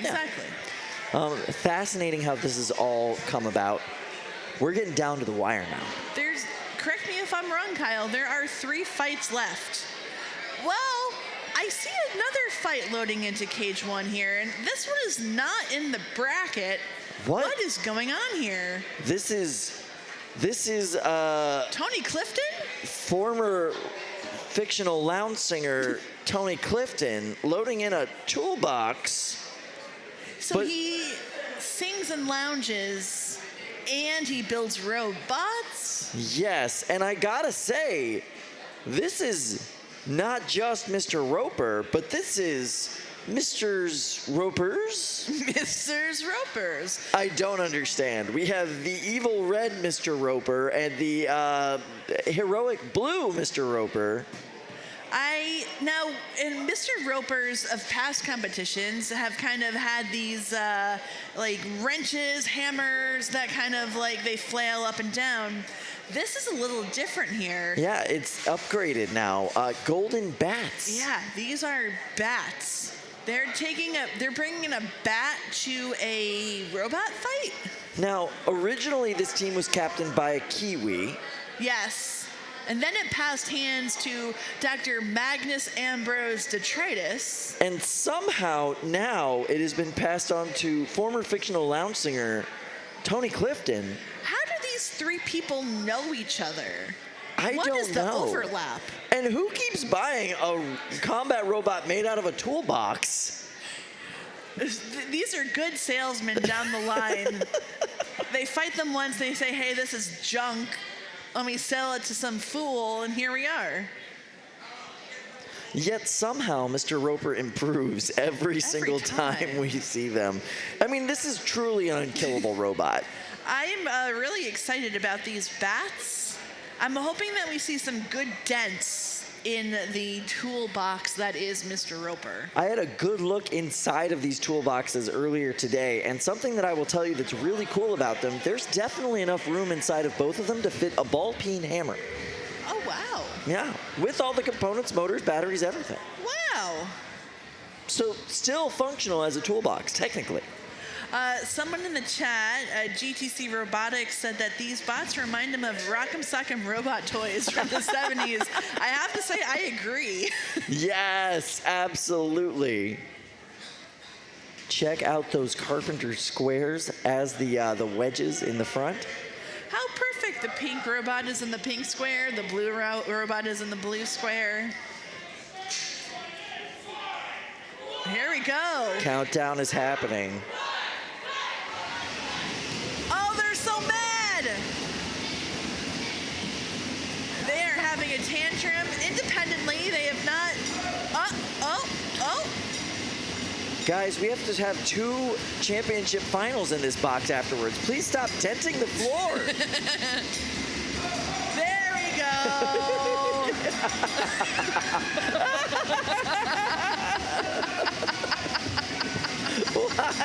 Why is this so funny? They're so mad at each other.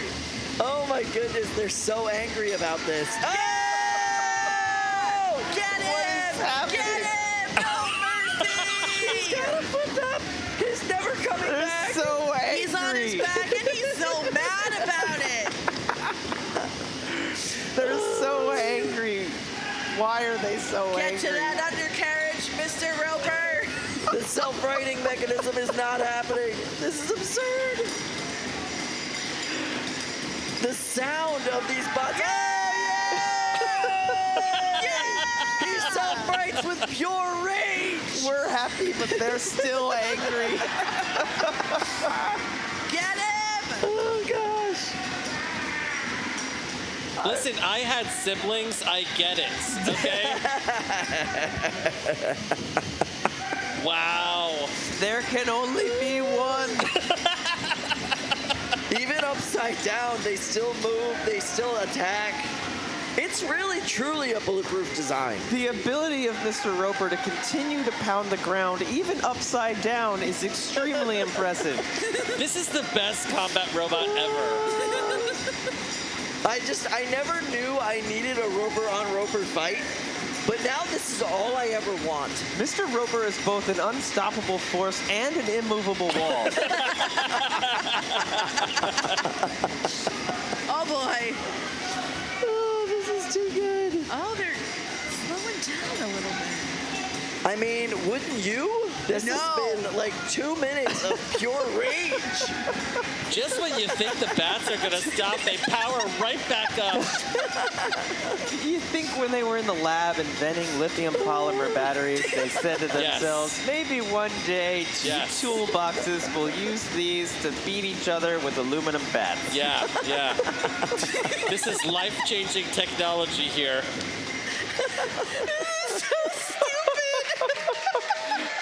This is the best. This is the best. Tremendous. All right, ladies and gentlemen, we do not have judges for this fight. So that means we have to poll the audience. Ladies and gentlemen, if you think Pink Roper won, make some noise!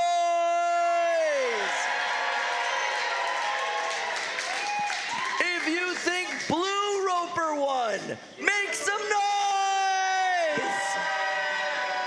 Wow. I mean, that's tight. Should we have him vote again? Do you want to? Yeah! Pink Roper, make some noise! Blue Roper, make some noise! Oh. That's it. The winner of this fight is Roper!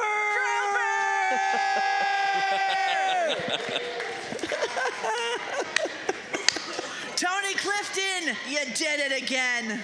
Everything Tony Clifton touches turns to gold. To gold, I tell you. Right to gold, I'll tell you. That is amazing. Smooth talking, fast fighting, Tony Clifton. He will be performing in the lobby after the finals, by the way, so if you want to check that out, please go check it out. You know, he will be performing all of his hits, and I don't know what those are. I'm not really into lounge music. His hits mostly come from aluminum bats. Yes, absolutely. Oh my gosh.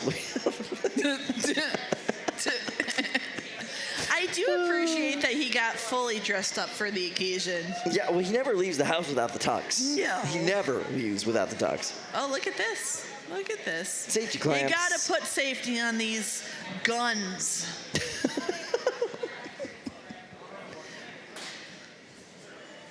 You can put a safety clamp on the weapon, but it's still full of rage. But you can't put a safety clamp on Tony Clifton.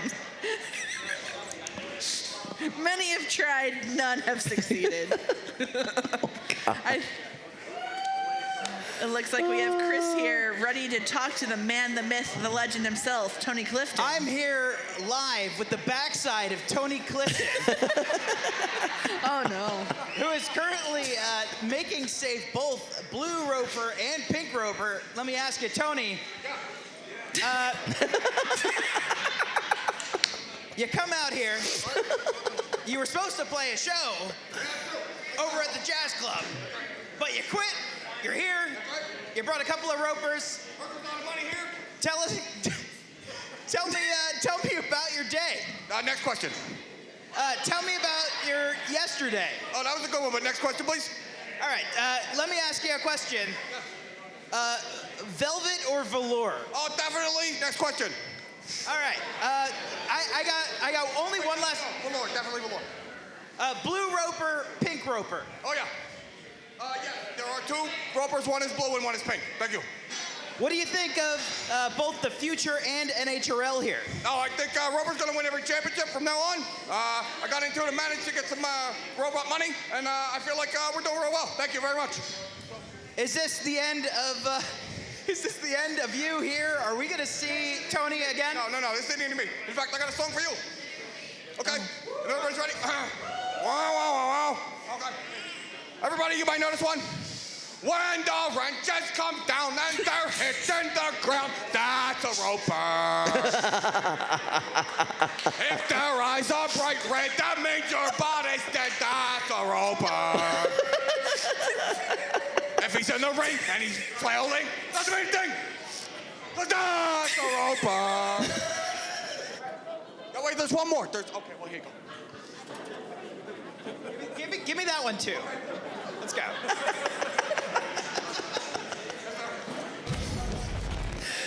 And in true Havoc fashion, we have to go from that to a 30-pound golden dumpster final.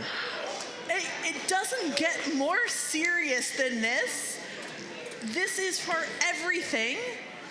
I can't even believe. But I can't move on.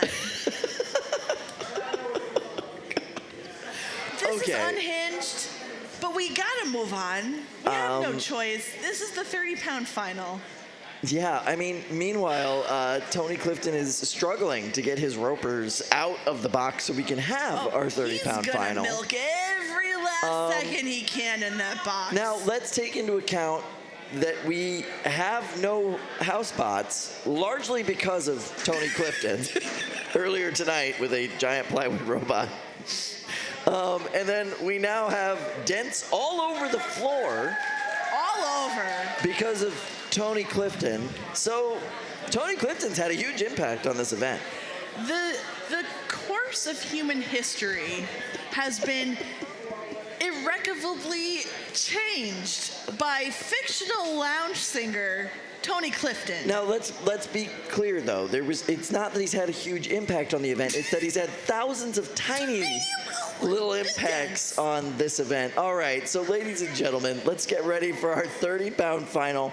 Let's go to the 30-pound bracket powered by True Finals. And look at these two robots and look at the path they have taken to get here. Chonkiv has gone through Tsunamii. It has gone through MegatRON to make it to this final against Waddles.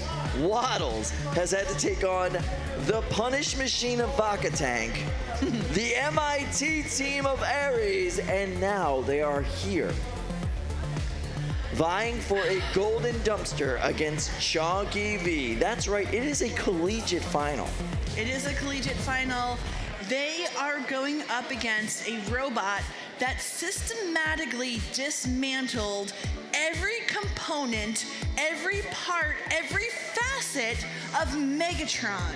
To the delight of Jameson Go, by the way. Of course. He was loving every second of this. But it is a formidable opponent. And what is your strategy against a robot that only spins? Its face, its body, everything is its weapon. Everything's a weapon. This is a classic robot design. Really, we have seen this all the way back to the early 90s. Some of the first, most effective robots were shell spinner designs. I mean, I'm talking way back in the day. Yeah. Back when, you know, the Mythbusters boys threw a walk on a robot. I mean, you think about it, like, what's the best weapon? Your whole bot. Or at least the shell of it. Now, this is something to consider. We looked at that highlight reel of Waddles and their last matchup against Ares. Yeah. They did not look great coming out of that matchup. And not only that, but at this point in the competition, every spare, every part, everything that they have replaced and fixed over the course of the night is showing its age, it's showing its wear and tear. Yeah. I don't know how many untouched, pristine parts they have at this point. And keep in mind, this is not Waddles' first competition either. No. They've been here many, many times. Now, it's a lot of brain power on that team. Meanwhile, they're going up against a robot that, as far as we could tell, effectively took no damage against MegatRON. Nothing that we saw. Nothing. That arm, the saw blade on MegatRON, was never a factor in the fight. Never. That has to count in their favor when you look at the matchup between these two robots. Absolutely. Now, I'm sure there was some wear and tear as far as just hitting that front wedge, but that's normal. You expect that. And plus, it's billet. It is so strong. There are no welds. There are no, fault lines in this piece of hardened steel. Hardened steel. Yeah, so keep that in mind. The body of Chonkiv was a solid brick of steel that they machined into this shape, right? That by itself cost a lot of money. Then they heat treated it to harden it to make sure that it could take these impacts. And then they put a beautiful paint job on it. I mean, it's covered it with some graphics. It looks great. It's No the most expense was aesthetic. spared. No.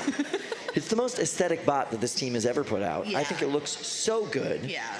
They got to beat their teammates earlier tonight going up against Tsunamii. Oh, I mean, they've had a storybook night, and I think they really, really see a path to victory here against Waddles. Yeah. Yeah, it could happen for them very easily. Now, Waddles is just the right kind of bot. Yeah.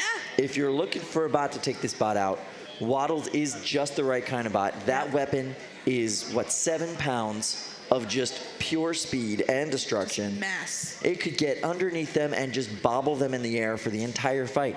And that would be disastrous for the Chonky team. Once that robot, if it starts to wobble, if it starts to lose its balance, Waddles is going to be there to really capitalize and make sure that it strikes when the iron is hot. Yeah. And yeah, take advantage. By the way, let's keep in mind, Chonky V was the first bot we saw catch on fire today. Which largely looked like it was of its own doing. Oh, 100%. Yeah. It just caught on fire. So again, you know, I'm sure they identified what caused that. Yeah. We haven't seen it happen again. It's been incredibly reliable ever since. Yeah. Who knows what's going to happen? They do have the weight bonus that we should probably mention as well. Yeah.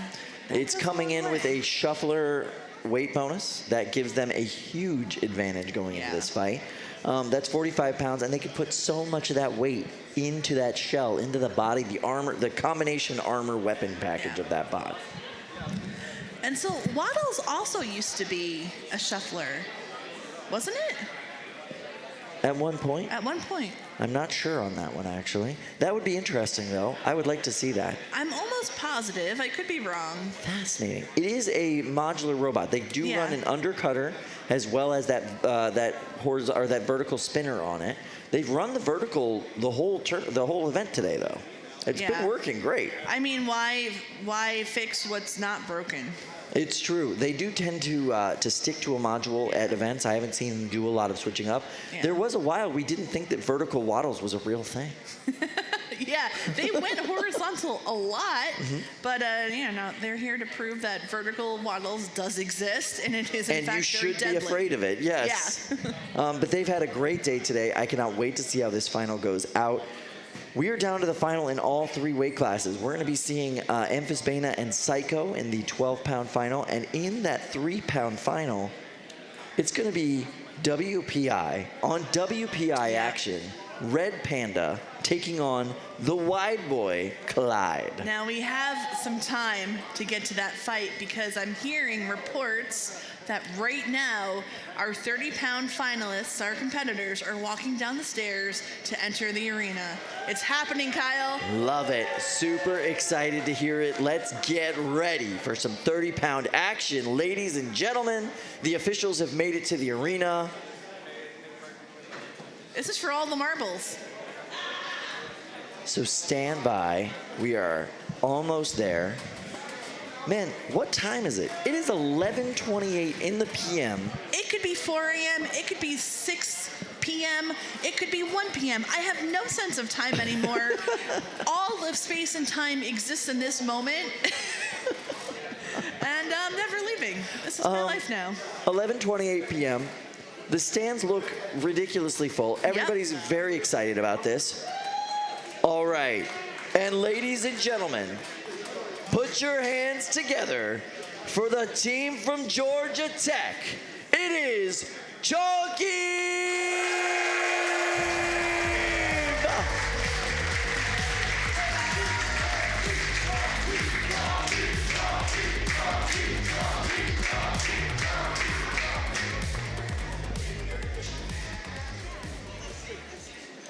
All right, ladies and gentlemen, let's make some noise for the menace from Massachusetts, the boys from WPI, Waddles!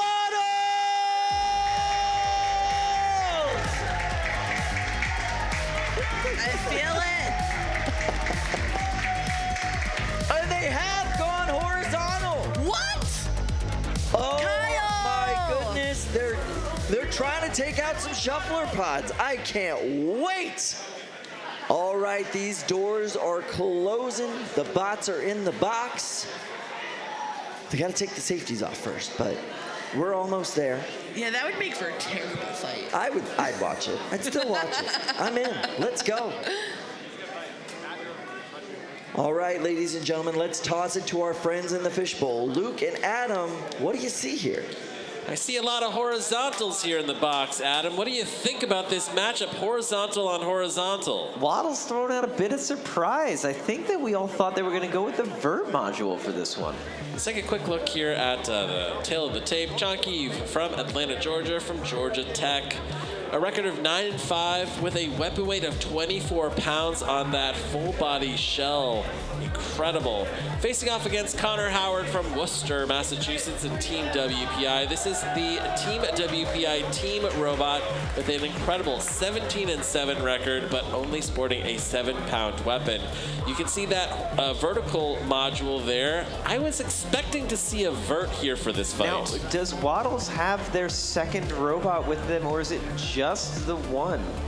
It looks like the exact same robot. They're just tacking on that modular horizontal, weapon. I thought they were running a multi-bot config earlier tonight. Were they not? I wonder if maybe it got wrecked and then they didn't have the weight to run the vert module. It's very, very possible. Now you can see Team WPI there in the stands. They're going to be cheering on their teammates here. Connor Howard, the main driver here of Waddles, a former housebot driver. And it's also the same story there with Jaren, who typically runs their mini-bot. Now Waddles coming in here as a single robot is going to weigh under 30 pounds or under. Chonky's whole shell weighs 24 pounds. The shell on Chonky alone almost as heavy as the entire Waddles robot. This is going to be an uphill battle for Waddles. I wonder which way they're going to spin the weapon if they have, bidirectional control there. Did they try and go against the grain on Chonky and slice into that billet shell? To me, it seems like this could be a desperation play for Team WPI and Waddles. You know, like if they run that weapon counterclockwise and just try and make a really big hit, they could see their robot explode here. Chonky's shell has been absolutely bulletproof for most of today. We saw a great performance from it in these in the bracket here at Prime Time. Chonky's shell will very likely not go down, and it is a gamble running a horizontal versus a horizontal. Chonky looked 110% in its last fight, faster than any other fights we've seen it. It was unstoppable against MegatRON. Waddles was looking pretty good, but it seems like maybe it's not working right now. Are they switching sides? Yeah. Okay. So they've gone to the wrong corners and now in the correct corners. And Waddles does appear fully operational, so we're going to get this fight going soon. Yeah. Now Waddles took a lot of damage in its last fight. I'm wondering if perhaps that vertical module was damaged and they were forced to run their horizontal. This is going to be a really destructive fight, I think. Was it a weight play? Was it a damage play? Is this the strategy they wanted? I don't know, but just looking at the size of these two weapons, you have to think Chonky is the favorite coming in here. 5, 4, 3, 2, 1. Fight, robot. Chonky spinning up really fast out of the gate. It's a blur. Waddles tearing the floor apart. You saw that big half moon there, and that was from Waddles. Wow. Huge hit there. Chonky almost upside down, but able to stay on its feet. That was an opportunity for for Waddles to get under Chonky, but it wasn't to be. The weapon on Waddles looks like it could be down. Is Chonky just spinning Waddles' weapon at this point? It looks like it. Chonky has just been an absolute terror here today, taking out some of our best robots in the competition with a new and improved 4th iteration of this shell spinner. The students from Georgia Tech are here to play. Chonky earlier today went out of the gate and immediately lit on fire and forfeit or tapped out in a fight. It has come back with a vengeance and torn through every robot. Waddles now no weapon, and it's just getting tossed. Now I saw a belt on the floor earlier, maybe a belt from Waddles. It could be. Waddles now is just trying to break Chonky's fist with its face. Now we've seen that strategy work in other fights today. Will it work for Waddles? It's desperation at this point. Don't forget, the house robot right now is broken.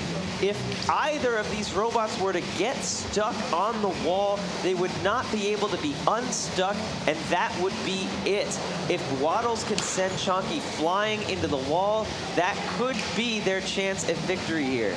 With 70 seconds left here in this fight, Chonky really needs to stop getting close to these big divots in the floor. There is a risk that it can get stuck in one of these divots and, you know, have victory snatched from their jaws here. 55 Chonky seconds just left. needs to play it safe, be aggressive, be controlling. Don't get too close to the walls. Don't get too close to those divots like you're saying. And it's all theirs. Just tearing pieces off of Waddles. Waddles trying to bait them near the wall, it seems. 35 seconds left here in this fight. It looks like the kids from Georgia Tech could be bringing home a golden dumpster here tonight. You can hear that rumbling sound. Those are the feet of Chonky. Chonky, of course, is a shuffling robot. That means it walks. It doesn't have wheels, and that's why it weighs so much. Wow, a fantastic showing here today from Georgia Tech. With 10 seconds left, we're going to go to the bell. And I think that this is absolutely a convincing win for Chonky. Wow. What a way to come through after a poor start.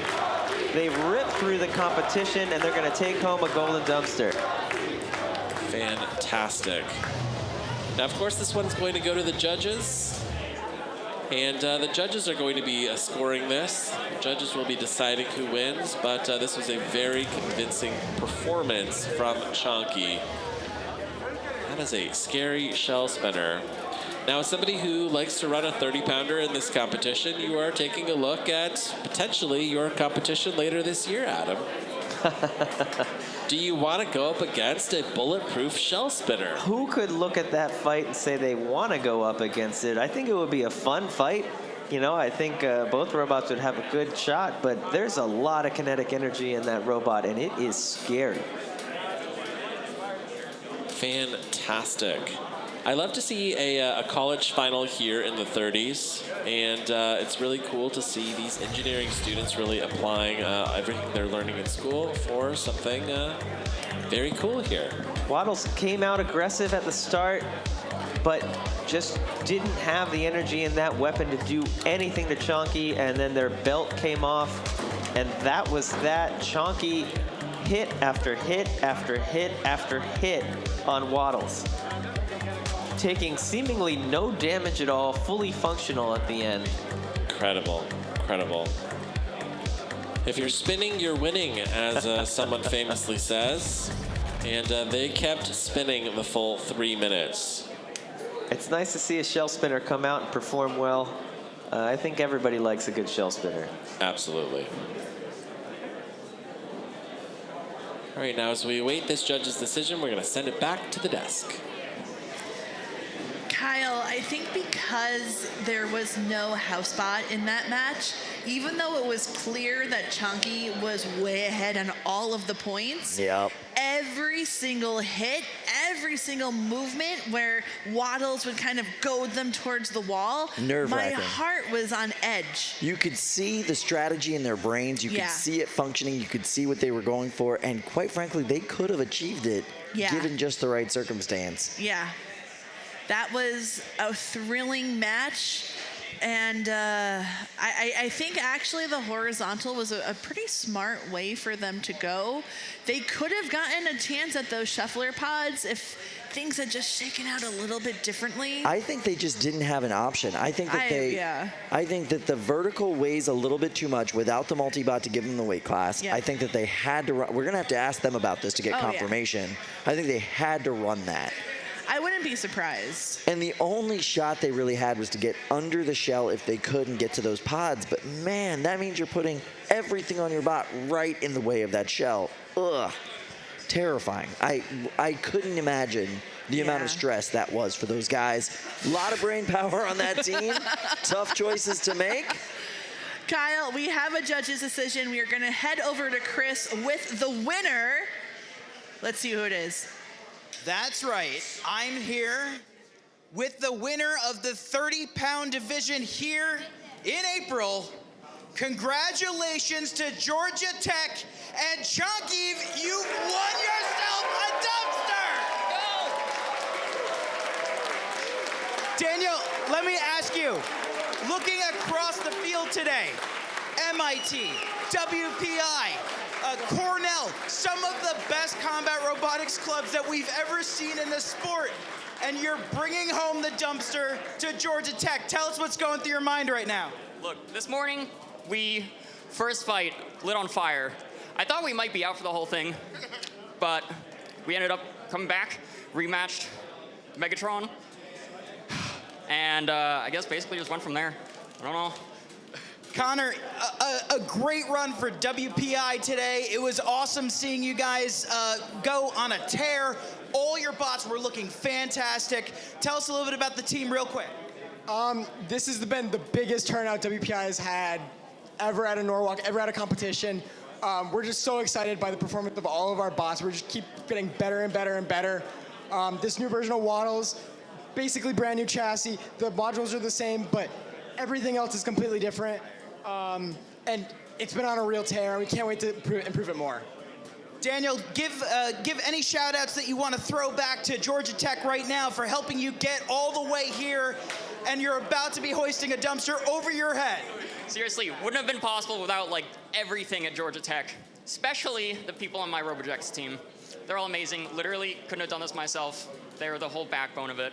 And yeah, glad to be here. Congratulations. Back to you guys at the desk. It is so cool to see just that emotion coming out of him. I mean, what a great win for the Robo Jackets. Yeah. Georgia Tech showing up in full force today. 2 bots going deep into the bracket. 1 bot going home with the dumpster. The dumpster. I mean, come on. That is amazing. And a true underdog day for them. Like Daniel said, they thought that maybe they were done after the first match. And then he was like, yeah, then we fought Megatron. We took it from there. You didn't fight Megatron. You disassembled it in every way, shape, and form. And by the way, 2024 so far, still the year of the horizontal. Back to you, Chris. There's only one thing left for me to do here for the 30s. Daniel Vale, Georgia Tech, here is your dumpster. Congratulations!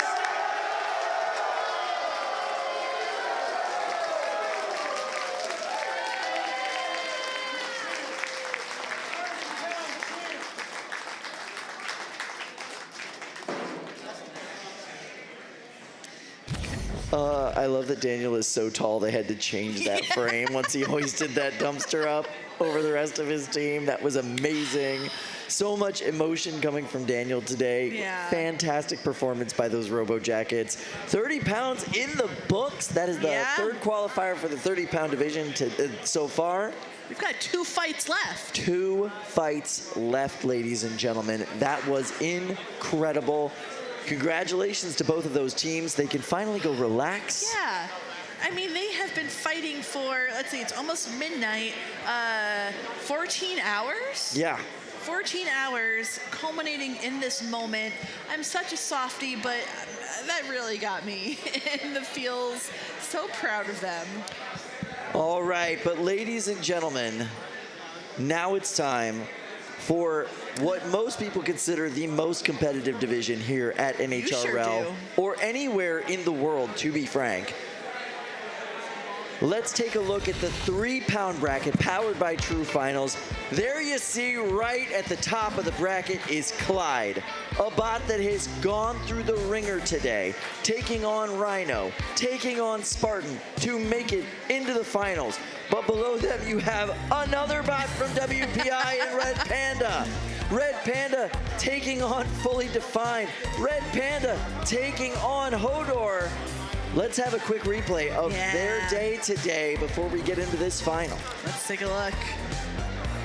Oh, this was an epic fight, one that will stand the test of time. Clyde versus Spartan could not be closer in the judges' decision. I don't know how Clyde rebuilds from this. Does he have enough plastic spares to make up for the parts he melted on his own body? We're gonna see in just a second here. Wow. Yeah, doing so much damage to himself today. Gabe Brown and Clyde, phenomenal machine. But look at Red Panda going toe-to-toe with Fully Defined. In many ways, their older brother from Team WPI. Yeah, it's so interesting. Clyde was the #1 ranked robot in this particular competition, but Red Panda is coming off a really banner year so far, finishing 2nd at the March event. It is anyone's game here, and we are about to see what's going to go down. And we're going to see how Red Panda can deal with the original wide boy themselves. The original wide boy. In Clyde. Ladies and gentlemen, the hottest flamethrower in the competition today. That's right, Gabe Brown and Austin, Texas, but Team WPI. Put your hands together for Clyde! Bring in the heat! I love it! Clyde wrapped in tape to protect him from his own self. So hot, he's got to protect himself from himself. I am amazed that this bot is in a piece. I mean, one piece. Looks pretty solid to me. Relatively solid, yeah. Enough spares, I guess. Wow, okay. Tough test for them. A bot that has already proven itself against wide boys, literally in the last round. Yep. Jaron Liebson, he's from Worcester, Massachusetts. He sure is. Ladies and gentlemen, put your hands together and make some noise for Red Panda!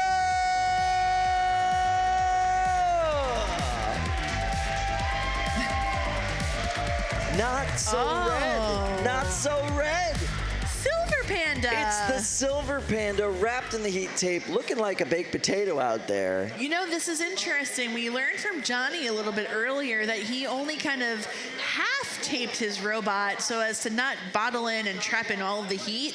However, Red Panda here looks like it is fully wrapped up. Well, Red Panda is a significantly different design than Spartan. Spartan has built-in venting, essentially, for all the heat. This bot is always fully encased in its shell, so I guess, in a way, he's covering the same thing. Clyde does look a little worse for the wear. Yeah, he's covering it well with that tape, but underneath, yeah, that closer-up shot, it looks pretty rough. Yeah. All right, these bots are getting loaded into the box. That means we are going to go to the fishbowl with Luke and Adam. Fellas, how you doing? We're going to be seeing a fight that is going to be hot, hot, hot, Adam.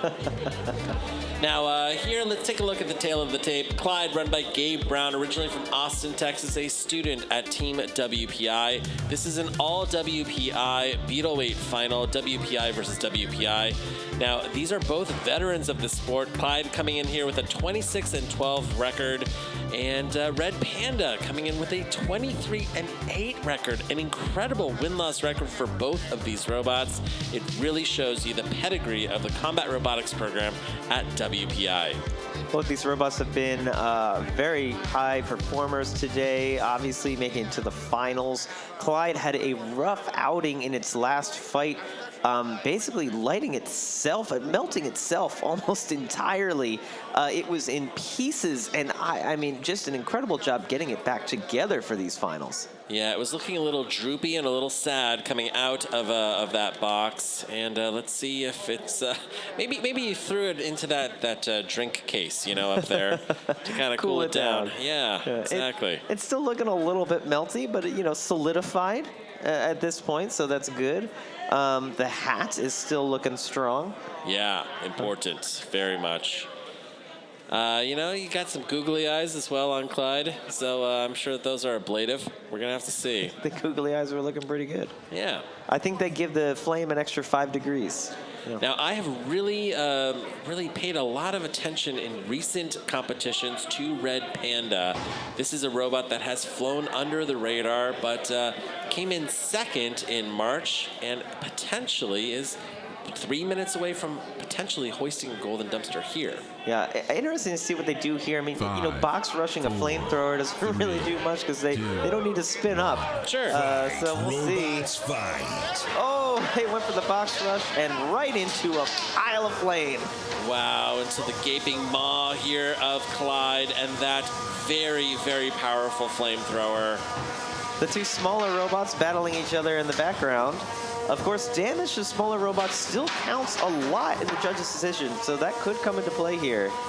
Now, Clyde is a destructive control bot here. He really wants to capture his opponent with these very long forks here and the wide body and just blast Red Panda with flames. Doing so here in Red Panda's original corner. That is Clyde's game, going for the pin and then letting the flames sit there for the full 10 seconds. Wow, capturing both the mini bots and the main bots. Fantastic. And tipping Red Panda up against the rail, blasting it with fire. A good, clean 10-second pin. Now, the house robot does work in this arena. We're in the 3-pound smaller arena, so we will see an unstick attempted here. Clyde now melting the smaller half of Red Panda and the cameras. Yeah, these iPhone cameras here that are in the corner. It looks like it overheated. Wow, fantastic. Now, it sounds very quiet in the box. I don't think that Red Panda's weapon is running. Yes, I'm not hearing that hum of the spinner. Now, that heat can do a lot of things to a robot. It can melt a belt. It can overheat a controller or a motor and initiate a thermal shutdown. Or it can just seize all of your rotational components by heating them up so much that they stop spinning. And I'm getting confirmation that it can also kill an iPhone. Yeah, exactly. You know, kids, don't throw iPhones into fires, okay? Yeah. That's, wow, capturing all of the robots. all of them. Even its own. Incredible, 60 seconds left here. I think the heat tape is on fire on the floor there. Wow, that is a real testament to how powerful this flamethrower is. Another pin, another flame. This is Clyde's fight. Wow, and that robot is fully engaged. And a tap out is going to decide the fight. Wow, look at this. Gabe Brown celebrating here cage side. So happy, taking home his very first golden dumpster. He is stunned. The crowd is going wild. He earned it today. What a performance through these fights. Wow. A very close semifinal, a fight that was decided by 1 point in a split judges decision to bring him here to the final, and then a dominant performance here in the final. This is a multi-year journey here for Clyde and Gabe Brown. Really just continuing to improve this flamethrower. This is a robot that is sitting at the top of the rankings for a reason. You do not want to face Clyde if you are a Beetleweight in 2024. And certainly not when he's wearing that hat. Undefeated in the hat. That's the best hat of the night. I want that hat. It's incredible. Yeah. I think that's a homegrown hat. I don't think that's commercially available. It looks complex. Yeah. Yeah, fantastic. Wow, what a destructive final here in the Beatles. Both robots here coming out worse for wear. Clyde has melted itself again. Look at the scorch marks around the flamethrower. Now these are back-to-back second place finishes for competitions here in Norwalk for Red Panda. Second place in March, second place here in April. Panda with the box rush off the start. Couldn't really make anything of it. Couldn't really make anything of anything the entire fight. It was all Clyde all the time. Pin after pin. This is what it's built to do. Control the fight, win the ground game, use its size against you, and just hold that flame in place. Really showing the power of flamethrowers and that they are an active weapon. Fantastic fight here. Clyde really showing its strength here in this fight. Now, very exciting, we're going to be going over to cage side here with Chris, and he is standing cage side with Gabe Brown. Gabe Brown, WPI, Clyde. I have one thing to say. Fire can win. We are just blown away. This is incredible. Alex and I have worked so hard for this. We have put so much time and effort into this, and it's just incredible to see it all come together. All our design and testing and machining and everything. It's incredible. And Jaren did fantastic. It's really only possible for us to be here with the help of all of Team WPI. It's a phenomenal team, and I'm so grateful to everyone on the team. Looking, across the weight classes here tonight, WPI doesn't have to travel very far. Most of you are here because you are in the competition fighting each other. What does that mean for like a college robotics team that has so many different bots that can go this far? Well, everyone can tell you a little bit about the strategy to fight different robots. If we're going against, Blindside, we can have Brian telling us the strategies to help fight a robot like that. James giving us that advice, box side. And that's, as a team, that's what really makes our success possible. None of us individually could do it ourselves. My last question here before we eventually give you this dumpster here. Let me ask you, World Championships later this year, what is it going to take to get a Firebot ready for that level of competition? We've got a lot we're going to do. There's a lot of improvements to do to Clyde. Clyde has reached a certain level of engineering, but there's a lot further that we can reach. We have not hit the ceiling for Clyde yet. You haven't seen anything yet. Back to you guys at the desk. I love his enthusiasm.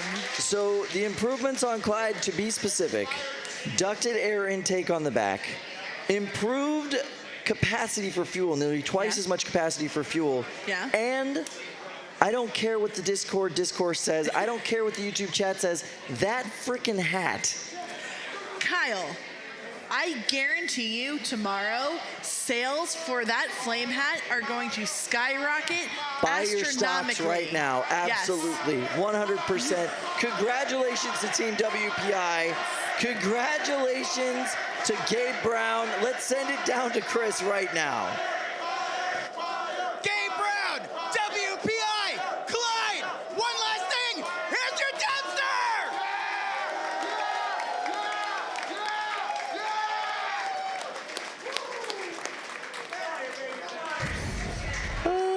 I love everything about that. My favorite part of all of that was Red headbanging in the back. Yeah. What I love is that Gabe is normally kind of the understated driver of Clyde, right? Like Clyde is a very noticeable, flamboyant, amazing bot in the box, and Gabe has always been kind of disproportionately understated. Yeah. That is all changed now, and I love it. It's so good. That is amazing. I cannot wait to see such an amazing flamethrower bot winning a golden dumpster, going to the World Championships, taking out WPI bots for the finals. Yeah. I mean, come on. So convincingly.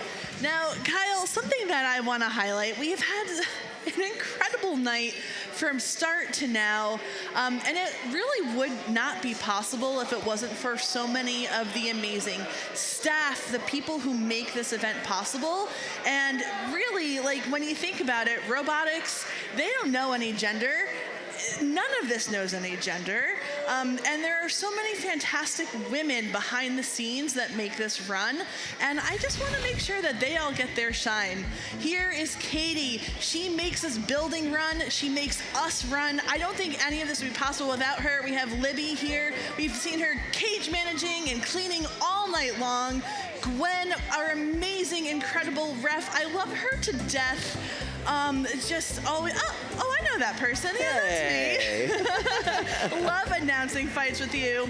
This is Ashley, our floor producer, making sure people are where they're supposed to be on time. This is Danielle, who has years of experience behind the camera, bringing the carnage to you, and also Liana. These are just a tag team here who make sure everything comes to you. Hey, this is Kimberly, our incredible director, bringing you the shots when they should happen, where they should happen. Does a fantastic job. We love Kimberly. And of course, none of this would be possible without our fearless CEO, the head in charge, Kelly Biederman. Let us hear it for Kelly and the entire staff who makes this happen.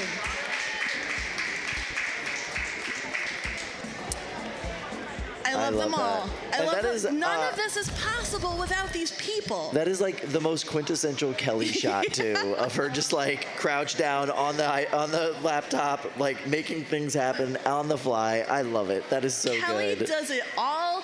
At any given point in the night, she's handling 45, and that might be a conservative number, 45 different things. Also, the most adorable 3-year-old in the world running around by her side during it. Like, she's amazing. How do you do it all? I don't know, but I love this staff. I love the people here. And really, you know, when you're watching this at home, you see a couple of faces, but there are so many people, so many women, so many people, men behind the scenes making this happen. We love them all. And thank you just for sticking around and watching us tonight. All right. And with that, ladies and gentlemen, Kyle? we are down to the hardest hitting bracket of the day. Oh, God. This is the 12-pound bracket powered by True Finals. Amphisbaena has gone through Arsenal. They have gone through Maximizer. They have gone through Junkernaut. And now they have to take on their biggest challenge of the day. That is right. Jameson Go, the GOAT himself, with Saiko. Saiko has taken apart Blue Cheese. It has faced the void. It has destroyed the BattleTots. And now it is going to be taking on Amphisbaena. What an amazing machine. Dual egg beater weapons. So many configurations of forks and wedges. So many options. And they're gonna need every single one of them to try to take on Saiko and Jameson Go. Look at this bot. That weapon is wide, it hits hard. Wow. And Jameson Go, I mean, look at these shots. We have Jameson Go, a true veteran, the GOAT of the sport. And we just have a ragtag team of teenagers who have proven their worth time and time again. All day long. This is anybody's game. Yeah, absolutely. I mean, two bots really at the peak of their powers today. We have seen them just be flawless throughout the day. So right now, without further ado, ladies and gentlemen, put your hands together for the, should we say it, qualified for the World Championships, Amphisbaena!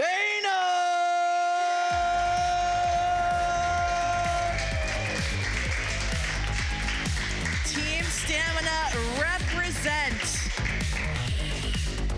That's right, Alexander Richmond and his team of teenage misfits. Look at these guys. Because they fit in here. Oh, they fit in perfectly here. Absolutely. But they are an absolute powerhouse of a team out there supporting each other. And by the way, looking great while they're doing it. Oh, styling. They are confident. They're having fun. We love to see it. But absolutely. Someone's lurking around the corner, Kyle. But ladies and gentlemen, their toughest challenge of the day, perhaps of their young lives. Yes. It is the GOAT. It is the pinnacle of the 12-pound division. It is the apex predator. It is Jameson Go. It is Saiko! Yeah!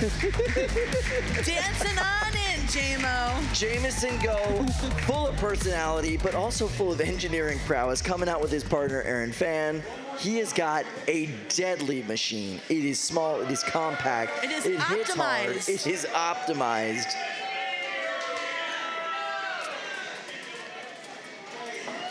I cannot believe we have come to the last match of this entire night. Absolutely. So glad it is ending with the 12-pound division. I have loved this tournament throughout the day. So ladies and gentlemen, for the final time tonight, let's send it to our friends in the fishbowl. Luke and Adam, let's go. Let's go! Now, in many ways, this match is a match against the old guard here with Jameson Go and Saiko facing off against young upstarts here with Amphisbaena. Amphisbaena, run by Alexander Richmond, a teenager from Clifton, Virginia, has been in this sport now for multiple years competing here at NHRL, has never gotten this close to a golden dumpster.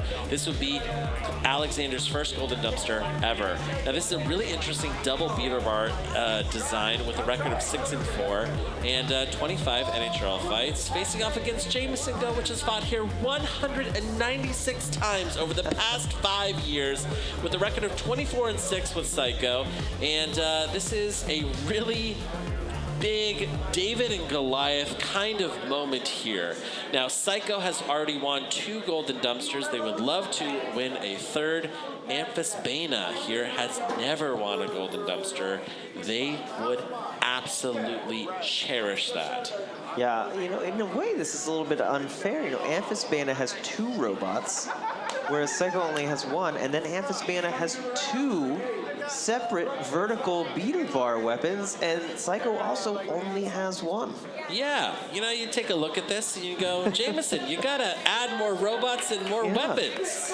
Will 1 beat 2? Will 2 beat 1? We'll see. Will experience beat youth? Who knows? And the simplicity of Saiko, you know, it's just this kind of simple drafted shape, 2 prongs coming out the front.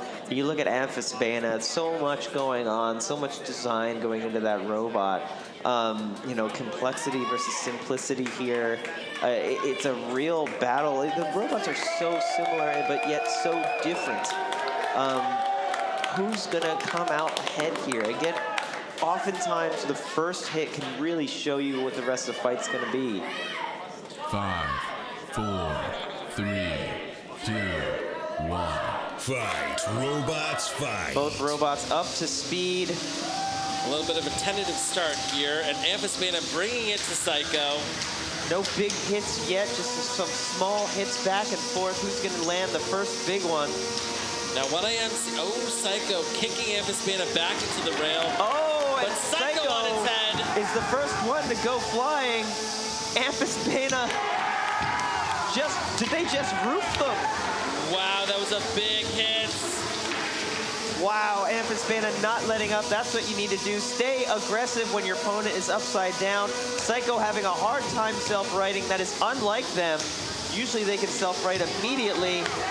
Now Saiko's back onto its feet, but Jameson Go has been losing the first 60 seconds here. And now JMO's got Amphisbaena upside down.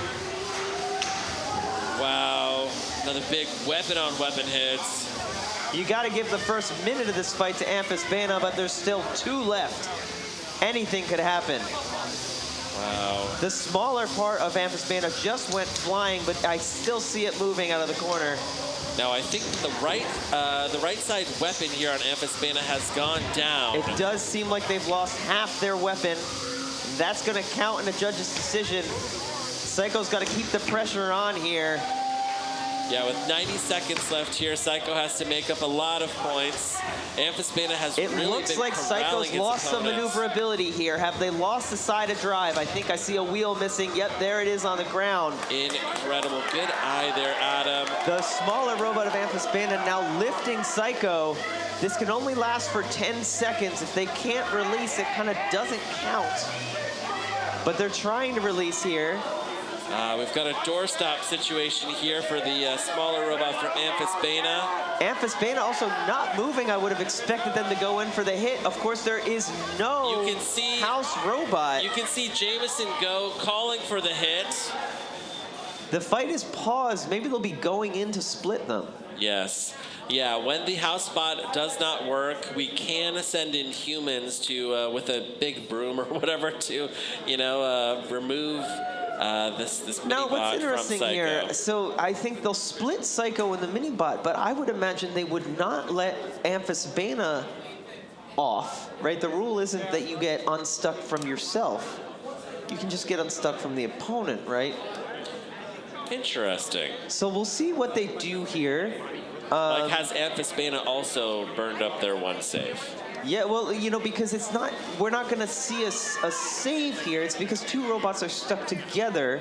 They're going to get the manual unstick. But Amphisbaena's not stuck together. They're just coincidentally also high-centered. So we're going to get a manual disentangle of Saiko and Amphisbaena's mini-bot. But I believe the larger robot of Amphisbaena's multi-bot combo is probably just going to be left there. So were they, feigning being stuck, or are they actually stuck there? Yeah. But this could be a little tricky situation here. Okay. Wow. We're giving Libby these big barbecue tongs here. I think that she's going to go in here. Oh, no, they're not tongs. They're just huge tools here. There, and you can see they've split the two robots that were entangled, but they have not touched the larger Amphisbaena. So I think what you're going to see here is if Amphisbaena really is stuck, their smaller robot's going to come and try and help free them. Will Saiko try and help free them as well? You can see the wheel spinning there. Yeah, absolutely. You can see Team Stamina here, cage side, trying to strategize. They're asking JMO to hit them, I believe. It looked like he was saying, "Can you hit me?" I do wonder if this means that Amphisbaena has burned up their save as well. Saiko could just allow Amphisbaena to die. And we can see Rob here coming over, our head referee, to explain the situation to them. Yeah, with the house robot dead, there are no individual unsticks. The only reason we had that manual unstick was because it was two robots that were entangled. And so that's why we saw the manual disentanglement. But nobody gets any unsticks from the arena itself. You can see Saiko can barely move. He's got to watch out. Oh, and the mini-bot frees Amphisbaena. Wow. And immediately gets Saiko high-centered again. Amphisbaena's got to watch out because, Wow, right on top of that doorstop. 30 seconds left here in this fight. Saiko is having a hard time here. Wow. This is Amphisbaena's fight to lose at this point. Oh, we almost had another hat. Incredible. They're trying to kick Saiko is and not Saiko moving. could be dead. The lights are out on Saiko. Incredible. That looks to be it. Sitting on the floor. It and might make it to the Jameson bell. Giving a good round of applause to these teenagers from Team Stamina. There's the KO official. Wow. Slaying a massive opponent here in Jameson Go and Saiko.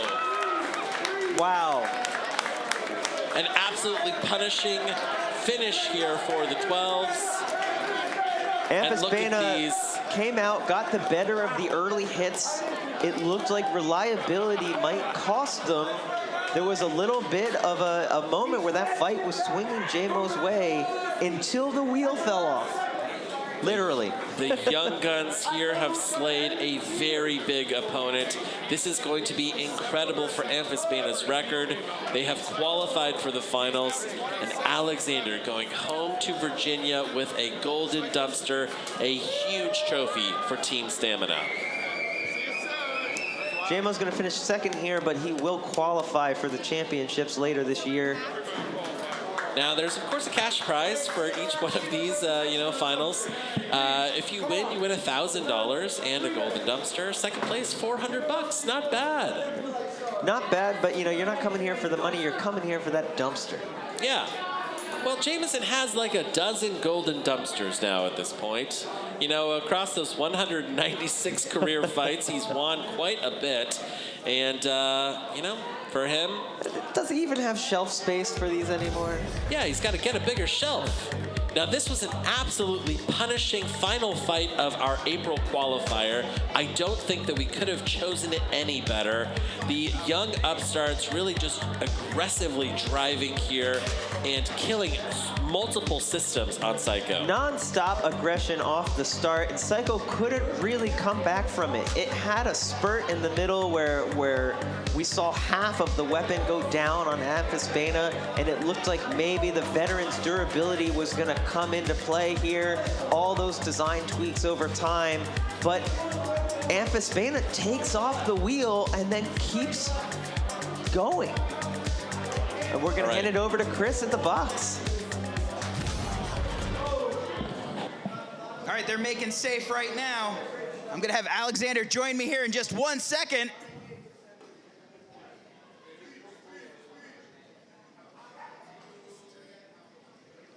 Yeah, that would do it. All right, hold on. We got him. Alexander Richmond, Amphisbaena, you just took down literally the greatest of all time, Jameson and Saiko. You are a junior in high school.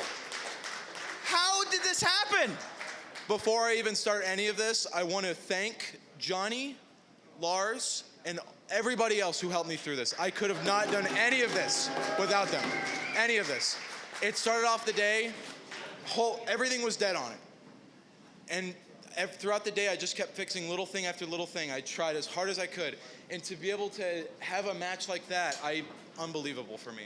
It was a drama that we just watched unfold. For those out there, to get the context, there was like an entanglement rule with the multi-bot. They freed JMO, who was high-centered on that. You were stuck, but you managed to get the multi-bot over to free you. So he came by, and I was stuck with these wheels in the air. He came underneath, and I was able to skip off of him and get off. So. I greatly look forward to your career here in combat robotics. Again, defeating Jameson Go, the best builder of all time, and that is a pretty big feather in your hat to be a junior in high school. Congratulations. Thank you very much. All right, back to you guys at the desk. Amazing performance by Alexander Richmond. Joining me up here, by the way, we have the Fishbowl Boys themselves, Luke Stengel, Adam Wrigley. We also have two of the best in the Hitchman world. We've got Sam. All right. Bot grinder, Kyle. Bot grinder. He's not a Hitchman, he's a bot grinder. Still, thank you guys so much for joining us tonight. Now, back to you, Chris. Thing to do. We got one more thing to do. That's right. I got one more thing to do. Amphisbaena Alexander, congratulations, your 3-pound dumpster.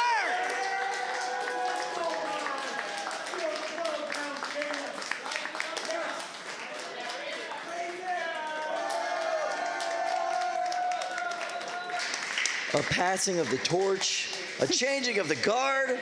An emotional night for so many people here. Absolutely incredible. From us to you, thank you so much for joining us for the 4th qualifying round this year, 420 edition. Thank you very much. Good night.